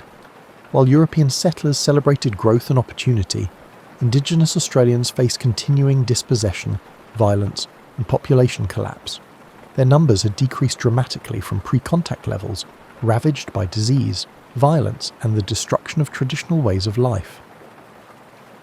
Chapter 6. Making a Nation from 6 Arguments. By the 1890s, Australia consisted of 6 separate colonies: New South Wales, Victoria, Queensland, South Australia, Western Australia and Tasmania, each with its own government, laws, and tendency to view the others as rivals or inconveniences. Getting them to agree to form a single nation was like trying to organise a family reunion, where everyone thinks they should be in charge. The push for federation came from a mixture of practical needs and nationalist sentiment. The colonies needed to coordinate defence. There were periodic scares about foreign powers, especially Russia and later Germany, threatening Australian waters. They needed to standardise railway gauges, which were embarrassingly different across colonial borders, meaning goods had to be unloaded and reloaded when crossing from one colony to another. And there was a growing sense that Australians shared enough in common to deserve their own nation, rather than remaining a collection of British colonies. The process of creating this nation involved a lot of arguing. Constitutional conventions met, debated, adjourned, and met again. Representatives from each colony lobbied for their interests. Small colonies worried about being dominated by large ones. Large colonies resented giving small colonies equal representation. Everyone had opinions about everything, and getting 6 colonies to agree on constitutional language proved only slightly easier than actual nation-building usually is. One of the key compromises involved creating a federal capital in New South Wales to appease the most populous colony, but locating it at least 100 miles from Sydney, to appease Victoria, which thought Sydney had too much influence already. This eventually led to Canberra, a purpose-built capital that would become famous for its planned layout, bureaucratic atmosphere, and ability to make visitors wonder why anyone thought building a city from scratch in sheep-grazing country was a good idea. The constitution that emerged in 1901 created a federal system that borrowed heavily from both Britain and the United States. There would be a parliament with 2 houses, a House of Representatives based on population, and a Senate giving equal representation to each state. Executive power would rest with a Prime Minister and Cabinet, responsible to Parliament, and the British monarch would remain head of state, represented by a Governor-General, because cutting ties completely with Britain seemed too radical for 1901. What the Constitution didn't address, at least not positively, was Indigenous Australians. Section 127 specifically excluded Aboriginal natives from being counted in the national census. Section 51 gave the federal government power to make laws about all people except the Aboriginal race. This exclusion wasn't accidental oversight, but deliberate policy, reflecting prevailing beliefs that Indigenous Australians were a dying race that would soon vanish entirely, solving what colonisers viewed as the Aboriginal problem. The other notable exclusion involved what would become known as the White Australia policy. The Immigration Restriction Act of 1901 was designed to keep non-Europeans, especially Chinese and Pacific Islander people, from immigrating to Australia. It used dictation tests that could be administered in any European language to exclude unwanted immigrants, a system so transparently discriminatory that it became a model for racist immigration policies elsewhere. Federation Day, January 1st, 1901, was celebrated with enthusiasm by most white Australians. There were parades, speeches and general celebrations of the new Commonwealth of Australia. For Indigenous Australians, it was just another day in an ongoing dispossession, now to be conducted by a federal government instead of colonial ones. Chapter 7. Wars, Depression, and Defining Australian Identity. The new Australian nation barely had time to settle into existence before World War I came along, and, like a demanding relative, insisted Australia prove its maturity through military service. When Britain declared war in 1914, Australia was automatically at war too. That's how the British Commonwealth worked, and Australians volunteered in extraordinary numbers. The Australian and New Zealand Army Corps, the Anzacs, landed at Gallipoli in Turkey in April 1915 as part of a British-led campaign that was supposed to knock the Ottoman Empire out of the war. Instead, it turned into an 8-month military disaster, where Allied forces were pinned on beaches and cliffs, taking heavy casualties for no strategic gain. The campaign failed completely, but something interesting happened in that failure. Australians developed a national mythology. Anzac Day, April 25th, became Australia's most important national commemoration, not celebrating victory, but honouring sacrifice, mateship, and the Anzac spirit of endurance under impossible conditions. There's something distinctly Australian about choosing a military defeat as your defining national moment, suggesting that how you handle adversity matters more than winning. Over 60,000 Australian soldiers died in World War I, a staggering number for a nation of fewer than 5 million people. Hardly a town or suburb wasn't touched by grief. War memorials went up in every community, listing names that often represented significant percentages of local young men. The war changed Australia from a collection of former colonies into a nation that had proven itself on the world stage, though the price of that proof was heartbreakingly high. The 1920s brought recovery and prosperity. Briefly, Australia's economy grew, cities expanded, and there was a sense that the worst was behind. Then came 1929 and the Great Depression, hitting Australia particularly hard because the economy depended heavily on exports of wool and wheat, both of which collapsed in value. Unemployment reached 30%. People queued for government relief that barely kept families fed. Shanty towns grew on city outskirts. The Great Depression tested Australian institutions and social cohesion in ways that would influence politics for generations. Labour unions gained strength, pushing for better conditions and greater economic equality. Conservative forces worried about radicalism and communism. Political tensions ran high, occasionally spilling into violence. Australia weathered the Depression without revolution or dictatorship, which was something of an achievement given what was happening in other parts of the world, but the experience left lasting marks on Australian society. World War II came along just as Australia was recovering from the Depression, and this time the threat was existential. When Japan entered the war, Australia suddenly faced invasion by a military power that was advancing rapidly through Southeast Asia. The fall of Singapore in 1942, where British promises of defence collapsed and thousands of Australian soldiers were captured, marked a turning point in Australian strategic thinking. Prime Minister John Curtin made a famous declaration that Australia would look to America rather than Britain for security, explicitly acknowledging that Britain could no longer protect its distant dominion. American General Douglas MacArthur made Australia his headquarters for the Pacific War. American servicemen flooded into Australian cities. The Battle of the Coral Sea stopped Japanese naval forces heading toward Australia. For the first time, Australians faced war in their own region, rather than fighting in distant European or Middle Eastern campaigns. The war accelerated Australia's transformation from British colony to independent nation. After 1945, there was no going back to assuming Britain would handle defence and foreign policy. Australia needed to develop its own international relationships, strengthen its military, and think about its place in the Asia-Pacific region, rather than imagining itself as a distant outpost of Europe. Chapter 8. Post-war Transformation and Cultural Awakening. The decades after World War II saw Australia transform more rapidly than in all its previous history. The government launched a massive immigration program under the slogan "Populate or Perish," bringing over 2 million immigrants between 1945 and 1947-1965. The initial focus was on British immigrants, but as numbers fell short, Australia expanded to accept displaced persons from Europe: Poles, Ukrainians, Yugoslavs, Greeks and Italians. This immigration challenged the White Australia policy's assumptions without directly confronting them. The government tried to maintain the policy while accepting Southern Europeans who earlier generations might not have considered properly white. Italian and Greek immigrants faced discrimination, were called derogatory names, and struggled for acceptance, but their presence began diversifying what it meant to be Australian. These immigrants changed Australian food, culture and cities. Suburbs that had been relentlessly British became multicultural neighbourhoods. Coffee culture arrived with Italian immigrants who were horrified by Australian coffee habits.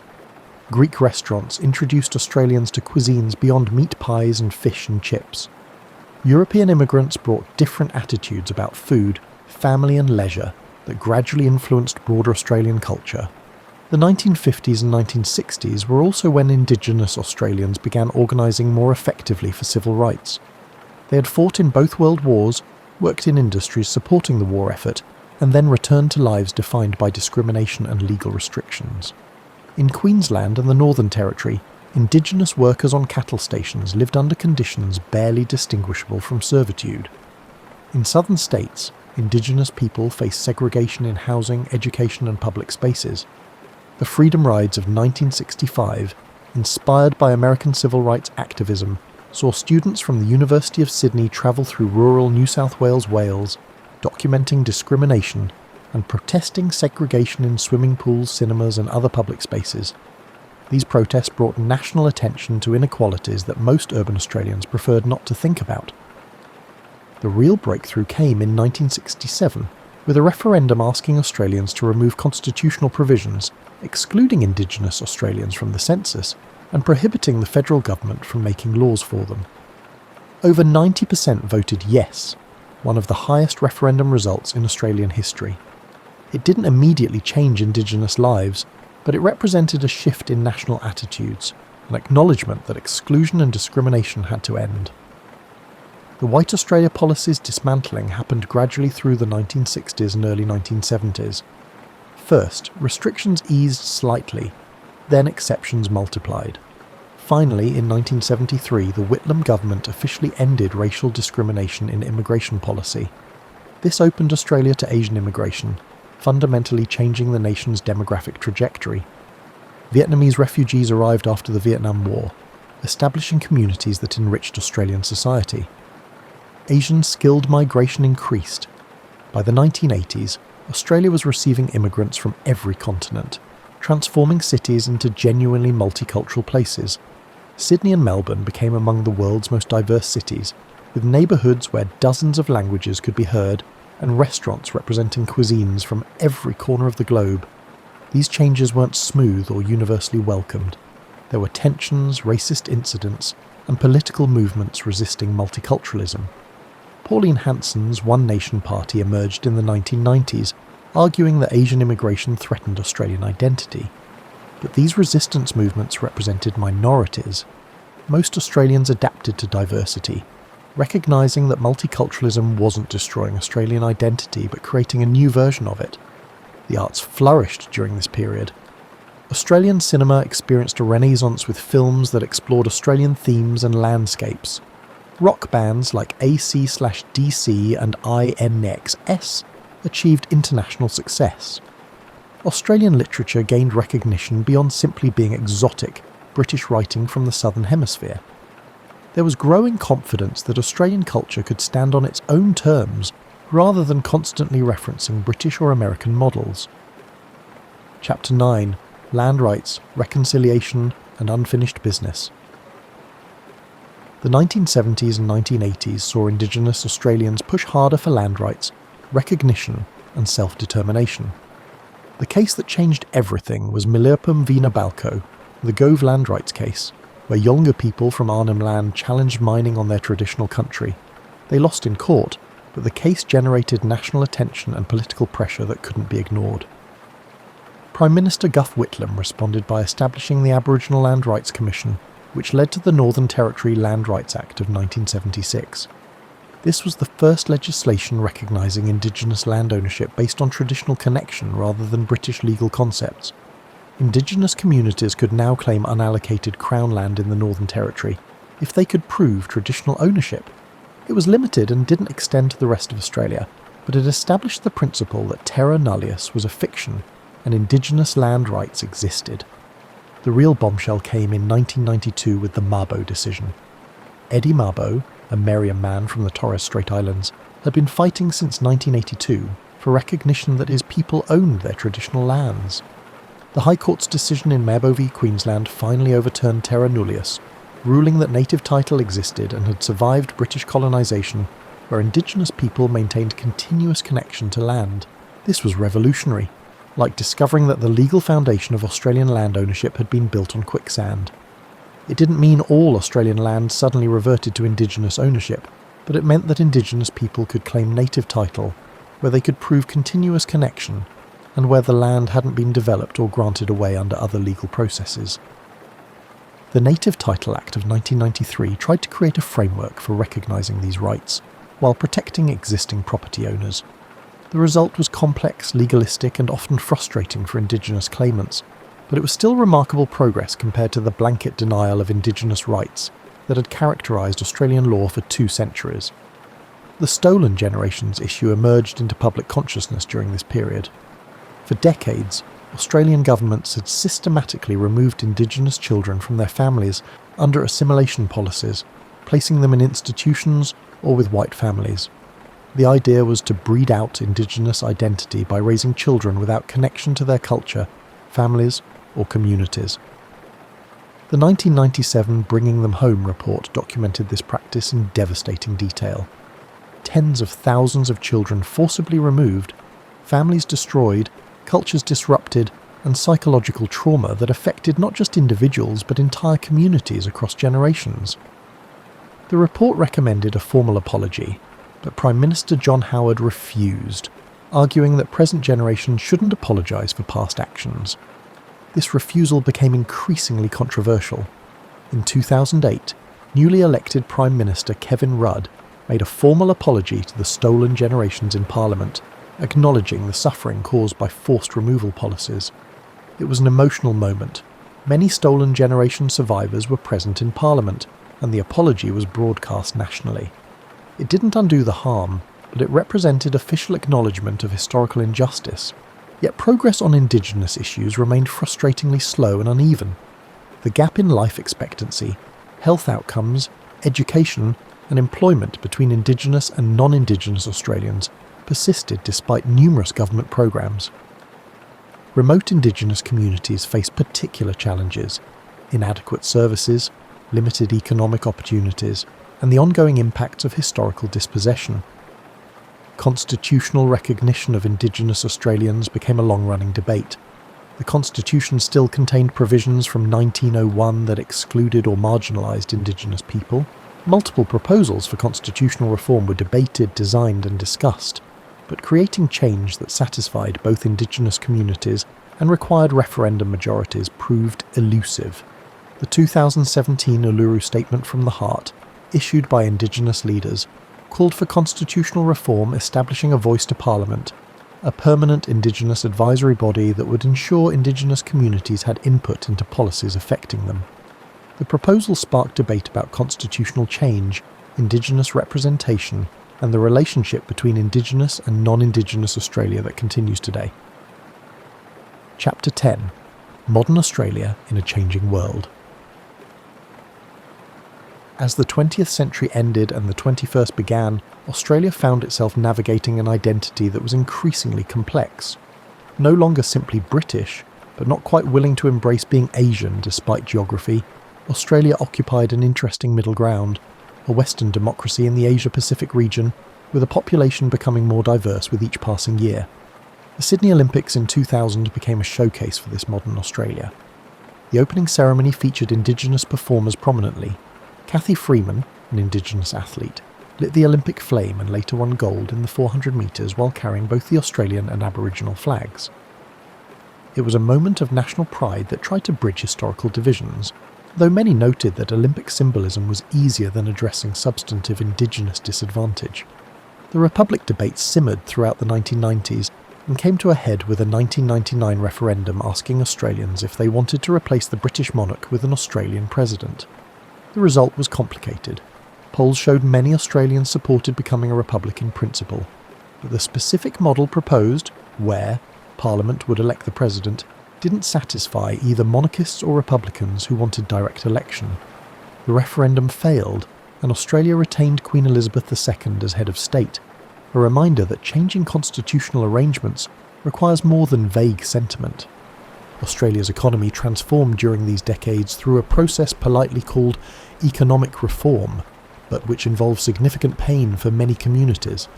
Manufacturing declined as globalization shifted production to Asia. Mining boomed as China's growth created enormous demand for Australian iron ore, coal and natural gas. Service industries expanded.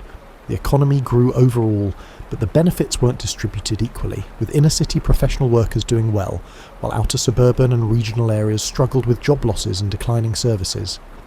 The mining boom of the 2000s and 2010s brought extraordinary wealth, particularly to Western Australia, where iron ore mines produced billions in export revenue.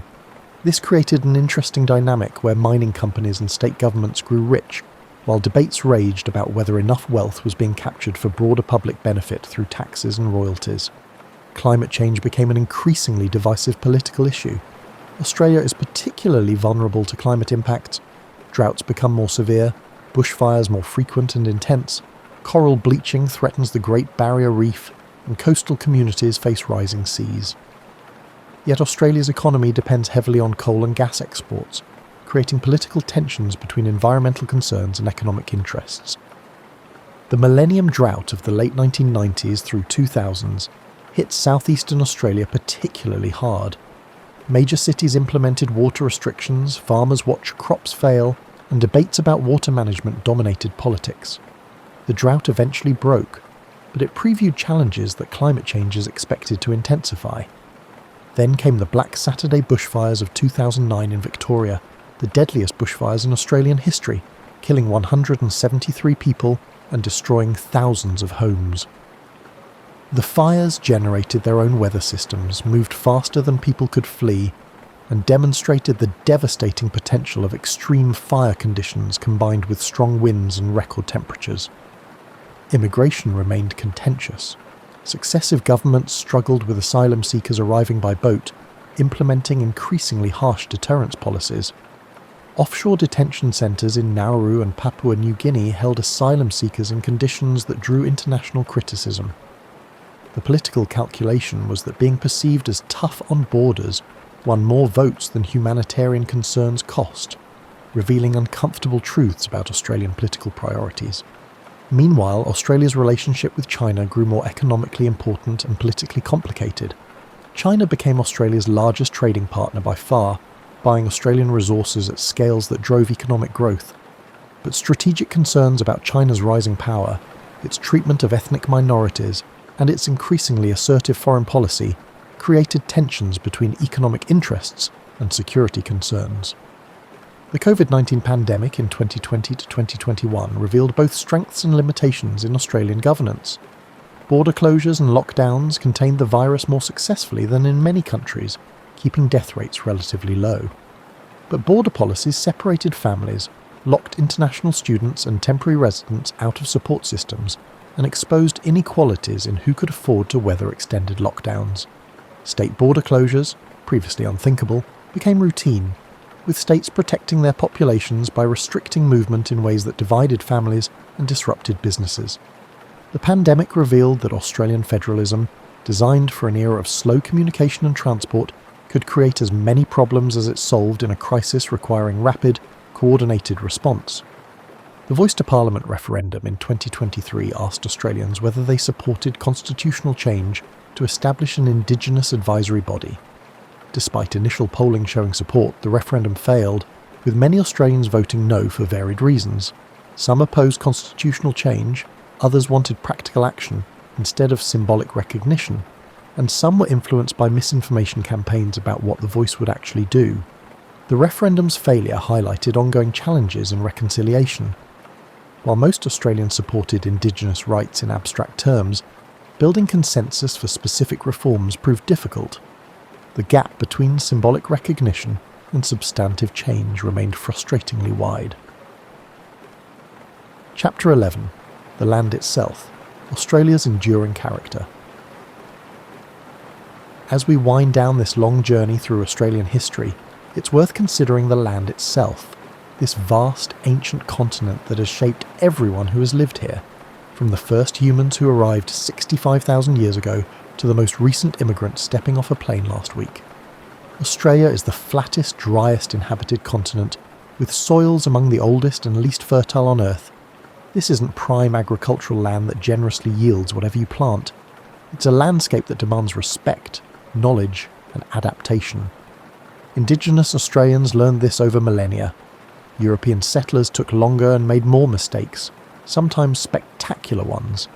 The distances are almost incomprehensible to people from smaller countries. You can drive for hours, days even, and see nothing but scrubland, the same eucalyptus trees stretching to every horizon. There's a reason Australians measure distance in time rather than kilometres. It's about 4 hours up the road, means more than it's 350 kilometres away. Because the real question is how long you'll be driving through that emptiness. Yet this emptiness isn't really empty. The outback that looks barren to European eyes teems with life if you know how to look. Lizards sheltering under rocks, birds nesting in impossible places, and plants that survive years without rain and then burst into bloom when moisture finally comes. Indigenous Australians could read this landscape like Europeans read books, seeing stories, resources and knowledge in every feature. The coasts tell a different story, lush, green, and where most Australians actually live. Over 80% of the population clusters along the coastline, particularly the eastern and southeastern coasts, leaving the interior largely uninhabited except for mining operations and small towns, connected by impossibly long roads. This creates an odd situation where Australia is simultaneously one of the most urbanised countries in the world and one with vast spaces where human presence is minimal. The Great Barrier Reef, stretching for over 2,000 kilometres along the Queensland coast, is the world's largest living structure, visible from space. It's a reminder that, while the land is ancient and weathered, the surrounding oceans are dynamic and alive. The reef faces existential threats from warming waters and ocean acidification, making it a symbol of broader environmental challenges. Australian wildlife remains gloriously weird. Monotremes, mammals that lay eggs, exist nowhere else. Marsupials dominate where placental mammals rule elsewhere. Venomous creatures abound: snakes, spiders, jellyfish, and even a venomous platypus, because apparently regular platypi weren't strange enough. Yet for all the dangerous wildlife reputation, Australia is remarkably safe if you exercise basic common sense, unlike places with large predators that actually hunt humans. The seasons run opposite to the Northern Hemisphere, which creates ongoing calendar confusion. Christmas happens in summer, requiring Australians to maintain European traditions like hot roast dinners in sweltering heat, while knowing that singing about snow and winter wonderlands is geographically nonsensical. Some things persist through cultural inertia, regardless of environmental fit. Chapter 12. What Australia Means Today. As you settle deeper into your pillow, let's consider what Australia represents in the early 21st century. Not the tourist brochure version with beaches and opera houses, but the more complex reality of a nation still working out what it wants to be. Australia is one of the world's most successful multicultural democracies, a place where people from every continent live together, with generally less conflict than history might predict. Over 30% of Australians were born overseas, and in cities like Sydney and Melbourne, that percentage approaches 40%. This diversity is now woven into Australian identity rather than threatening it, though individual incidents of racism remind us that acceptance isn't universal. The Australian sense of humour, self-deprecating, ironic and slightly irreverent toward authority, remains a defining characteristic. Australians instinctively deflate pomposity, value authenticity over pretension, and use nicknames as signs of affection. This can sometimes frustrate visitors from more formal cultures, but it creates a social environment where hierarchy is less rigid than in many societies. Mateship, that quintessentially Australian concept, values loyalty, helping others, and standing by your friends.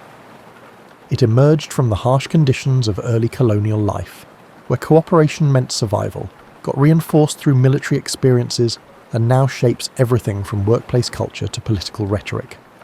Though mateship has historically been quite masculine in its emphasis, contemporary understanding has broadened to include more diverse forms of solidarity and community support. The tyranny of distance, Australia's isolation from major world centres, has shaped national psychology in interesting ways.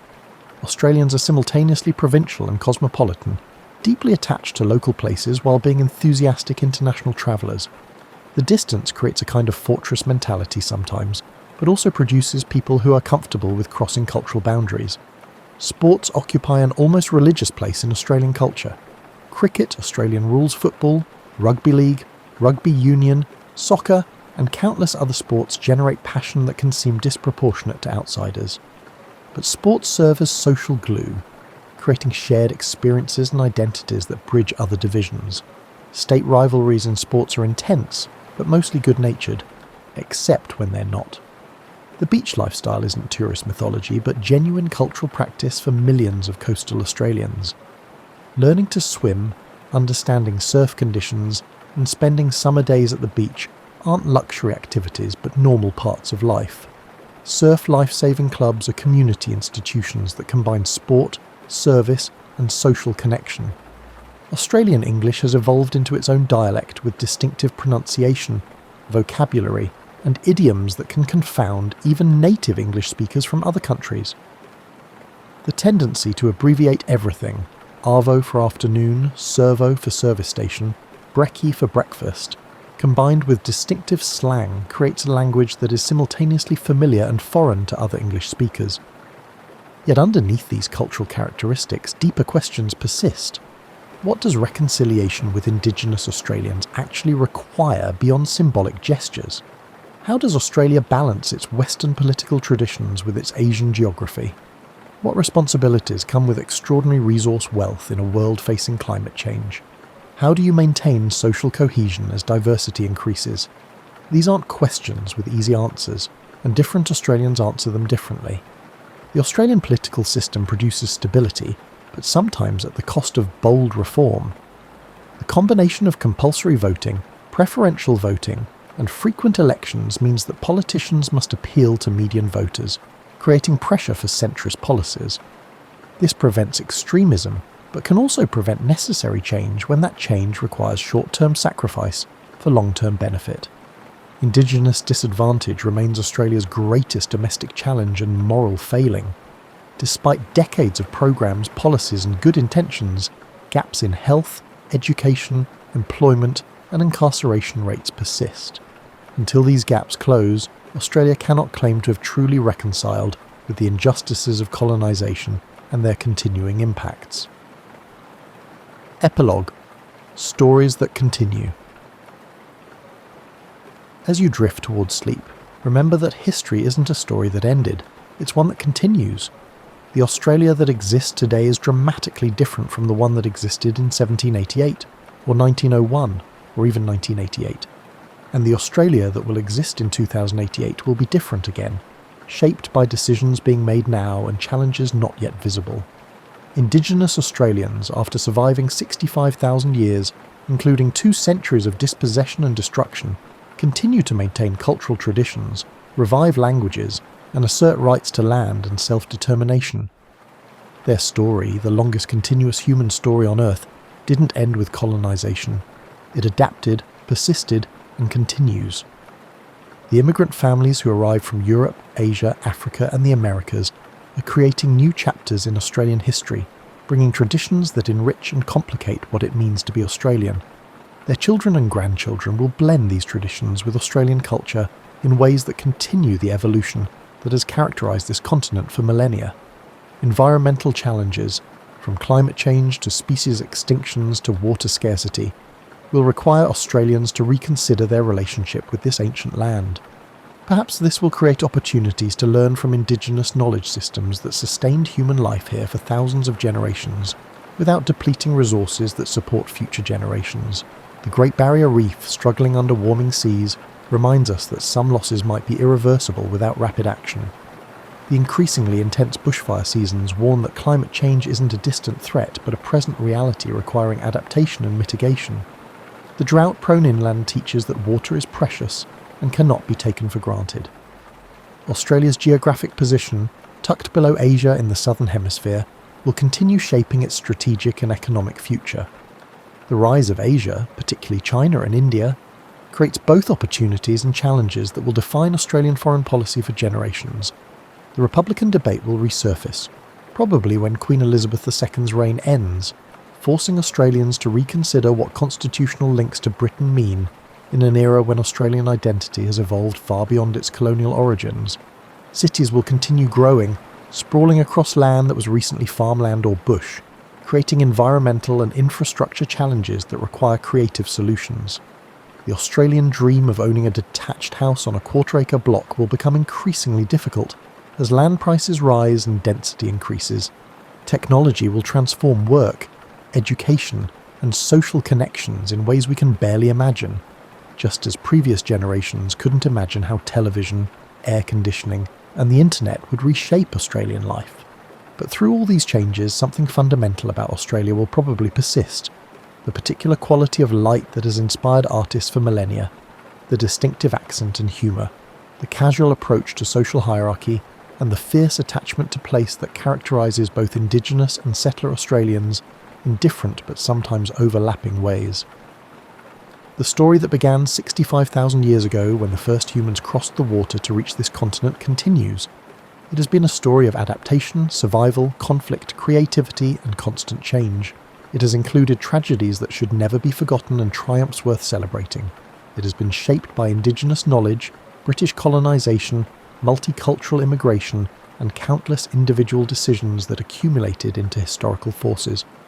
As you fall asleep tonight, you're connected to this ongoing story, whether you're Australian yourself or simply someone interested in how human societies evolve, adapt, and sometimes transcend their origins. Australia's history, like all history, isn't a collection of dates and facts, but a web of human experiences, choices, and consequences that continue resonating through time. The land itself, ancient, weathered, patient, has witnessed all of this and will witness whatever comes next. The stars that wheel overhead are the same stars that guided Indigenous navigators for thousands of generations, that confused early European explorers, and that now mark the southern sky for everyone who calls this continent home. Sleep well, knowing that history is never truly finished, that every ending is also a beginning, and that the oldest inhabited continent on Earth continues its journey into an unknowable but fascinating future. The story of Australia, like the best bedtime stories, invites you to dream, not just of what was, but of what might be.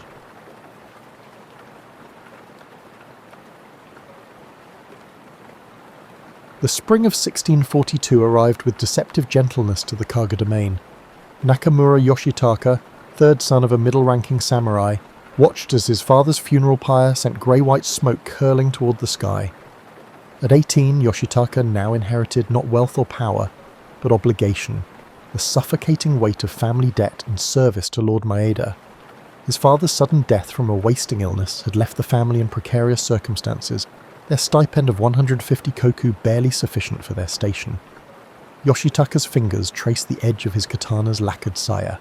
The sword represented both his heritage and his burden, a physical embodiment of the contradictions that defined samurai existence. While poets and foreign observers romanticized the warrior class, Yoshitaka understood a more complex reality. The age of battlefield glory had faded into peacetime administration, yet the demands of Bushido remained relentless. The accounts must be settled, his mother murmured that evening, laying out scrolls detailing loans from local merchants. Her once elegant kimono had been mended multiple times, another quiet testament to their declining fortunes. The daimyo's tax collectors will not wait because we grieve. This was the first harsh truth of samurai life in the Edo period. Appearances demanded financial sacrifice. Despite their declining fortunes, the Nakamura family was expected to maintain an image of dignified prosperity. Their residence, a modest compound on the periphery of Kanazawa City, required constant maintenance. Their clothing, while increasingly threadbare, needed to reflect their status. Any public display of financial hardship would bring shame not just on their household, but on their lord. 2 days after the funeral, Yoshitaka presented himself at the domain's administrative offices. The magistrate, a heavy-set samurai named Hoshino, barely acknowledged him before assigning his new duties. "You will supervise tax collection in the southern villages," Hoshino stated flatly. "Your father's inadequacies in this area have been noted. The Lord expects improvement." Yoshitaka's chest tightened. His father had often spoken of the impossible balance between extracting sufficient rice tax from farmers and ensuring they had enough to survive until the next harvest. Too harsh, and the villages would collapse from starvation; too lenient, and a samurai would face censure from his superiors. The following week found Yoshitaka riding through muddy fields toward the village of Ushikata. The planting of rice had commenced, with peasants bending double in the paddies, methodically pressing seedlings into the flooded fields. Their labour would eventually produce the rice that formed the foundation of the samurai economy, each koku theoretically enough to feed one person for a year. Unlike the romantic tales that would later capture foreign imagination, Yoshitaka's daily life involved endless administrative tasks, inspecting rice fields, reviewing village headmen's records, and resolving minor disputes. The weight of his paired swords at his hips served more as status symbols than weapons in these peaceful times, though he maintained rigorous training each morning. The village headman, Gensuke, greeted Yoshitaka with practiced deference, bowing low, yet with a certain wariness in his eyes. "Honourable Samurai-sama, we welcome you to our humble village." Over bowls of simple tea, Gensuke carefully explained the village's circumstances. A late frost had damaged early crops, and several families were already supplementing their diet with foraged mountain plants. "The tax quota remains unchanged," Yoshitaka stated, reciting the official position. "The daimyo's responsibilities to the shogun cannot be neglected." Gensuke's weathered face remained impassive, but Yoshitaka noted the slight tremor in his hands. "Of course, Samurai-sama, we understand our duty to the Lord." Later that night, in the village headman's spare room, Yoshitaka found himself unable to sleep. The contrast between his family's financial struggles and the even greater poverty of the farmers created an uncomfortable dissonance. Both were trapped in a system of obligations, the farmers to the samurai to their lords, the lords to the shogun, and ultimately all to a rigid social order that demanded perfect adherence to one's assigned role. This was perhaps the greatest harshness of samurai existence, the psychological weight of perpetual obligation. Unlike the peasants, who could occasionally find simple pleasures in seasonal festivals or family gatherings, samurai lived under constant scrutiny. Every action reflected not just on themselves but on their lord. Even in private moments, Yoshitaka felt the invisible pressure of expected perfection. As spring gave way to summer, Yoshitaka established a rhythm to his duties. Mornings began with sword practice, the ritualized forms that connected him to generations of warriors past. Then came the administrative work, inspections and the delicate balance of enforcing authority while avoiding cruelty. He spent his evenings studying Chinese classics and calligraphy, skills expected of an educated samurai but increasingly disconnected from his daily responsibilities. What historical accounts often overlooked was the profound isolation many samurai experienced. Friendship across class lines was impossible. Relationships with fellow samurai were infused with competition, and even family connections remained formal and reserved. When Yoshitaka's younger brother fell ill that summer, their conversations remained stiffly proper, emotional restraint another requirement of their station. The village headman, Gensuke, greeted Yoshitaka with practiced deference, bowing low, yet with a certain wariness in his eyes. "Honorable Samurai-sama, we welcome you to our humble village." Over bowls of simple tea, Gensuke carefully explained the village's circumstances. A late frost had damaged early crops, and several families were already supplementing their diet with foraged mountain plants. "The tax quota remains unchanged," Yoshitaka stated, reciting the official position. "The daimyo's responsibilities to the shogun cannot be neglected." Gensuke's weathered face remained impassive, but Yoshitaka noted the slight tremor in his hands. "Of course, Samurai-sama, we understand our duty to the lord." Later that night, in the village headman's spare room, Yoshitaka found himself unable to sleep. The contrast between his family's financial struggles and the even greater poverty of the farmers created an uncomfortable dissonance. Both were trapped in a system of obligations, the farmers to the samurai to their lords, the lords to the shogun, and ultimately all to a rigid social order that demanded perfect adherence to one's assigned role. This was perhaps the greatest harshness of samurai existence, the psychological weight of perpetual obligation. Unlike the peasants, who could occasionally find simple pleasures in seasonal festivals or family gatherings, samurai lived under constant scrutiny. Every action reflected not just on themselves but on their lord. Even in private moments, Yoshitaka felt the invisible pressure of expected perfection. As spring gave way to summer, Yoshitaka established a rhythm to his duties. Mornings began with sword practice, the ritualized forms that connected him to generations of warriors past. Then came the administrative work, inspections and the delicate balance of enforcing authority while avoiding cruelty. He spent his evenings studying Chinese classics and calligraphy, skills expected of an educated samurai but increasingly disconnected from his daily responsibilities. What historical accounts often overlooked was the profound isolation many samurai experienced. Friendship across class lines was impossible. Relationships with fellow samurai were infused with competition, and even family connections remained formal and reserved. When Yoshitaka's younger brother fell ill that summer, their conversations remained stiffly proper, emotional restraint another requirement of their station. "My family will go hungry because your kind delays payment," the merchant hissed, quiet enough that only Yoshitaka could hear. "Your precious honor does not feed children." That night, Yoshitaka wrote in his journal about the incident, questioning the real meaning of samurai honor. Historical accounts often presented Bushido as a monolithic code, when in practice interpretations varied widely. Some samurai emphasized loyalty above all, others prioritized righteousness or personal integrity. The ideal and reality seldom aligned neatly. The Edo sojourn also exposed Yoshitaka to the concept of performance that dominated samurai existence. In public, they displayed unwavering stoicism and formality. Behind closed doors, many individuals sought release through drinking sake, engaging in forbidden relationships with courtesans, or visiting licensed pleasure districts. This duality, rigidly controlled public personas versus private desires, created psychological burdens rarely acknowledged in official histories. One evening, assigned to accompany senior officials to Yoshiwara, the famed pleasure district, Yoshitaka witnessed respected samurai, engaging in behaviour that contradicted their daytime dignity. The costs were exorbitant, driving many deeper into debt, yet social expectations made participation difficult to refuse.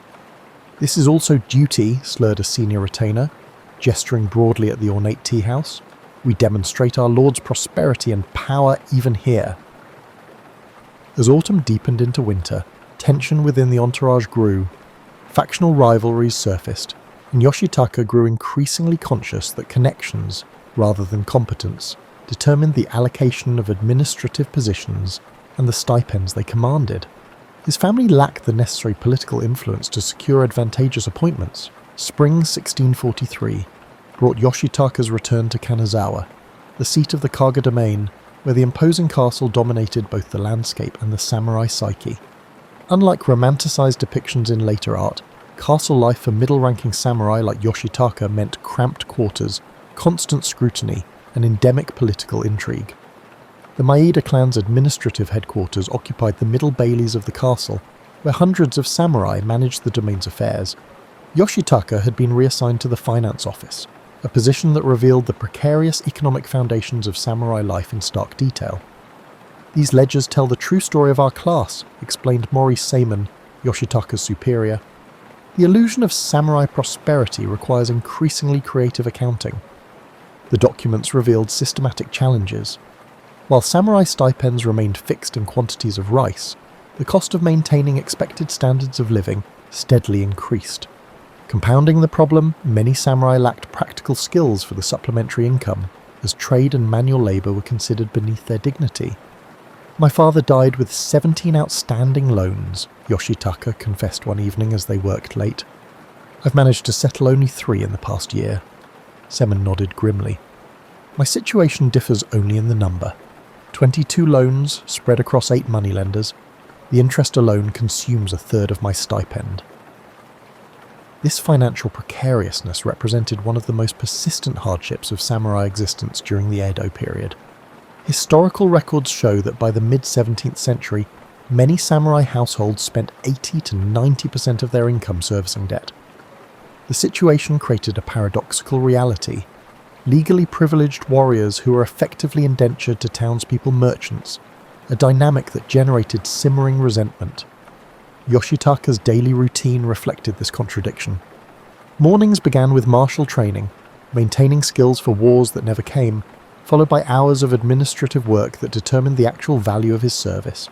His education had emphasized classical Chinese texts and swordsmanship, yet his duties required accounting knowledge and diplomatic skills when interacting with wealthy merchants who financed domain projects. Living quarters in the castle district reinforced the rigid hierarchy.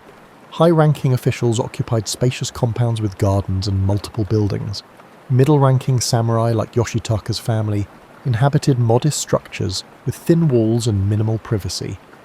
Despite these material differences, all were bound by the same behavioural expectations. Summer brought a personal challenge that illuminated another aspect of samurai hardship, the subordination of individual desire to family obligation. Yoshitaka had developed an attachment to Asano Miyuki, daughter of a fellow bureaucrat. Their interactions, limited to formal occasions and chance encounters, had revealed shared interests in poetry and similar perspectives on duty. "A marriage alliance has been arranged," his mother announced, without preamble one evening. "The Hoshino family has a daughter of suitable age. Their connection to the castle magistrate will benefit our position."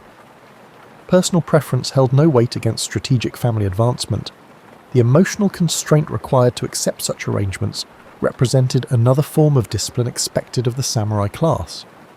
Historical records rarely captured these private sacrifices, focusing instead on the more visible demonstrations of samurai stoicism. The marriage negotiations proceeded through formal intermediaries, with Yoshitaka and his intended, Hoshino Masako, meeting only once in a ritualized gathering before the agreement was finalized. The financial arrangements nearly depleted the family's resources, as an appropriate trousseau and ceremonial exchanges were non-negotiable social requirements regardless of actual affordability. "She seems kind," offered Yoshitaka's brother Ichiro, tempting comfort. "And the Hoshino connection may secure your position when administrative posts are reassigned next year." The wedding itself, held in late autumn, embodied the understated aesthetic expected of samurai ceremonies. Unlike merchant celebrations with their conspicuous display, samurai rituals emphasized restraint and tradition. The sake-sharing ritual and exchange of vows lasted less than an hour, with the bride and groom exchanging few words. Married life introduced Yoshitaka to another dimension of samurai hardship, the emotional austerity of family relationships. Public displays of affection were considered inappropriate, with interactions governed by strict protocols of respect and obligation. Masako proved diligent in household management and properly deferential in company, but the emotional distance between them remained substantial. "My mother served my father for 30 years, Masako explained, when Yoshitaka awkwardly attempted more personal conversation. They exchanged perhaps 50 private conversations in all that time. This is our way." Winter brought another layer of challenge as illness swept through the castle district. The samurai emphasis on stoicism often extended to physical discomfort, with many delaying medical attention to avoid appearing weak. When Yoshitaka developed a persistent cough and fever, he continued his duties until physically unable to stand. The domain physician offered little effective treatment, having been trained in traditional Chinese medicine and supplemented by limited Dutch medical knowledge obtained through Nagasaki. "Balance must be restored between your internal elements," he pronounced, prescribing bitter herbal concoctions and moxibustion treatments that left circular scars on Yoshitaka's back. Recovery took weeks, during which Yoshitaka observed another harsh reality. Illness brought neither reduced obligations nor financial relief. The family's expenses continued unabated, while his ability to perform his duties was compromised. Only the intervention of his new father-in-law prevented a reduction in his stipend during this period of reduced service. Summer brought a personal challenge that illuminated another aspect of samurai hardship, the subordination of individual desire to family obligation. Yoshitaka had developed an attachment to Asano Miyuki, daughter of a fellow bureaucrat. Their interactions, limited to formal occasions and chance encounters, had revealed shared interests in poetry and similar perspectives on duty. "A marriage alliance has been arranged," his mother announced, without preamble one evening. "The Hoshino family has a daughter of suitable age. Their connection to the castle magistrate will benefit our position."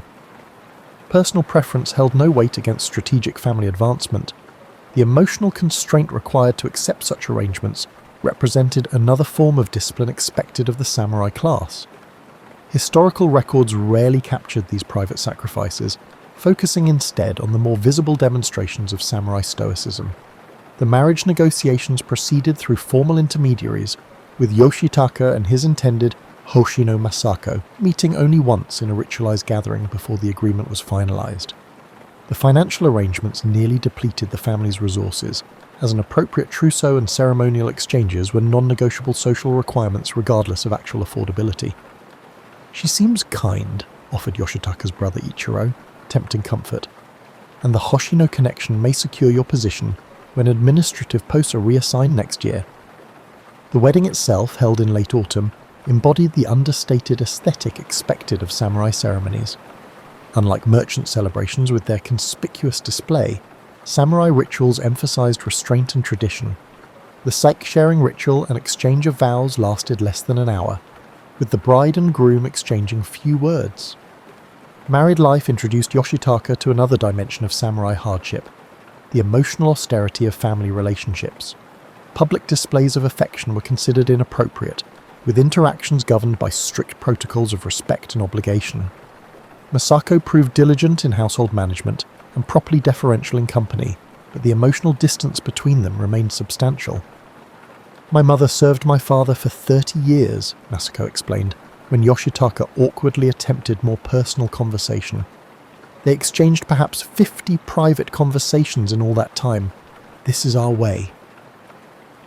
Winter brought another layer of challenge as illness swept through the castle district. The samurai emphasis on stoicism often extended to physical discomfort, with many delaying medical attention to avoid appearing weak. When Yoshitaka developed a persistent cough and fever, he continued his duties until physically unable to stand. The domain physician offered little effective treatment, having been trained in traditional Chinese medicine and supplemented by limited Dutch medical knowledge obtained through Nagasaki. "Balance must be restored between your internal elements," he pronounced, prescribing bitter herbal concoctions and moxibustion treatments that left circular scars on Yoshitaka's back. Recovery took weeks, during which Yoshitaka observed another harsh reality. Illness brought neither reduced obligations nor financial relief. The family's expenses continued unabated, while his ability to perform his duties was compromised. Only the intervention of his new father-in-law prevented a reduction in his stipend during this period of reduced service. "Proceed carefully," warned his father-in-law. "These men have connections reaching to the daimyo's inner chambers. Truth and justice may not protect you." This represented one of the most insidious hardships of samurai existence, the contradiction between idolized Bushido values and institutional realities. The virtues of honesty, righteousness, and loyalty were extolled in official doctrine yet frequently compromised in practice. Those who adhered too rigidly to principle often found their careers, and sometimes lives, cut short. Yoshitaka's investigation confirmed systematic fraud.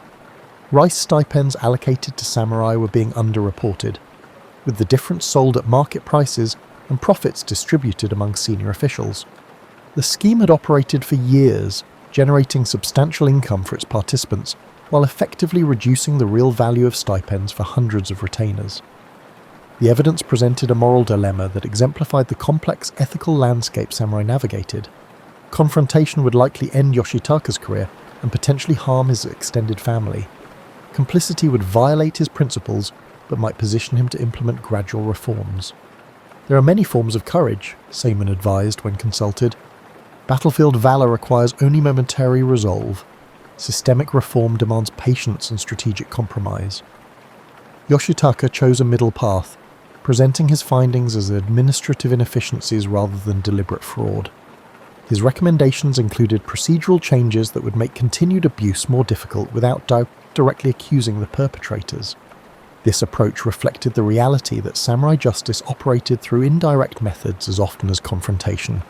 The resolution brought limited reforms but positioned Yoshitaka as pragmatically trustworthy rather than dangerously principled. By late autumn, he had been reassigned to the castle's administrative offices, a lateral move that removed him from direct oversight of the rice exchange, but maintained his status and stipend.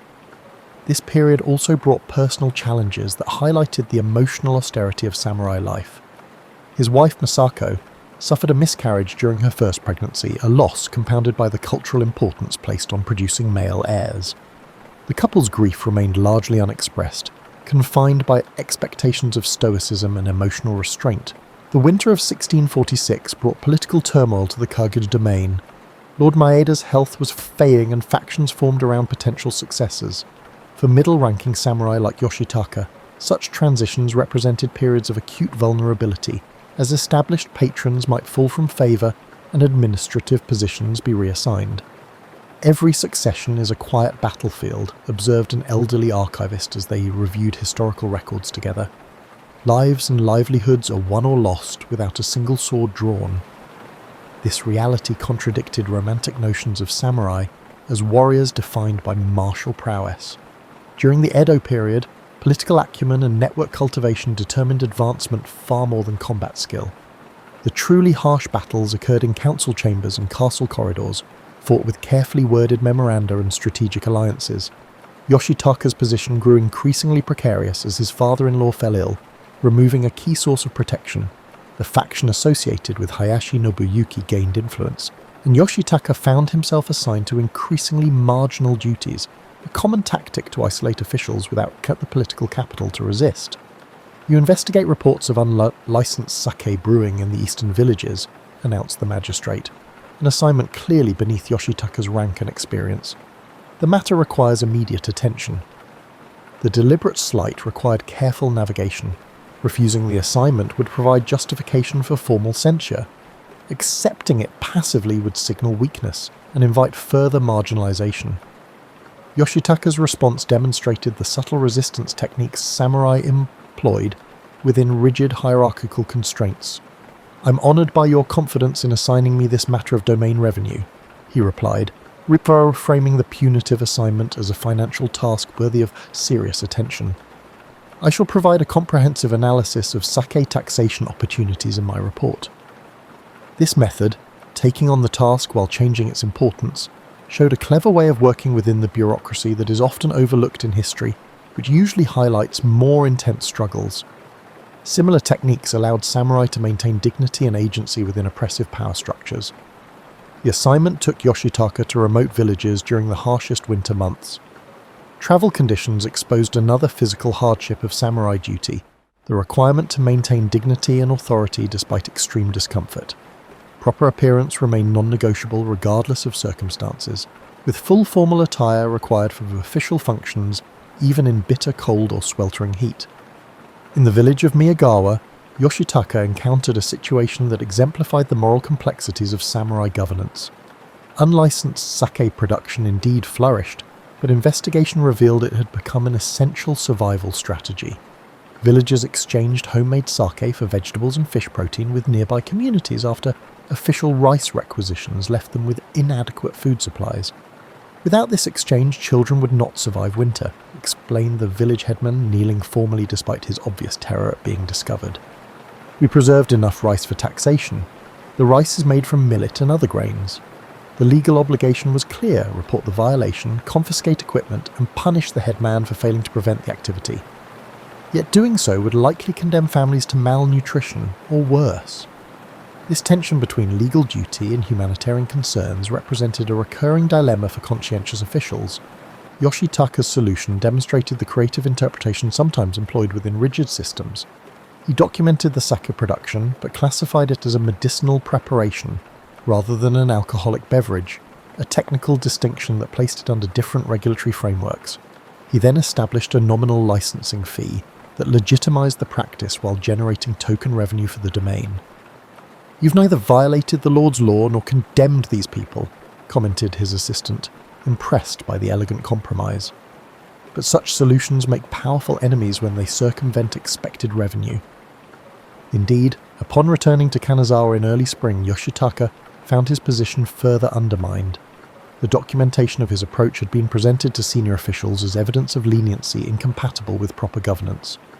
Without formal accusation, which would require specific evidence of wrongdoing, he was instead reassigned to the castle's armoury, a position that effectively removed him from administrative influence.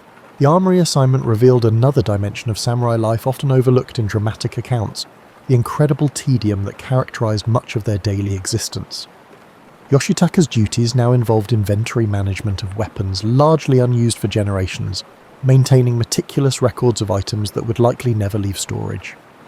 "We prepare for battles that will never come," noted the elderly samurai who supervised the armoury. "Yet neglecting readiness would violate our fundamental purpose. This is our peculiar burden." This observation captured essential paradoxes of Edo period samurai identity. Their theoretical function as warriors remained central to their social position and self-conception, yet practical circumstances rarely called for martial application. The psychological toll of this disconnect, maintaining combat readiness for conflicts that peaceful governance actively sought to prevent, created a unique form of existential strain. The position also placed Yoshitaka near lower-ranking samurai and foot soldiers whose economic circumstances were even more precarious than his own. These Ashigari might have had samurai status, but lived in conditions barely distinguishable from peasants, with stipends insufficient for basic necessities. "My grandfather fought at Sekigahara with distinction," confided one such soldier during inventory work. "3 generations later, my children go hungry while I count spears and polish armour that will never see combat." Summer brought further personal challenges when Masako finally conceived again after several years of marriage. The joy was tempered by anxiety, as samurai wives faced significant pressure to produce male heirs. Medical care remained primitive, with high maternal and infant mortality rates even among privileged classes. Yoshitaka's circumstances changed dramatically in the autumn of 1647. His son Takahiro was born healthy, an event that stabilised his family position despite his political marginalisation. Lineage continuation represented a fundamental obligation fulfilled, with private family records showing increased ceremonial expenditures celebrating the birth despite their financial constraints. A name connection to our 7th-generation ancestor, Yoshitaka's mother noted approvingly when the naming ceremony was planned. This maintains proper respect while acknowledging our current circumstances. The birth coincided with a major political shift in the domain. Lord Maeda died after a prolonged illness, and his son assumed leadership amid factional manoeuvring. Such transitions typically resulted in administrative restructuring, creating opportunities and dangers for officials throughout the hierarchy. What happened next illustrated the opaque mechanics of samurai advancement that formal histories often sanitized. Hayashi Nobuyuki, who had previously marginalized Yoshitaka, found himself overextended in factional politics. Having allied too openly with a losing faction, Hayashi faced potential disgrace but retained enough influence to require careful handling rather than outright dismissal. "You will be reinstated to administrative service," the castle magistrate informed Yoshitaka, without explanation. The Northern District requires immediate attention following irregularities in tax collection. Only later did Yoshitaka learn the full context. He had been selected specifically because of his previous conflict with Hayashi. His assignment involved investigating administrative regions previously under Hayashi's patronage, with the unstated expectation that he would document improprieties that could justify further action against the declining official. This placed Yoshitaka in a common samurai dilemma. Advancement opportunities frequently arose through morally ambiguous circumstances. Conducting a genuine investigation would likely uncover actual misconduct, yet the motivation behind his appointment was political revenge rather than administrative integrity. "Proceed with methodical correctness," advised his father-in-law, now recovered and cautiously supportive. "Document what exists without excessive enthusiasm or reluctance. The facts will serve their purpose without your emotional involvement." The Northern District inspection revealed systematic abuses. Village headmen had been pressured to report higher crop yields than actually harvested, creating tax obligations that forced communities into debt with domain-connected moneylenders. The scheme generated substantial revenue for its organisers while technically maintaining official tax rates. Yoshitaka's written report presented these findings with deliberate neutrality, documenting patterns without speculating on authorization or beneficiaries.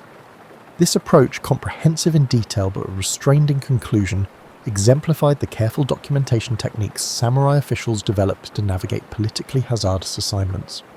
The report's consequences illustrated the often indirect nature of samurai power struggles. No direct accusations were made against Hayashi, but 3 of his principal associates were reassigned to remote outposts. Hayashi himself received a health retirement that maintained his stipend and status, while removing him from influence, a face-saving arrangement typical of how samurai governance managed problematic officials too prominent for public disgrace. Yoshitaka's handling of the investigation earned qualified approval from the new administration.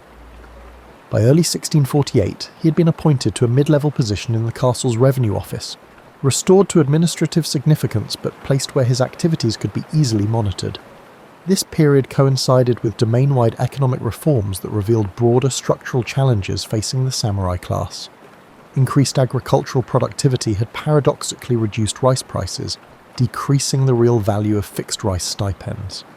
Simultaneously, the importation of luxury goods through Nagasaki increased living expenses for status-conscious samurai households. "We face the contradiction of our position," observed a senior treasury official during a private discussion.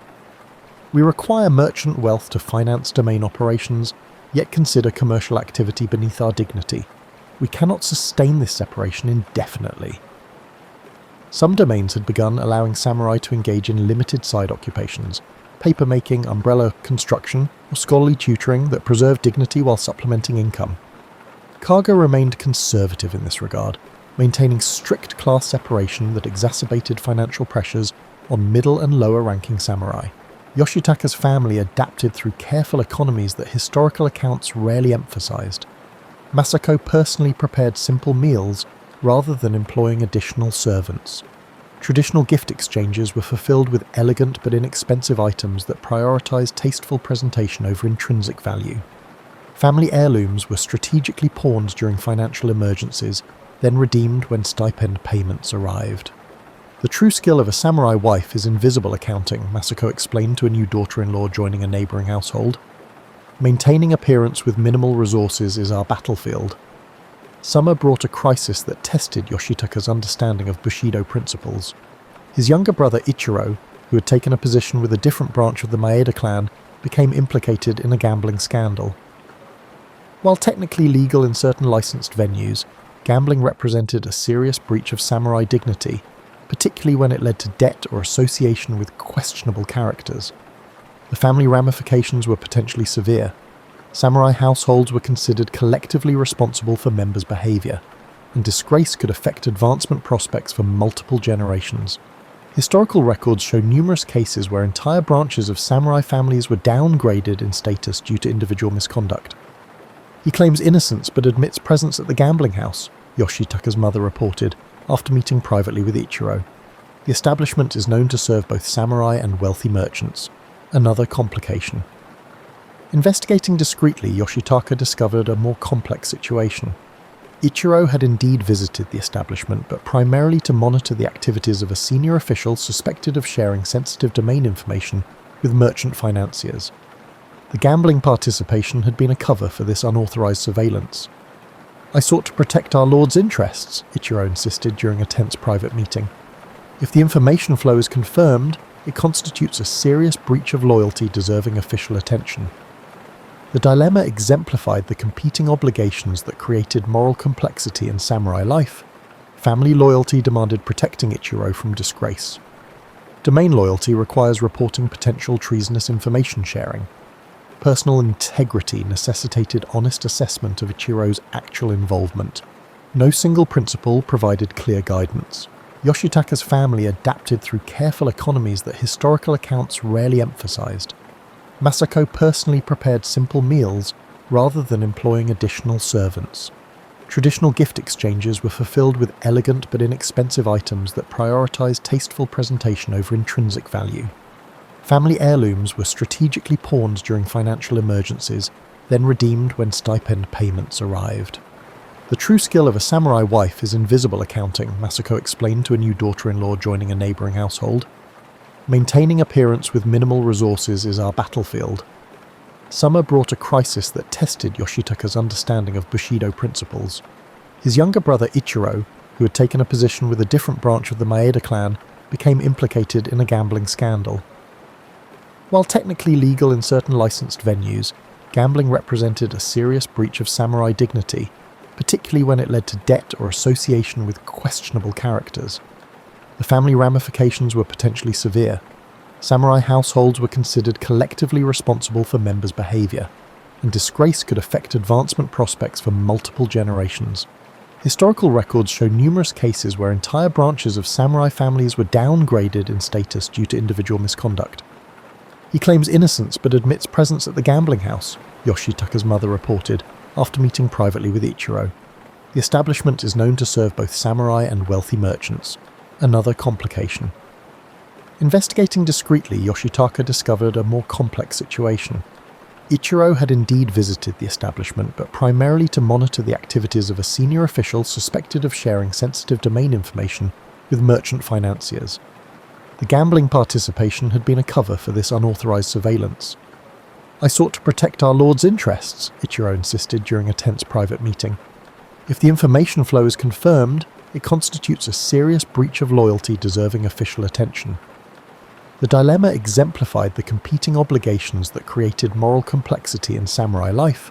Family loyalty demanded protecting Ichiro from disgrace. Domain loyalty requires reporting potential treasonous information sharing. Personal integrity necessitated honest assessment of Ichiro's actual involvement. No single principle provided clear guidance. This approach, absorbing institutional failure personally while addressing the specific problem discreetly, exemplified the practical compromises that characterized effective samurai administration. Historical accounts often emphasize the dramatic examples of officials committing seppuku over matters of principle, but daily governance more frequently involved these nuanced ethical calculations. The consequences were significant but measured. Yoshitaka received a formal reprimand and temporary stipend reduction, a substantial financial hardship but not a career-ending disgrace. The guilty official was reassigned to a remote post without explicit accusation, a face-saving arrangement that preserved family honour while removing him from treasury access. "You've gained and lost in equal measure," observed Ota. "Your reputation for solving problems without creating unnecessary disruption grows, while your reputation for strict protocol enforcement diminishes. Both have value in different circumstances." By spring of 1650, the immediate crisis had passed, but the experience had deepened Yoshitaka's understanding of samurai duty beyond simplified moral frameworks. The Bushido principles taught to children presented straightforward virtues: loyalty, integrity, courage, and benevolence. Yet practical application required constant balancing of competing obligations and recognition of systemic limitations. This period coincided with a personal milestone that further illuminated the complex social expectations governing samurai existence. Yoshitaka's mother passed away following a brief illness, triggering elaborate mourning protocols that strained family resources despite their emotionally necessary function. The funeral and memorial observances must reflect her station and lineage, insisted elderly relatives, regardless of current financial circumstances. The death rituals revealed another dimension of samurai hardship, the requirement to maintain ceremonial propriety even during periods of genuine grief. Yoshitaka organized the appropriate Buddhist ceremonies and maintained ritualized mourning behaviors while continuing his administrative duties without interruption. Public displays of emotional distress would have violated class expectations of stoicism. By summer, a significant political reorganization created unexpected opportunity. The new daimyo had observed administrative inefficiencies and ordered restructuring of several key departments. Yoshitaka's reputation for effectively managing complex situations led to his appointment overseeing agricultural development for the northwestern region. A substantial promotion that reflected the sometimes counterintuitive advancement patterns in samurai bureaucracy. Those who navigate difficulty intelligently become valuable during uncertainty, explained Ota when delivering news of the appointment. Your recent challenges demonstrated pragmatic judgment. This quality has been noted. The new position returned Yoshitaka to rural administration, but with greater authority and a specific mandate to increase agricultural productivity through infrastructure improvement. This assignment reflected the evolving nature of samurai governance during the mid-Edo period, when technical knowledge and development expertise increasingly complemented traditional administrative roles. Travelling through the region with agricultural specialists, Yoshitaka encountered both the harsh realities of rural poverty and surprising innovations developed by farming communities. Traditional historical accounts often portrayed peasants as simple and unchanging, but Yoshitaka discovered sophisticated water management techniques and crop rotation strategies developed through generations of practical experimentation. Our grandfathers discovered that alternating these fields between rice and soybeans increases yields for both, explained an elderly farmer pointing to carefully maintained paddies. The land tells us what it needs if we observe carefully. Incorporating this local knowledge into domain development plans represented a progressive approach that balanced traditional hierarchical authority with practical effectiveness. Yoshitaka's reports emphasized collaboration with village leadership rather than imposed directives, a methodology that generated resistance from tradition-bound officials but support from the daimyo's progressive advisors. Autumn brought the construction of 3 new irrigation channels that dramatically improved water distribution to previously marginal farmland. The project's success established Yoshitaka's reputation as an effective administrator capable of achieving measurable results, secure enough in his authority to incorporate commoner knowledge without compromising samurai dignity.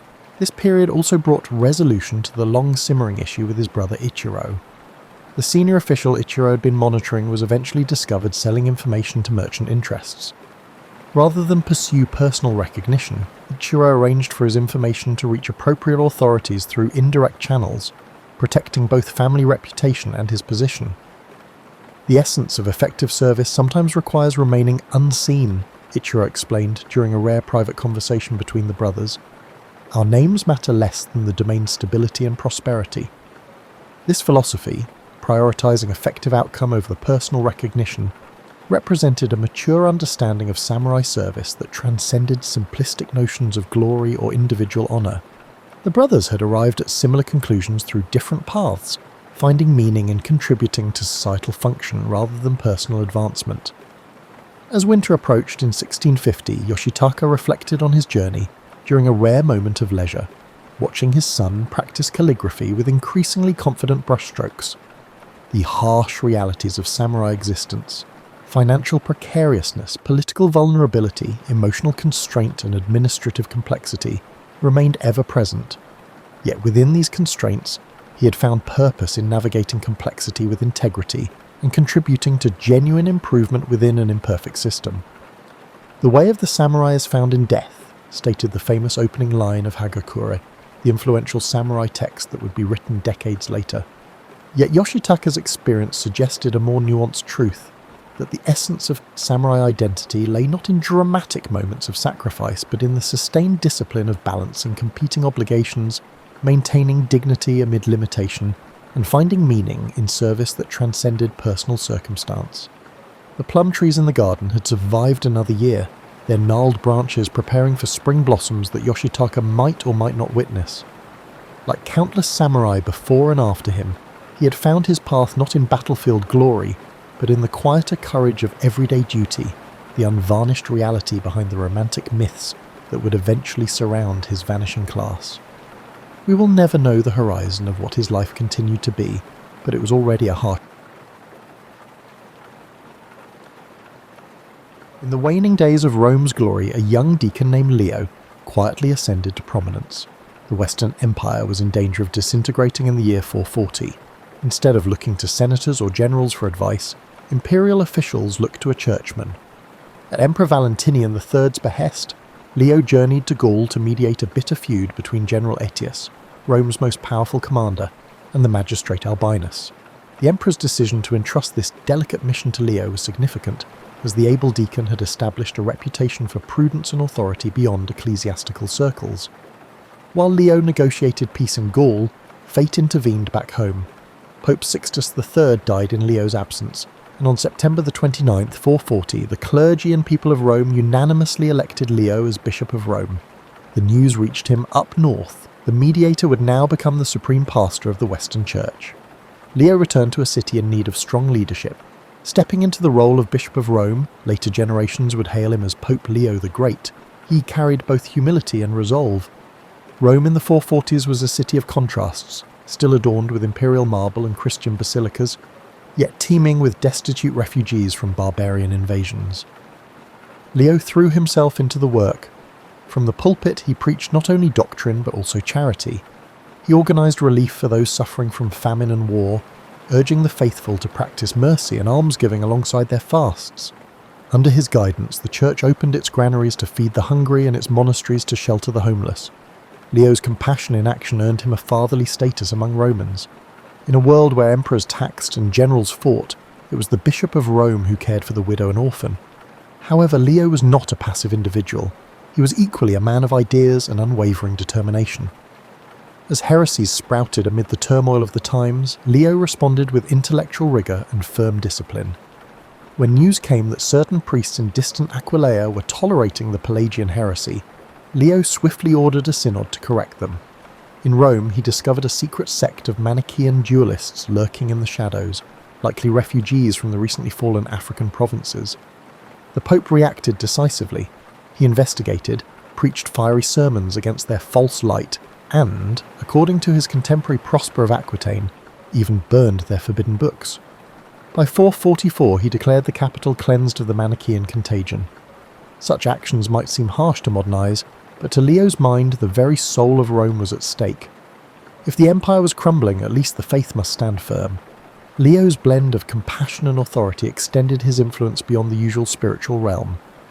The Western imperial court itself acknowledged his leadership.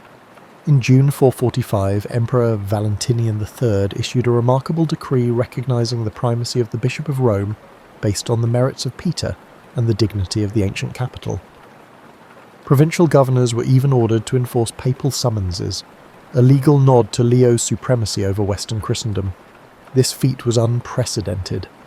Once merely primus inter pares, first among equals of bishops, the Bishop of Rome now held a recognized preeminence. Under Leo's stewardship, the very title of Pope, once used broadly for any bishop, became reserved exclusively for Rome's bishop. The decline of the empire was sowing the seeds of the papacy's future grandeur. Despite these accolades, Leo remained at heart a pastor. He corresponded with distant churches, arbitrating disputes in Gaul and Spain as a trusted father figure. He drew around him learned men like Prosper to assist in administration and correspondence. Ever mindful of his exemplar, St. Peter the Apostle, Leo championed the idea that the Pope is Peter's heir, carrying the keys of spiritual authority. The ultimate test of this conviction was imminent. As the mid-5th century approached, ominous tidings spread across the Alps. A storm was gathering in the north. The Huns, led by a warlord whose name was already spoken in dread whispers, were on the move. Unbeknownst to Leo, destiny was steering him toward a singular role, not only as a teacher and shepherd of souls, but as Rome's protector in its darkest hour. The stage was set for an encounter that would resound through the ages, and the humble deacon-turned-pope would soon be called upon to save an empire. Pope Leo I was solidifying his spiritual authority while the Western Roman Empire around him was on the verge of collapse. By the mid-5th century, Rome's dominion had shrunk to a pathetic core. Little more than Italy and part of Gaul, observers noted, of the Western realm. The grandeur of Caesar and Augustus was now a ghost haunting crumbling walls.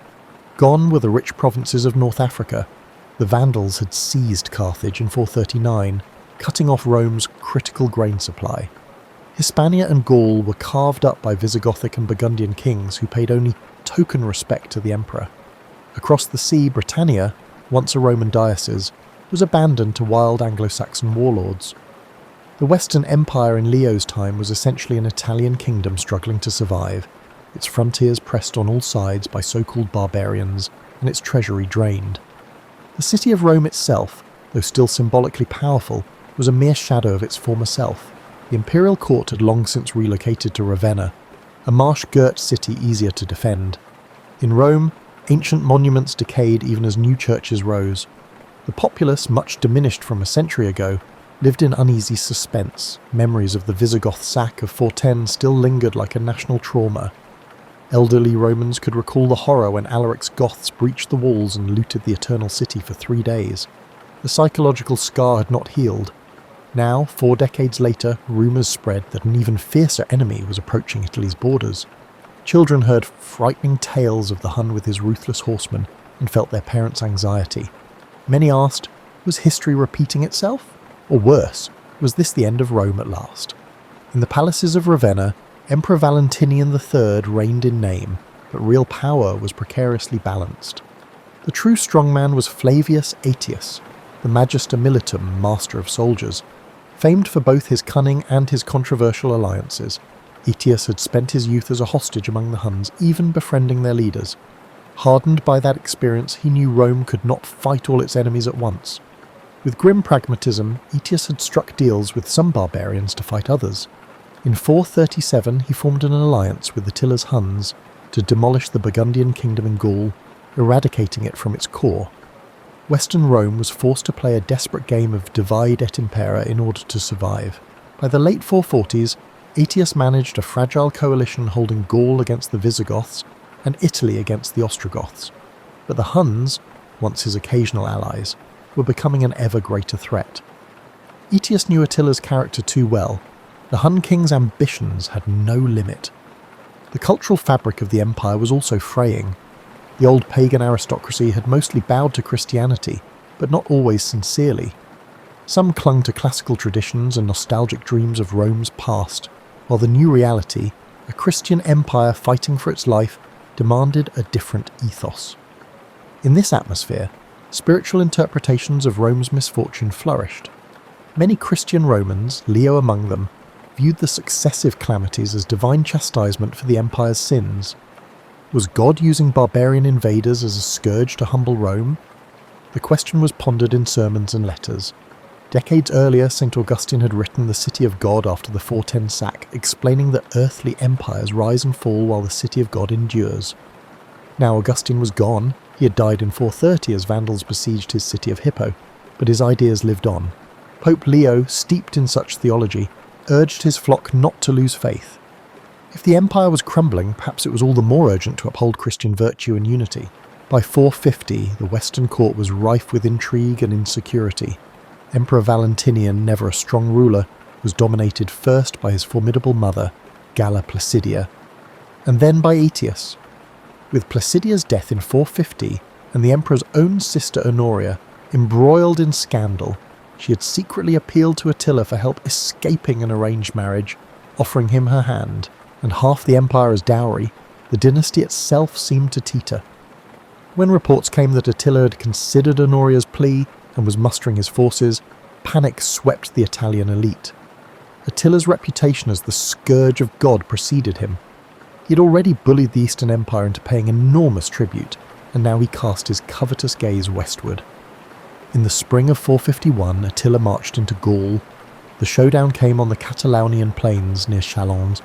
There, Aetius, joined by Roman troops and various Foederati allies, Visigoths, Franks, confronted the Huns in one of antiquity's great battles. The fight was brutal and indecisive. Attila's advance was halted, but not decisively crushed. Corpses littered the plain, and the Visigothic king was slain in the fray. But Attila lived to fight another day. The Battle of Chalons, instead of a clear Roman victory, resulted in a Pyrrhic stalemate that left the Hunnic horde battered yet intact. Gaul had taken the brunt of Attila's wrath, giving Italy a moment of relief, but the respite was fleeting. Late in 451, as winter fell, unsettling news reached Rome. Attila had regrouped his forces beyond the Alps. The Hun was far from finished. In fact, he was enraged. They had thwarted his campaign in Gaul, leaving his appetite for conquest unsated. Honoria's offer still stood as a convenient pretext. In Attila's mind, the dowry he demanded, half of the Western Empire, remained unpaid. Early the next year, scouts and refugees brought terrifying reports. Attila was crossing into Italy. City after city in the northern provinces was falling to fire and sword. The spectre that had loomed so long was now at hand. Rome's darkest hour was approaching, even as its secular might was at its weakest. The people's hopes increasingly turned to prayer, and to the unassuming figure of Pope Leo, whose courage and faith would soon be tested as never before. In the gathering gloom of the 450s, Pope Leo I emerged as more than a religious leader. He became the soul of a dying empire.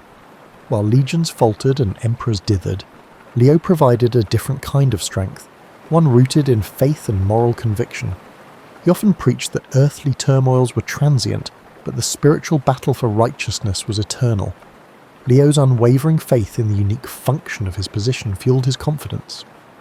As Bishop of Rome, he saw himself as heir to St. Peter, the Apostle Christ had charged with feeding his sheep. To Leo, the task was no mere honorific. It was a living mandate. In one letter he wrote, "To deny the authority of the chair of Peter is to question the very foundation of the Church." He strove to live up to that high calling, convinced that in his leadership the voice of the apostles echoed anew. This conviction was dramatically vindicated in 451 at the Great Council of Chalcedon, a church synod convened far to the east in Asia Minor to settle a theological crisis. Leo could not attend in person, troubles in the west kept him in Rome, but he sent legates bearing a document he authored, the famous Tome of Leo. This tome clearly defined the dual nature of Christ, both fully God and fully man, and was intended to guide the Council Fathers out of contentious debate. As the assembly of bishops read Leo's words aloud, a sudden unity swept the hall. According to the council records, the bishops cried out in unison, "This is the faith of the Fathers. Peter has spoken thus through Leo." In that acclamation, Leo's authority was affirmed in an almost mystical way. It was as if St. Peter himself had stood among them, teaching through Leo's voice. The Roman Pope's stature soared. He was now revered as Leo the Great, a pillar of orthodoxy and a figure of international renown. For Leo personally, it was confirmation that his leadership carried not just human approval, but divine sanction. Back in Rome, Leo leveraged this moral authority to bolster the city's resolve. He preached frequently to his flock, tailoring his message to the tumultuous times. In homilies, he called the invasion threats a test of faith. Drawing on scripture, he likened Rome to the biblical Nineveh, a mighty city that could be spared from destruction if its people repented and turned to God. He urged public fasting and prayer vigils, and it was said that the churches were filled day and night with supplicants crying for deliverance. The Pope himself led processions through the streets, venerating relics of saints and imploring heavenly aid to avert the scourge approaching Italy. To a population frightened by news of flaming towns in the north, Leo's calm and resolute presence was a godsend. He told them, God did not abandon Jonah's Nineveh, nor will he abandon Rome, seat of his apostles. Such words gave hope to the hopeless. Leo's influence extended even into the imperial palace. When Emperor Valentinian III and his court vacillated on how to deal with Attila's impending onslaught, Leo did not hesitate to offer counsel. Some accounts suggest it was Leo who volunteered to personally meet the Hun, a proposal that stunned the imperial advisors. Others say the idea originated from the emperor, who realised that no general or diplomat had the gravitas to face Attila on equal terms, whereas the saintly bishop of Rome just might. Regardless, by the beginning of 452, everyone's attention was focused on Leo, possibly the sole individual capable of saving Rome from the abyss. It was a heavy burden for a man of the cloth, yet Leo prepared to shoulder it with the same sense of duty that had guided him all along. There was a profound symbolism in Leo's stepping forward. Here was a representative of spiritual authority confronting the might of worldly violence. The clash was not simply between a pope and a warlord, but between two world views, one of faith, mercy and moral suasion, and another of conquest, fear and raw power. Leo understood this. In quiet moments of prayer before his departure, he surely reflected on the trials of past leaders of the Church. He prayed at the tomb of St. Peter in the Vatican Basilica, seeking courage. Tradition holds that Leo had a vision there, hearing the words, "Peace be with you, I am with you," as if spoken by Peter or an angel. Empowered by this reassurance, Leo arose determined to act. If Attila was indeed a scourge sent as punishment, then Leo would be the intercessor pleading for mercy on Rome's behalf, a new Moses before the Pharaoh, or a David against Goliath armed only with faith. By the spring of 452, Attila's forces had stormed into northern Italy, and panic gripped the land. Emperor Valentinian remained safely behind Ravenna's walls, and General Aetius, lacking an army strong enough after the Gaulish campaign, could do little. It was in this vacuum of secular leadership that Leo's moment arrived. The Pope gathered a small delegation to accompany him, among them the former consul Gennadius Avienus and the ex-prefect Memmius Trigetius, distinguished Romans who lent political weight to the embassy. But there was no question who led it. Dressed not in armour, but in simple clerical robes, Leo set out northward, determined to confront the unconfrontable. As he left the gates of Rome, citizens wept and cheered him in equal measure, praying for his success, fearing for his safety. Behind him trailed an austere retinue of priests and deacons carrying holy relics and perhaps gifts for the Hun king. It was an unprecedented sight, the vicar of Christ riding forth to meet the terror of the world. The sun-baked Italian roads ahead were uncertain, but Leo's purpose was clear. In his heart burned both the courage of a lion and the compassion of a shepherd. Whatever happened on this journey, Rome's fate and Leo's legacy would forever intertwined on that fateful day when faith stood face to face with fury. While Leo advanced north, Attila the Hun drove his war host relentlessly south. To understand the collision course of these two figures, one must step into Attila's world, a world of vast open. The vast steppes echoed with thundering hooves, symbolising a destiny forged in blood and superstition. Attila was no ordinary barbarian chieftain. He styled himself as something far grander, even cosmic. A legend circulated among his people that a sacred weapon had fallen into Attila's hands, the sword of Mars. A humble shepherd, the story went, discovered an ornate sword in a field, revealed by the blood of a limping heifer. He presented it to Attila, who exulted in the find. Believing it a gift from the war god, whom Romans identified as Mars, Attila took it as a sign of divine favour. He thought he had been appointed ruler of the whole world, and that through the sword of Mars supremacy in all wars was assured to him. So writes the historian Jordanes, echoing the accounts of Attila's contemporaries. Armed with this talisman and unshakable self-confidence, Attila saw himself as an instrument of godly wrath, a scourge sent upon the earth. Indeed, later Romans would call him Flagellum Dei, the scourge of God, believing that he was a punishment for the sins of humankind. Under Attila's command, the Hunnic Empire reached its zenith. From the plains of Hungary across the Danube and into Germany, he united a confederation of Huns, Alans, Ostrogoths, and other tribes through charisma and fear. He became sole ruler in 445 after allegedly murdering his brother Bleda, an act that removed the last check on his power. Ruthless as he was, Attila was also a shrewd strategist. He realised that brute force alone wouldn't sustain his dominion. Cunning diplomacy and psychological warfare were equally potent. Throughout the 440s, Attila alternated devastating military campaigns with calculated negotiations. He extorted the Eastern Roman Empire for gold year after year, first £700, then £2,100 annually after he battered their armies in 447. The Eastern Emperor, Theodosius II, preferred paying off the Huns to facing them in battle, a policy that enriched Attila immensely. By the year 450, Attila's treasuries were brimming with tribute, and his warriors had gained seasoned experience from numerous skirmishes and sieges. Despite ruling over such wealth, Attila led a simple life by choice, akin to a warrior monk. Roman envoys who visited his encampment were astonished by his austerity. The historian Priscus, who dined with Attila during a diplomatic mission, recorded that while lavish food on silver platters was served to guests, Attila himself ate nothing but meat off a wooden trencher. He drank from a wooden cup, whereas his lieutenants sipped wine from gleaming goblets of gold. His clothes were plain and clean, devoid of the jewels that adorned other chieftains. Such discipline both impressed and unnerved the Romans. It suggested a man of unwavering determination, unaffected by decadence or distraction, a leader capable of instilling unwavering loyalty by empathizing with the struggles of his followers. Attila also had a mercurial temper and could be mercilessly cruel, but he tempered terror with moments of calculated mercy or humour, keeping even his closest followers guessing. Attila's worldview was steeped in omen and prophecy.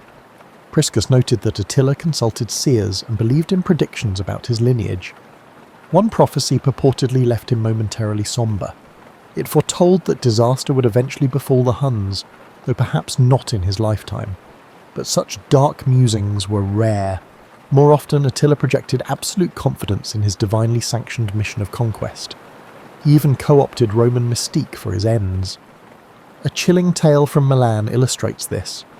When Attila captured that proud Italian city in 452, he came across a fresco in the palace that depicted past Roman emperors seated on the thrones, which triumphed over the barbarian chiefs who were laid prostrate at their feet, conveying a sense of imperial arrogance. The scene of imperial arrogance enraged him. Attila immediately summoned an artist and ordered a new mural painted. In this revisionist artwork, Attila sat on the throne while cringing. Roman emperors knelt before him, pouring out bags of gold in tribute. With grim satisfaction, Attila essentially declared his reversal of fortune. Rome's days of victory were over. It was now the barbarians' turn to rule. Whether or not the story is apocryphal, it captures Attila's mindset. He was deliberately crafting an image, to Romans and to his people, that the Hun was the new master of the world and Rome's proud eagles would bow to the rider of the steppes. While Leo advanced north, Attila the Hun drove his war host relentlessly south. To understand the collision course of these two figures, one must step into Attila's world, a world of vast open. The vast steppes echoed with thundering hooves, symbolizing a destiny forged in blood and superstition. Attila was no ordinary barbarian chieftain. He styled himself as something far grander, even cosmic. A legend circulated among his people that a sacred weapon had fallen into Attila's hands, the sword of Mars. A humble shepherd, the story went, discovered an ornate sword in a field, revealed by the blood of a limping heifer. He presented it to Attila, who exulted in the find. Believing it a gift from the war god, whom Romans identified as Mars, Attila took it as a sign of divine favour. He thought he had been appointed ruler of the whole world, and that through the sword of Mars supremacy in all wars was assured to him. So writes the historian Jordanes, echoing the accounts of Attila's contemporaries. Armed with this talisman and unshakable self-confidence, Attila saw himself as an instrument of godly wrath, a scourge sent upon the earth. Indeed, later Romans would call him flagellum Dei, the scourge of God, believing that he was a punishment for the sins of humankind. Under Attila's command, the Hunnic Empire reached its zenith. From the plains of Hungary across the Danube and into Germany, he united a confederation of Huns, Alans, Ostrogoths, and other tribes through charisma and fear. He became sole ruler in 445 after allegedly murdering his brother Bleda, an act that removed the last check on his power. Ruthless as he was, Attila was also a shrewd strategist. He realised that brute force alone wouldn't sustain his dominion. Cunning diplomacy and psychological warfare were equally potent. Throughout the 440s, Attila alternated devastating military campaigns with calculated negotiations. He extorted the Eastern Roman Empire for gold year after year, first £700, then £2,100 annually after he battered their armies in 447. The Eastern Emperor, Theodosius II preferred paying off the Huns to facing them in battle, a policy that enriched Attila immensely. By the year 450, Attila's treasuries were brimming with tribute, and his warriors had gained seasoned experience from numerous skirmishes and sieges. Despite ruling over such wealth, Attila led a simple life by choice, akin to a warrior monk. Roman envoys who visited his encampment were astonished by his austerity. The historian Priscus, who dined with Attila during a diplomatic mission, recorded that while lavish food on silver platters was served to guests, Attila himself ate nothing but meat off a wooden trencher.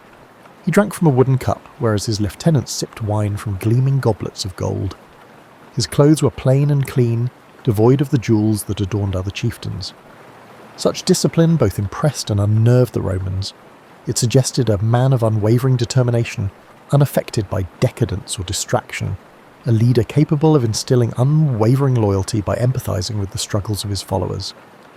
Attila also had a mercurial temper and could be mercilessly cruel, but he tempered terror with moments of calculated mercy or humour, keeping even his closest followers guessing. Attila's worldview was steeped in omen and prophecy. Priscus noted that Attila consulted seers and believed in predictions about his lineage. One prophecy purportedly left him momentarily sombre. It foretold that disaster would eventually befall the Huns, though perhaps not in his lifetime. But such dark musings were rare. More often, Attila projected absolute confidence in his divinely sanctioned mission of conquest. He even co-opted Roman mystique for his ends. A chilling tale from Milan illustrates this. When Attila captured that proud Italian city in 452, he came across a fresco in the palace that depicted past Roman emperors seated on the thrones, which triumphed over the barbarian chiefs who were laid prostrate at their feet, conveying a sense of imperial arrogance. The scene of imperial arrogance enraged him. Attila immediately summoned an artist and ordered a new mural painted. In this revisionist artwork, Attila sat on the throne while cringing. Roman emperors knelt before him, pouring out bags of gold in tribute.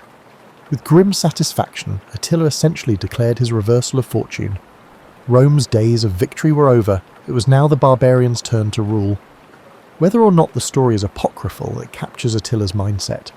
He was deliberately crafting an image, to Romans and to his people, that the Hun was the new master of the world and Rome's proud eagles would bow to the rider of the steppes. In the sultry August of 452, northern Italy lay crushed under the Huns' heel. The Huns trampled fields, left villages empty, and filled the air with thick smoke from burnt towns. Down the ancient Via Aemilia, a strange procession made its way against this tide of destruction. Pope Leo I, mounted perhaps on a sturdy mule or horse, led a small band of envoys and clergy steadily northward. Each mile brought new evidence of Attila's wrath. Charred farmsteads, refugees huddled by the roadside, and tales of unspeakable carnage. Leo's heart must have been heavy, yet he pressed on, radiating a calm conviction that bewildered those who met him. There are accounts of peasants kneeling as he passed, as if sensing that this man carried the last hope of Rome on his shoulders. Clad in the simple white garments of a bishop, Leo cut an incongruous figure on a battlefield. But to the desperate Italians, the sight of the unarmed pope heading toward the invader inspired a flicker of faith. If anyone could appeal to Attila's mercy, perhaps it was this saintly man. Meanwhile, Attila had pitched camp near the Mincio River, not far from where it flows into the Great Po. The summer heat and disease in his ranks urged him to conclude business quickly. Rome beckoned just over the horizon. Attila sent scouts ahead toward the capital, who returned with curious news. The city's gates were still shut, no army in sight. Instead, a delegation of high-ranking Romans was coming to parley. Attila agreed to receive them. Perhaps he believed that a quick negotiation could secure both a hefty ransom and Honoria's hand, which would allow him to claim victory without further bloodshed. Or perhaps he relished making Rome prostrate itself. Either way, a meeting was arranged on the open plain. Attila ordered his war tent prepared with appropriate pomp. The Hun camp bustled, banners emblazoned with dragon motifs fluttered, horses neighed, and rings of leather tents stretched to the horizon. Battle-scarred warriors, curious about the Roman Pope, gathered at a respectful distance when the envoys arrived. They came in state. Leo, flanked by the ex-consul Avienus, and ex-prefect Tragetius, and attended by a train of priests bearing processional crosses and icons. To Attila's warriors, the scene was a novel sight. Romans without weapons, carrying only strange symbols and moving with solemn purpose. Under the bright sky, Pope Leo and Attila the Hun finally came face to face. The moment was historic. The soft-spoken Holy Father and the scourge of nations. Despite being in his early 60s, Leo stood with dignified bearing. Attila, a middle-aged man of middling height with a man with a broad chest and weathered face, regarded the Pope intently. Attila was known for his habit of rolling his fierce eyes to intimidate those in front of him. One might imagine he attempted the same on Leo, yet Leo did not flinch. Clad in simple robes, the Pope met the barbarian's gaze with steady, compassionate eyes. An observer described Leo at that encounter as fearless, as one who trusts not in himself but in God. Attila, who had terrorized tens of thousands, now encountered a man who showed no fear. The conversation that unfolded has been lost to time. No transcript exists, but through various accounts and a dose of imagination, we can reconstruct its tenor. First, the Roman envoys likely offered formal salutations. Avienus, experienced in diplomacy, probably spoke, "Attila, most noble leader of the Huns, we come on behalf of the Senate and people of Rome." They might have offered gifts, chests of gold or jewelled goblets, tokens of Rome's esteem or desperation. Attila listened impatiently. Then Pope Leo addressed the warlord. Unlike the perfumed senators of the East who had grovelled before Attila in past embassies, Leo's voice was neither sycophantic nor cowering.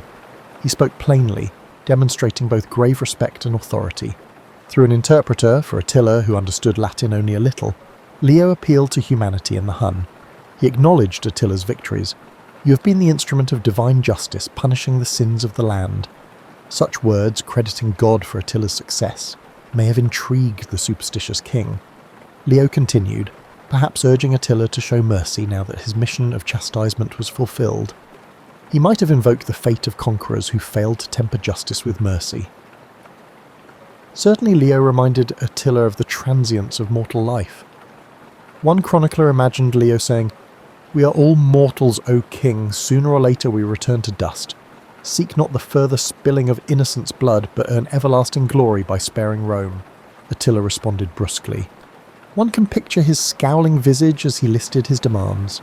Through the interpreter, he likely thundered that Honoria, the imperial princess who had appealed to him, be handed over at once with her rightful inheritance, the dowry he claimed. He may have also demanded an annual tribute of gold from Rome to replace what the Eastern Empire had stopped paying. Attila was a man used to dictating terms, yet even as he spoke, something gnawed at him. Here was this unarmed priest calmly rebutting the scourge of God. Leo answered Attila's demands firmly. The emperor could not yield his sister as a bride, for that matter was already settled. Honoria had been punished for her rash offer. As for tribute, Leo likely pleaded that Italy was spent and ravaged. There was little left to give. Perhaps he offered what he could from the church's treasury, emphasizing that further devastation would only bring diminishing returns. A starved, plague-ridden land would profit no conqueror. As the negotiations seesawed, Attila's temper might have flared, but each time Leo responded with steady reasoning and moral exhortation. He reminded Attila of Alaric's fate. The Goth had died soon after taking Rome. Was it truly wise to risk the same anger of heaven? Attila's pagan priests in his retinue exchanged nervous glances. They too had heard the stories. The Hunnic king, despite his bravado, felt a chill. At that very moment, according to the later legend, miraculous vision sealed the outcome. Attila suddenly fell silent, eyes widening at a point above Leo's head. To his astonishment, he beheld what seemed to be two towering figures in the air, saintly men clad in armour, one carrying a sword that blazed in the sunlight. These spectral warriors, who were visible only to Attila, glared at him as if to say, "Do not touch this man or this city." Paul the Deacon, a writer from centuries later, would identify the warriors as the apostles Peter and Paul who had come from heaven to protect Rome. Attila, who believed in omens, felt a stab of fear. Was this a divine warning? Whether one credits the miracle or not, something stirred in Attila. He, who had never lost a negotiated advantage, suddenly softened. The fierce light in his eyes dimmed. Attila, the untamable, gazed at Pope Leo's peaceful face and found no enemy there, only a beseeching father figure. In that instant, the dynamics shifted. Attila raised a hand, signalling an end to the debate. He announced his decision. The Huns would withdraw, he would spare Rome. The Roman envoys must have suppressed a deep sense of relief upon hearing those words.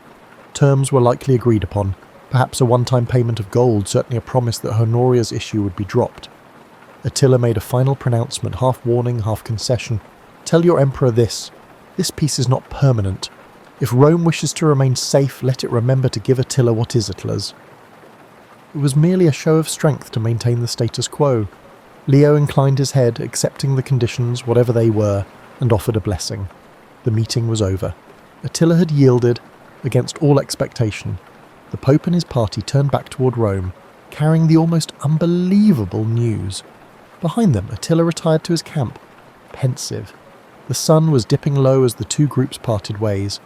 Roman chroniclers later rejoiced that no sword was drawn that day, no blood spilled. A battle had been won by words and faith alone. Attila's chieftains were astonished. Some protested, "Shall the mighty Attila be turned back by a preacher's tongue?" But others, those who knew of the worsening supplies and the whispers of plague, were secretly glad. They feared a doomed assault on Rome as much as any Roman did. In the privacy of his tent that night, Attila brooded. Perhaps he felt an unaccustomed twinge of admiration for Leo, or perhaps simply relief that he could retreat without testing Rome's cursed fate. Either way, the decision was made. By dawn, the Hunnic banners were pointed north. The scourge of God began his march out of Italy. Pope Leo I had achieved an unimaginable feat. He gazed into the eyes of the most feared man on earth, causing him to blink. Rome was saved, at least for that season.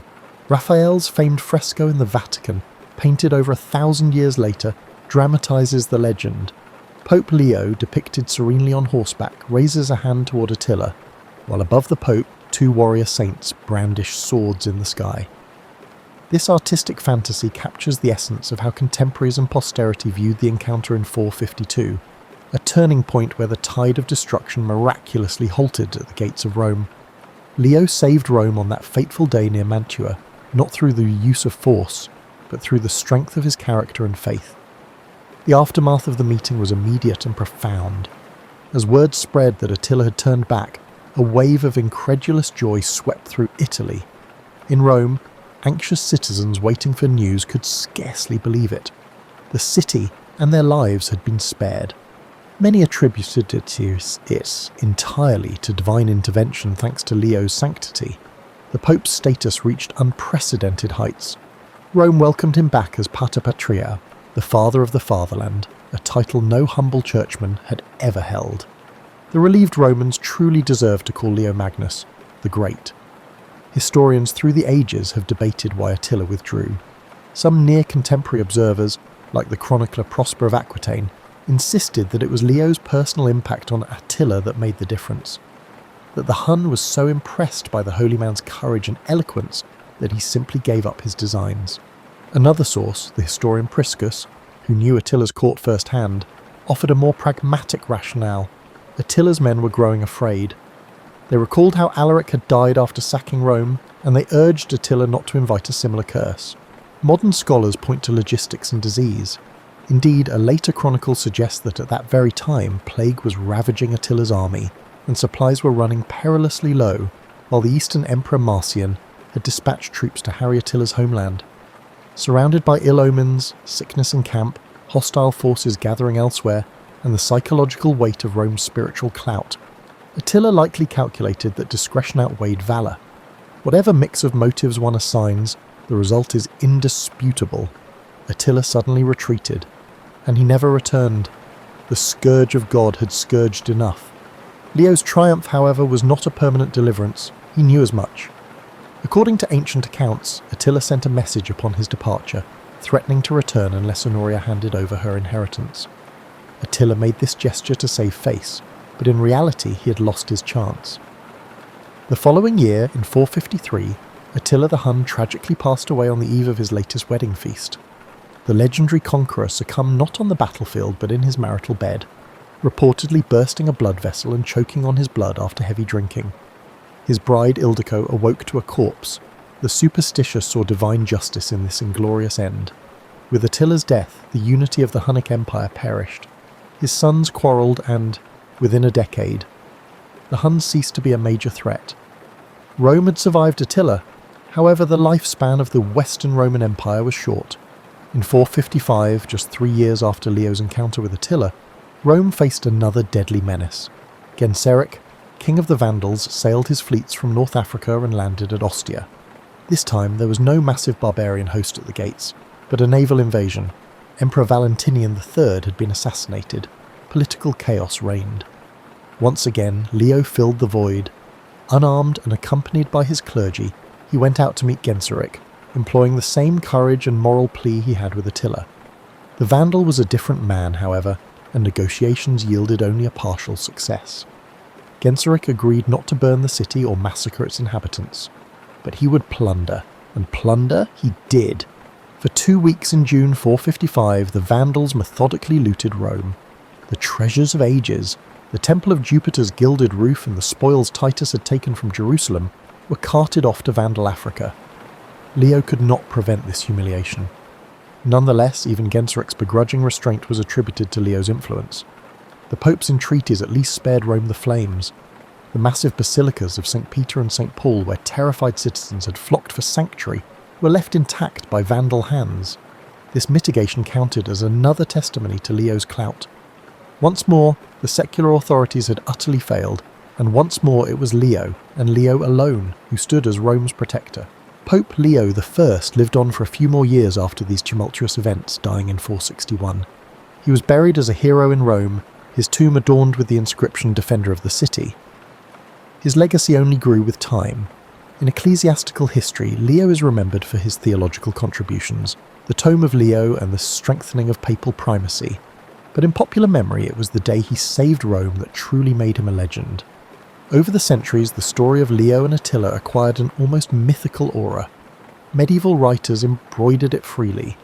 The apparition of Saints Peter and Paul threatening Attila, hinted at in Paul the Deacon's 8th century account, became a staple of the tale. Artists immortalised the scene. Apart from Raphael's Renaissance fresco, earlier the Baroque sculptor Algardi carved a grand relief in St. Peter's itself, showing Leo backed by heavenly figures driving away the Hun. Such images reinforced the narrative that Rome was saved not by human might but by divine intervention, channeled through Leo the Great. Yet for all the embellishment, the core truth endures and rings down the ages. In a moment of existential peril, when the material defences of an ancient civilization had failed, one man's moral courage prevailed. Leo's encounter with Attila stands as a testament to the power of persuasion over the sword and of faith over fear. It highlights the shifting world of the 5th century. As the Western Empire crumbled, the spiritual authority of the Church was rising to fill the void. Leo's success with Attila wasn't just a lucky diplomatic coup, it was a sign of the new epoch dawning. In the centuries that followed the fall of Rome, the last emperor would be deposed in 476, just 24 years after Leo's stand. The bishops of Rome, now firmly called popes, would increasingly assume roles of civic leadership, protectors, and power brokers in the remnants of empire. Leo had set the example. He showed that a pope could marshal not armies, but something perhaps equally compelling: moral suasion, unity, and hope in the face of despair. In separating myth from reality, modern historians acknowledge the practical factors that led to Attila's retreat: hunger, disease, and strategic considerations, but they also acknowledge that Leo's diplomatic mission was crucial. Without it, Attila might have lingered long enough to sack Rome before those factors fully unravelled his campaign. Leo gave Attila a face-saving exit and a spiritual scare to boot. That was enough. In the summer of 422, an unlikely saviour in a plain cassock saved the Eternal City from annihilation. For the generation that witnessed it, there could be no doubt. Pope Leo I had saved Rome. It was a bright spot in an age of collapse, a story retold with gratitude and awe. To this day, when one stands in St. Peter's and looks up at the marble relief of Leo driving away Attila, one is reminded of the power of courage and faith to alter the course of history. In Leo's voice lay the echo of an empire's spirit, and the promise that even in history's darkest chapters, a single steadfast soul can shine brightly enough to turn back the tide of destruction, if only for a moment. And occasionally, that moment is all that civilization needs to survive. The sun set on the Western Roman Empire not with a single cataclysm, but through decades of slow decay. Pope Leo I, however, had already sealed his place in the annals of survival, diplomacy and faith. As Rome's political fabric crumbled, Leo's influence continued to expand.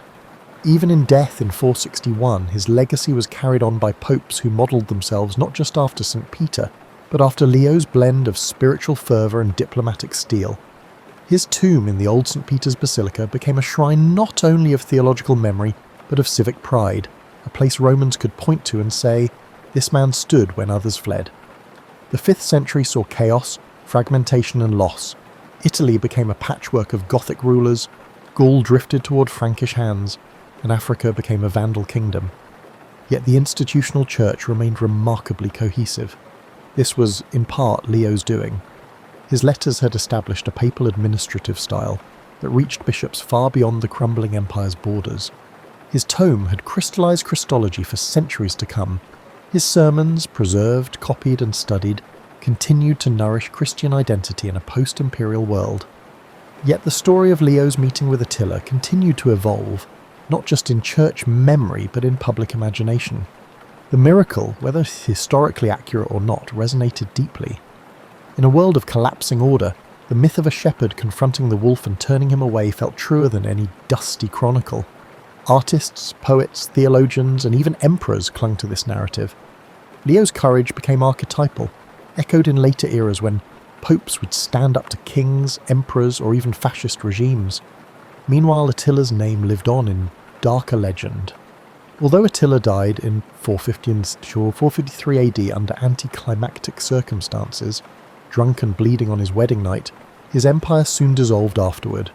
His sons quarrelled over the remnants, the cohesion of the Hunnic tribes vanished. By the end of the 5th century, the Huns were no longer a power, not even a memory in the lands they once terrorised. In some parts of Europe, parents no longer warned children about the Huns. The threat had passed, yet Leo's voice still echoed from pulpits. Over time, Rome transitioned from the capital of a political empire to the symbolic heart of Christendom. This transformation was neither inevitable nor easy. It took figures like Leo, resolute, theologically sharp and diplomatically fearless, to steer the city from imperial ruin toward ecclesiastical prominence. One could argue that the Papal States, medieval Christendom, and even the Vatican City of today trace a straight line from Leo's model of papal leadership. He proved the Church could not only survive political collapse, it could redefine power entirely. The sculpture in St. Peter's Basilica by Alessandro Algardi, completed in the 17th century, immortalizes the scene with drama. Leo raises his hand, angelic warriors bear down from the heavens upon Attila, frozen in awe. It is theatrical, yes, but theatre with purpose. It reminds viewers that history is made not only through armies and battles, but through moments of extraordinary moral courage. That was Leo's gift to his age and ours, a vision of spiritual authority that was not passive, not withdrawn, but deeply engaged in the mess of human affairs. In the end, the day Leo saved Rome was not about political negotiation alone. It was a cultural pivot point. He demonstrated that faith could influence diplomacy, that courage didn't necessitate a sword, and that at times, defending civilization could be achieved by a single man with unwavering conviction, bravely stepping into the depths of darkness. Nikola Tesla's boyhood in the small village of Smiljan, nestled in the rural reaches of the Austrian Empire, now Croatia, was as far removed from the noise of modern contraptions as one might imagine. Yet even amid this pastoral backdrop, Tesla found ways to indulge his curiosity. His father, Milutin, was an Orthodox priest often occupied by religious duties, but he also possessed a serious library where young Nikola snuck away to read. In fact, Tesla frequently credited these secretive explorations for sparking his fascination with science. Meanwhile, his mother, Juka, a resourceful and gifted woman, crafted household tools with her hands, granting Tesla a first-hand look at the interplay between imagination and utility. One story that rarely gets retold, overshadowed perhaps by grander anecdotes, involved a small wooden water wheel he built at age 9, determined to harness the churning stream that ran behind his home. Tesla carved rough paddles from scavenged driftwood and improvised an axle from a broken cart part. While the contrivance was crude, it worked, sort of. It sputtered and jammed more often than it spun, But this half-success taught him the power of redirecting natural forces. Even as a child, he recognized that nature housed tremendous energy, just waiting to be tapped. It was also during these early years that Tesla started experiencing acute visualizations. Later, he described how bright flashes before his eyes would conjure vivid images of objects he hadn't even witnessed before. This phenomenon, which he called his mind's eye, sometimes unsettled people around him, but it had a silver lining. Whenever an idea flickered through his consciousness, he could examine its details in these mental pictures, rotating and refining them before he ever set pen to paper.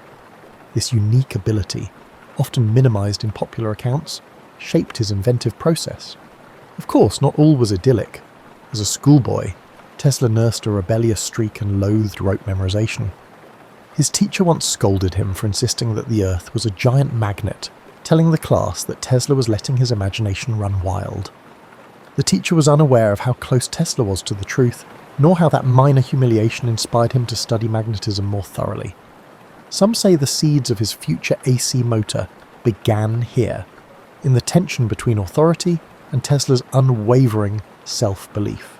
In spare moments, the young Tesla found camaraderie with friends who joined in his experiments, like building hand-cranked contraptions or trying to talk through tin can telephones. Yet, if a contraption failed, Tesla vanished into introspection, recalculating every step in his mind. In those hours, no one could pry him away from his reflections. It was as if he was lost in that luminous inner workshop. Despite bouts of quiet withdrawal, Tesla still lived in a household that valued performance, especially rhetorical flair. His father believed in the power of eloquence and would often deliver stirring orations. Perhaps this is how Tesla learned to present radical ideas with poise. He also gleaned from his mother the virtue of patient tinkering, an aspect overshadowed by stories of his brilliant flashes of insight. Though untrained formally, Duca's improvisational skills showed him that great inventions need not come from grand laboratories. They could begin at a humble table or by the riverside, as long as one had the drive to see them through. By the time he reached adolescence, Tesla had devoured nearly every science book in his father's library. He immersed himself in electricity, magnetism, and mechanical wonders, his fascination growing with each page. Late at night, when the household slept and a single kerosene lamp flickered in the corridor, Tesla mulled over new concepts, making mental notes on how to apply them. He never just read, he scouted for clues, each bit of knowledge layering onto his mental designs. These experiences in Smiljan formed the bedrock of a lifetime of invention. While the world would one day witness Tesla's theatrical experiments and transformative discoveries, it all began beside a murmuring creek and within the hush of a modest library. There, free from urban clamour, Tesla learned the value of curiosity, observation, and sustained determination. It was in this unassuming domain, where wooden water wheels sputtered and a boy's imagination soared, that the seeds of an extraordinary destiny first took root. Perhaps most telling, these formative years cemented in Tesla a lifelong pattern of introspection and experimentation. The young inventor not only absorbed knowledge, he reinvented it in his imagination. For him, Smiljan was not a backwater. It was a secluded incubator for unexplored possibilities. Tesla's departure from home was spurred by academic pursuits that beckoned him to larger arenas, eventually landing him at the Austrian Polytechnic in Graz. The environment there demanded rigour, which suited Tesla's capacity for total immersion. He sank his teeth into mathematics, physics, and mechanics with a feverish intensity. Professors noted his uncanny ability to answer complex theoretical questions without referencing textbooks, a result of his extraordinary mental visualization. However, the spark that truly lit his imagination was the direct current, DC, electrical machinery in the school's labs. Conventional wisdom suggested DC was the future of power, but Tesla found its inefficiencies maddening. Observing how DC motors generated sparks and wasted energy, he questioned how nobody noticed a better pathway. When one professor pronounced that harnessing alternating current, AC, at scale, was an impossibility, Tesla resisted the urge to argue. Instead, he spent late nights in his boarding room, sketching out rotating magnetic fields in his head. If he dozed off at all, it was with diagrams dancing across his eyelids. Despite his academic prowess, Tesla's stint in Graz did not end smoothly. exhaustion, and perhaps an underlying rebellious streak, contributed to friction with university administrators. He once rigged an experiment to demonstrate a refined method for measuring electric resistance. When the apparatus short-circuited, Tesla found himself facing the wrath of a professor outraged by unorthodox experimentation. Feeling unwelcome, Tesla walked out, leaving conventional academia behind. From grads, Tesla moved to other opportunities, including a brief and often overlooked period in Marburg, now Maribor, Slovenia. There, a shadow seemed to fall over him. Separated from the camaraderie of classmates, he grappled with bouts of anxiety. Without structured lab access, Tesla turned to solitary experiments, tinkering with leftover scraps of metal and wire. Yet the gloom of isolation gnawed at him, and he eventually returned home for a spell. His confidence rattled, but not shattered. It was in Budapest, while working at the Budapest Telephone Exchange, that Tesla began to regain his footing. In that frenetic workspace, he was tasked with improving the nascent telephone system's design. One lesser circulated story details how Tesla once clambered onto a rooftop to adjust overhead lines, the lightning flashes giving him new ideas about high-frequency current. Colleagues regarded him as eccentric competent. Crucially, it was during a routine walk through Budapest's city park that the notion of the rotating magnetic field crystallized in his mind. Inspired by a poem he recited aloud, Tesla abruptly stopped, drew a stick from the ground, and began tracing swirling diagrams in the dirt. He explained to his companion how two or more alternating currents, out of phase, could induce a rotating field capable of spinning a motor. That eureka moment set the course for his next inventions. It was an unveiling of practical AC concepts in the most unassuming of settings, far from any official laboratory. Shortly after, Tesla found himself with an opportunity in Paris, working for the Continental Edison Company. His tasks involved troubleshooting installations of Edison's DC systems, the very technology that had vexed him back at grads. Even so, the job introduced him to real-world engineering challenges, from power outages to generator malfunctions. By day, Tesla tackled these issues, becoming something of a specialist in diagnosing electrical breakdowns. By night, he refined sketches of his AC motor, desperately wishing for the chance to build a prototype. The interplay between the daily grind of DC hardware maintenance and the nightly pursuit of AC innovation lent Tesla's life a peculiar duality, an unresolved tension between the present and what he believed the future should be, although overshadowed by the high drama of later years. These formative experiences taught Tesla resilience. He learned how to negotiate limited resources, how to observe the smallest anomalies in mechanical performance, and how to coax visions from his mind into workable sketches. More importantly, his confidence in the feasibility of AC power solidified, even as he undertook the tedium of DC-based assignments. The world around him might have regarded AC as a flight of fancy, but in his eyes it was the rightful heir to the electrical throne, waiting for its moment to shine. Tesla's fateful journey to the United States in 1884 has often been romanticized, yet a host of lesser-known details enrich that narrative. He arrived in New York with next to nothing, carrying a letter of introduction to Thomas Edison from his former employer in Paris. The letter supposedly claimed Tesla was an exceptional engineer who would produce wonders. In popular retellings, this encounter frames Tesla and Edison as instant rivals. But in truth, their relationship began with cautious respect. Edison recognized Tesla's competence right away and put him to work on projects deemed too intricate or menial for others. There's a story, one not widely circulated, that Tesla fixed a defective shipboard lighting system, saving Edison's company from contract penalties. Tesla never used it as leverage. Still, Edison noticed. Intrigued by Tesla's meticulous approach, he assigned him to redesign DC generators. Tesla toiled day and night, confident his improvements would prove their worth. And they did, but when he sought remuneration, misunderstandings piled up. It wasn't a single dispute over a massive bonus, more a pattern of unkept promises and blurred expectations. By early 1885, the veneer of cordiality evaporated and Tesla left Edison's employ. That was the genesis of a rivalry later amplified by newspapers, driven more by conflicting technologies than personal hatred. Financial troubles beset Tesla almost immediately. With few acquaintances in New York, he found himself digging ditches for $2 a day. Yet it might have been that physical labour, under a harsh sun that sharpened his resolve. He told a friend that while his body dug ditches, his mind was far away, describing elliptical arcs of thought.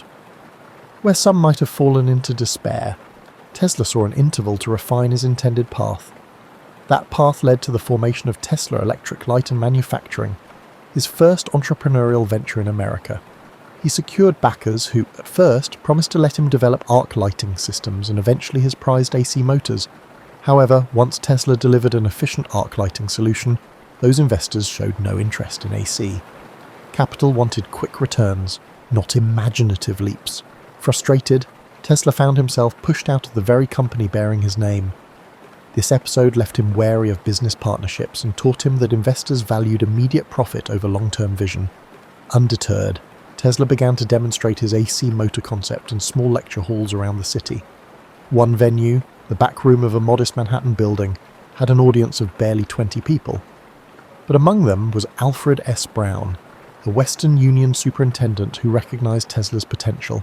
Another backer, Charles Peck, also attended. Together, they formed a partnership with Tesla, pledging to support his AC technology. These unglamorous sessions laid vital groundwork for Tesla's next breakthrough. Soon, with newfound supporters, Tesla established a laboratory at 89 Liberty Street, Manhattan. Amid coils of wire and improvised setups, he tinkered relentlessly. The space was cramped but offered freedom. He constructed prototypes of the polyphase AC motor, painstakingly refining them until they could run smoothly under load. Maintaining a consistent rotating magnetic field was one challenge. Ensuring it didn't damage the apparatus over time was another. Tesla tackled each obstacle systematically, relying on mental simulations before any real-world tests. One anecdote from this period recounts Tesla experimenting with high-speed turbines that let out unnerving whines. Passers-by grew wary, prompting multiple visits from the local fire brigade after neighbours complained of sparks. Tesla, oblivious to the fuss, would apologise earnestly, then resume his adjustments the moment they left. Such episodes highlight his tendency to live almost entirely in his realm of ideas, paying little heed to outside alarm. While public fascination with electricity was on the rise, spurred by the novelty of electric lights, most industrialists still viewed AC with caution. Tesla's goal was not simply to make AC motors feasible, but to persuade key players that this technology was reliable, safe, and profitable. Each small success in his lab bolstered his resolve, inching him closer to a grand future shaped by alternating current, truly unstoppable. By 1888, Tesla was ready to unveil his AC motor to the world, and the venue was the American Institute of Electrical Engineers. While typical accounts highlight the significance of this event, few explore the hushed excitement that filled that lecture hall. Attendees included professors, journalists, and industrial titans, all abuzz with talk of a new era in electrical distribution. Some were openly skeptical, others arrived hoping to witness the demise of what they considered an impossible dream. Tesla walked onto the stage with a calm demeanour, unveiling his motor and discussing its principles with methodical precision. Crucially in the audience sat George Westinghouse, who had embraced AC for power transmission. Impressed by Tesla's clarity and the elegant simplicity of his motor, Westinghouse quickly reached out. In negotiations, he purchased Tesla's patents for a substantial sum and promised royalties for every horsepower generated by his inventions. While mainstream retellings mention the deal, the nuance of their discussions, shaped by Tesla's vision for future expansions of AC, often remains overlooked.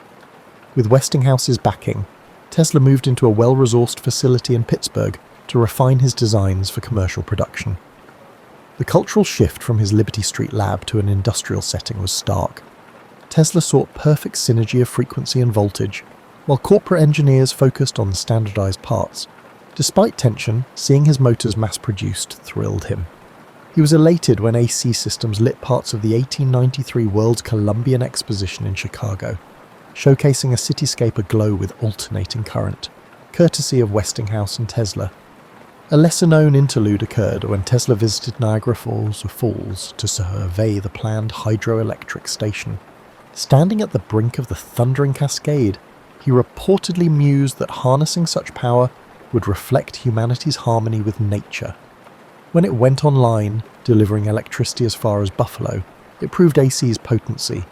Yet the war of the currents, fueled by Edison's campaign labelling AC dangerous, cast shadows on these achievements.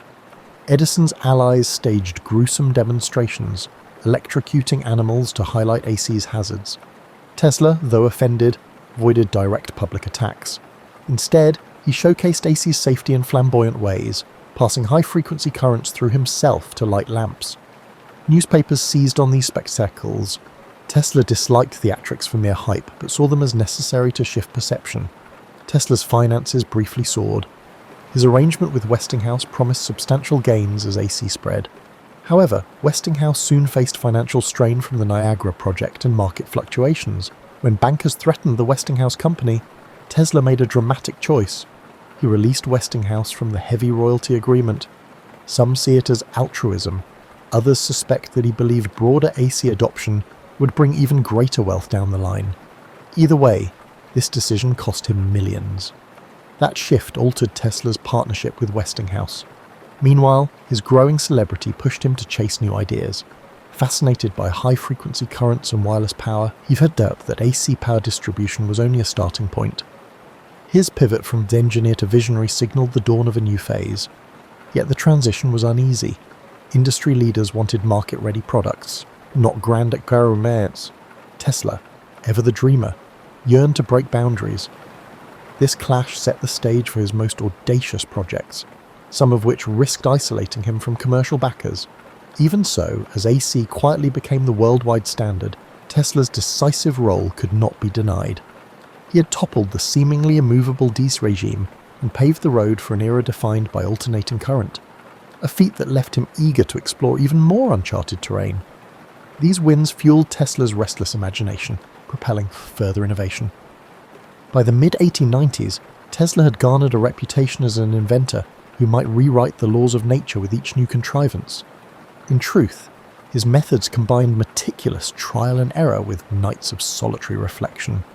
He fashioned advanced coils to produce high-voltage, high-frequency alternating currents, creating dramatic arcs of artificial lightning. While crowds flocked to watch his public lectures in Manhattan, Tesla was growing restless, longing for a place where he could attempt even bigger experiments unencumbered by city constraints. That desire took him to Colorado Springs in 1899, perched at a higher altitude where thinner air helped facilitate certain high-voltage tests. The remote location was an ideal laboratory. He set up shop at the edge of town, building a structure equipped with a tall mast jutting above the roofline.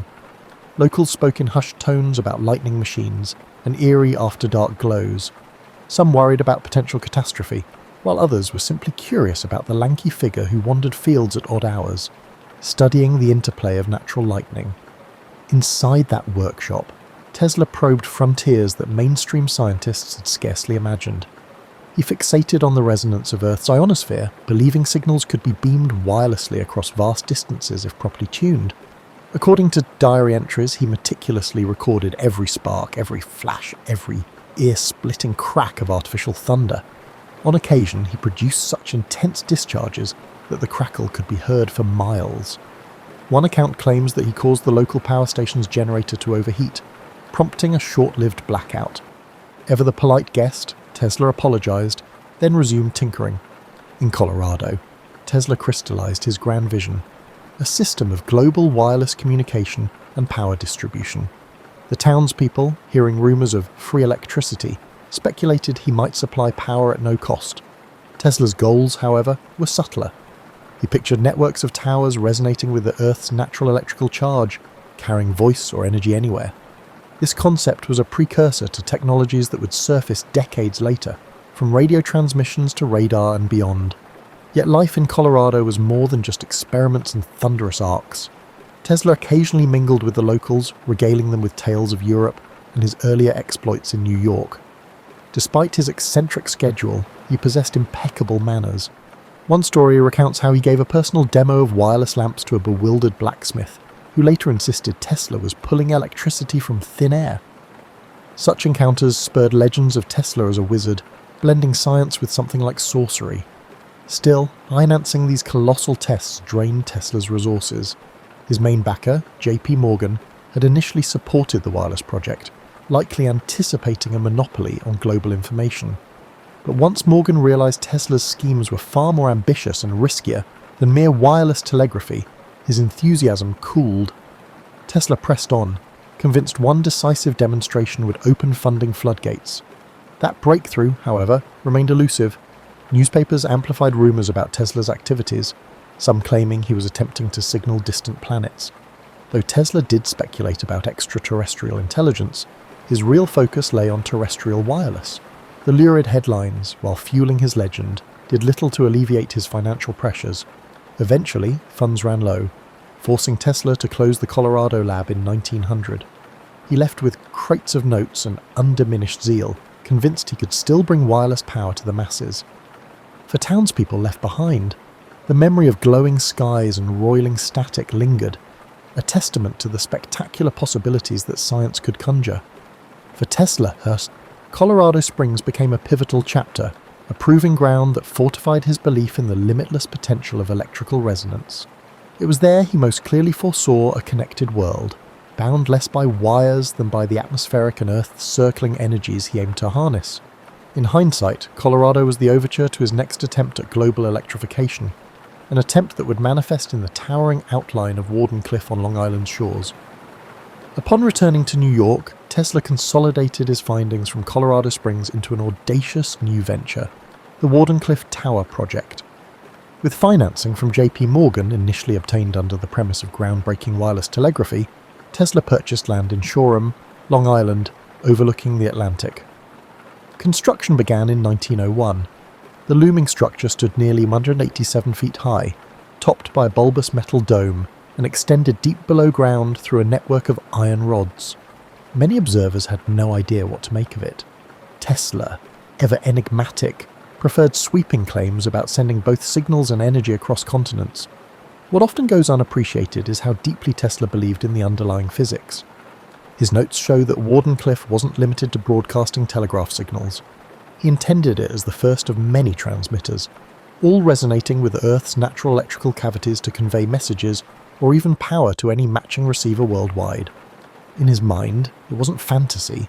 It was a logical leap from the high-voltage experiments he had run in Colorado Springs. However, the timing was not in his favour. In the same year that Wardenclyffe's skeletal form emerged from the treetops, Guglielmo Marconi successfully conducted the first transatlantic radio transmission. Reporters hailed Marconi as a giant in wireless communication.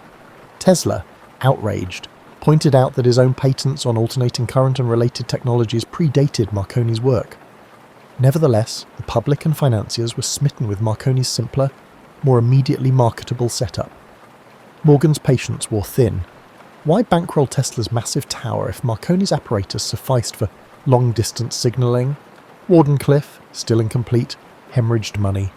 The crew building it dwindled, salaries went unpaid, and Tesla found himself pleading for fresh capital. Each conversation with Morgan ended in terse demands for tangible proof, which Tesla couldn't produce fast enough. Desperate for funds, Tesla tried licensing auxiliary inventions, turbines, pumps, and even a plan to harness geothermal heat. But investors questioned his broader intentions, wary he might pivot their money into the tower. As financial constraints tightened, Wardenclyffe remained a half-realised vision. By 1905, the site was effectively deserted, the tower a silent monument to Tesla's ambitions and the shifting tides of investor faith. During these bleak years, Tesla's public persona grew more eccentric. Journalists occasionally interviewed him, only to hear about proposals for death rays or atmospheric power. Rumours circulated that he was becoming a recluse. Yet his mind stayed agile, continuing to churn out possibilities. He foresaw solar energy as a future mainstay, though few listened. The industrial world seemed enthralled by oil and coal, while Tesla's musings about sun-powered engines drew smirks. Wardenclyffe was never fully operational, and the newspapers offered little sympathy. Some newspapers ridiculed him, portraying him as an unrealistic idealist. Others barely mentioned his name, focusing instead on Marconi's ongoing successes. The sting of being overshadowed was palpable. Tesla clung to the belief that one day the world would recognize the practicality of wireless power. Indeed, later generations would adapt many of his principles for radio and beyond. But in his time, the tower's failure left him saddled with debt and weighed down by public skepticism. Even so, Tesla didn't abandon optimism. He often spoke as if Wardenclyffe had simply been delayed, not cancelled. In private, he refined sketches of improved transmitters, reimagined the tower's design, and kept dreaming of a worldwide grid of resonance stations. He believed that the planet itself, with its vast electrical potential, could be turned into a conduit of universal energy. The fact that society wasn't ready did little to dampen his conviction. Despite setbacks, fragments of Tesla's vision crept into later technological revolutions. Wireless communication would evolve in leaps and bounds, though powered by the more conventional means. Concepts like global connectivity and broadcast energy, dismissed in Tesla's day, surfaced decades afterward in varying forms. Yet at the dawn of the 20th century, Tesla faced only mounting bills, evaporating capital, and a tower rusting away on Long Island. The heartbreak of Wardenclyffe marked a turning point, leaving Tesla to operate mostly on the margins of an industry he had once revolutionized. As the 20th century marched on, the world Tesla had done so much to illuminate surged ahead. The AC systems he championed became the backbone of modern infrastructure, yet Tesla himself slipped from the spotlight. He moved between New York hotels, sometimes leaving unpaid bills behind. Public interviews grew sparse. When he did speak, he mentioned theories of beam weapons, weather manipulation, and advanced propulsion, sowing intrigue even as some questioned his grasp on reality. But his notebooks, to the extent they survive, reveal how these ideas built on earlier experiments rather than mere whimsy. A lesser-known facet of Tesla's later life was his nightly ritual of feeding pigeons in Bryant Park. Observers saw a solitary figure scattering seeds by lamplight. But Tesla found solace in caring for those birds, claiming a special bond with one white pigeon in particular. It may have seemed an odd pastime for a renowned inventor, yet it reflected a familiar pattern. Tesla's deep empathy for natural phenomena, creatures included. Meanwhile, patent disputes raged over the origins of radio. Tesla had filed patents before Marconi's breakthroughs, yet Marconi was lauded for bringing wireless transmission into the mainstream. The legal entanglements dragged on for years. In 1943, the US Supreme Court finally recognized Tesla's priority for certain critical radio patents, though this vindication arrived too late to alter his financial straits.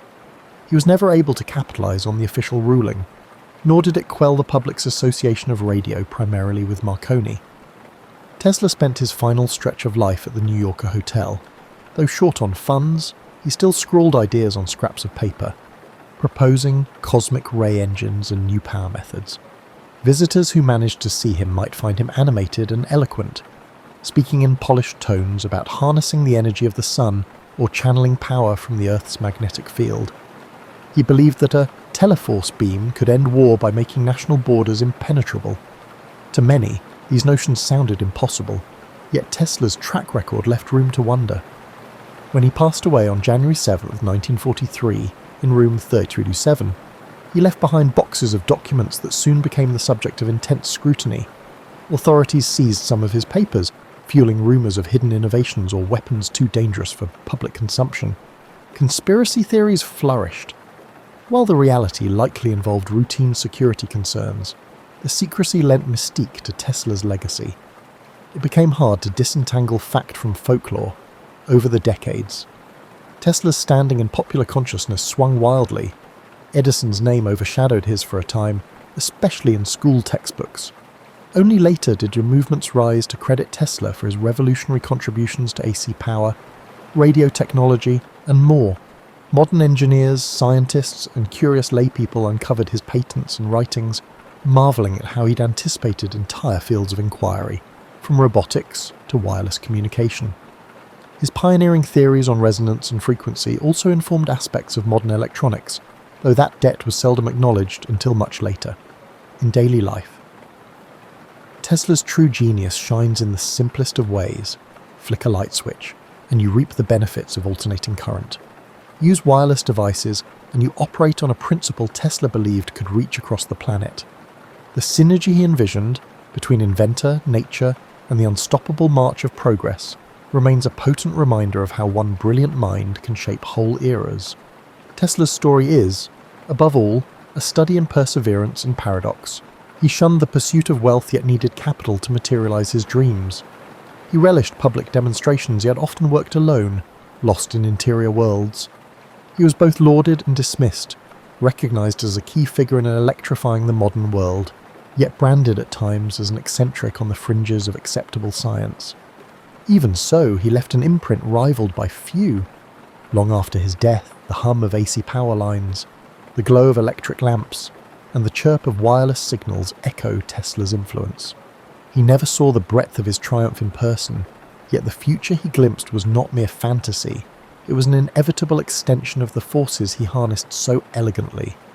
And though the man himself passed in relative obscurity, his ideas still crackle with a vitality that defies the boundaries of time and imagination.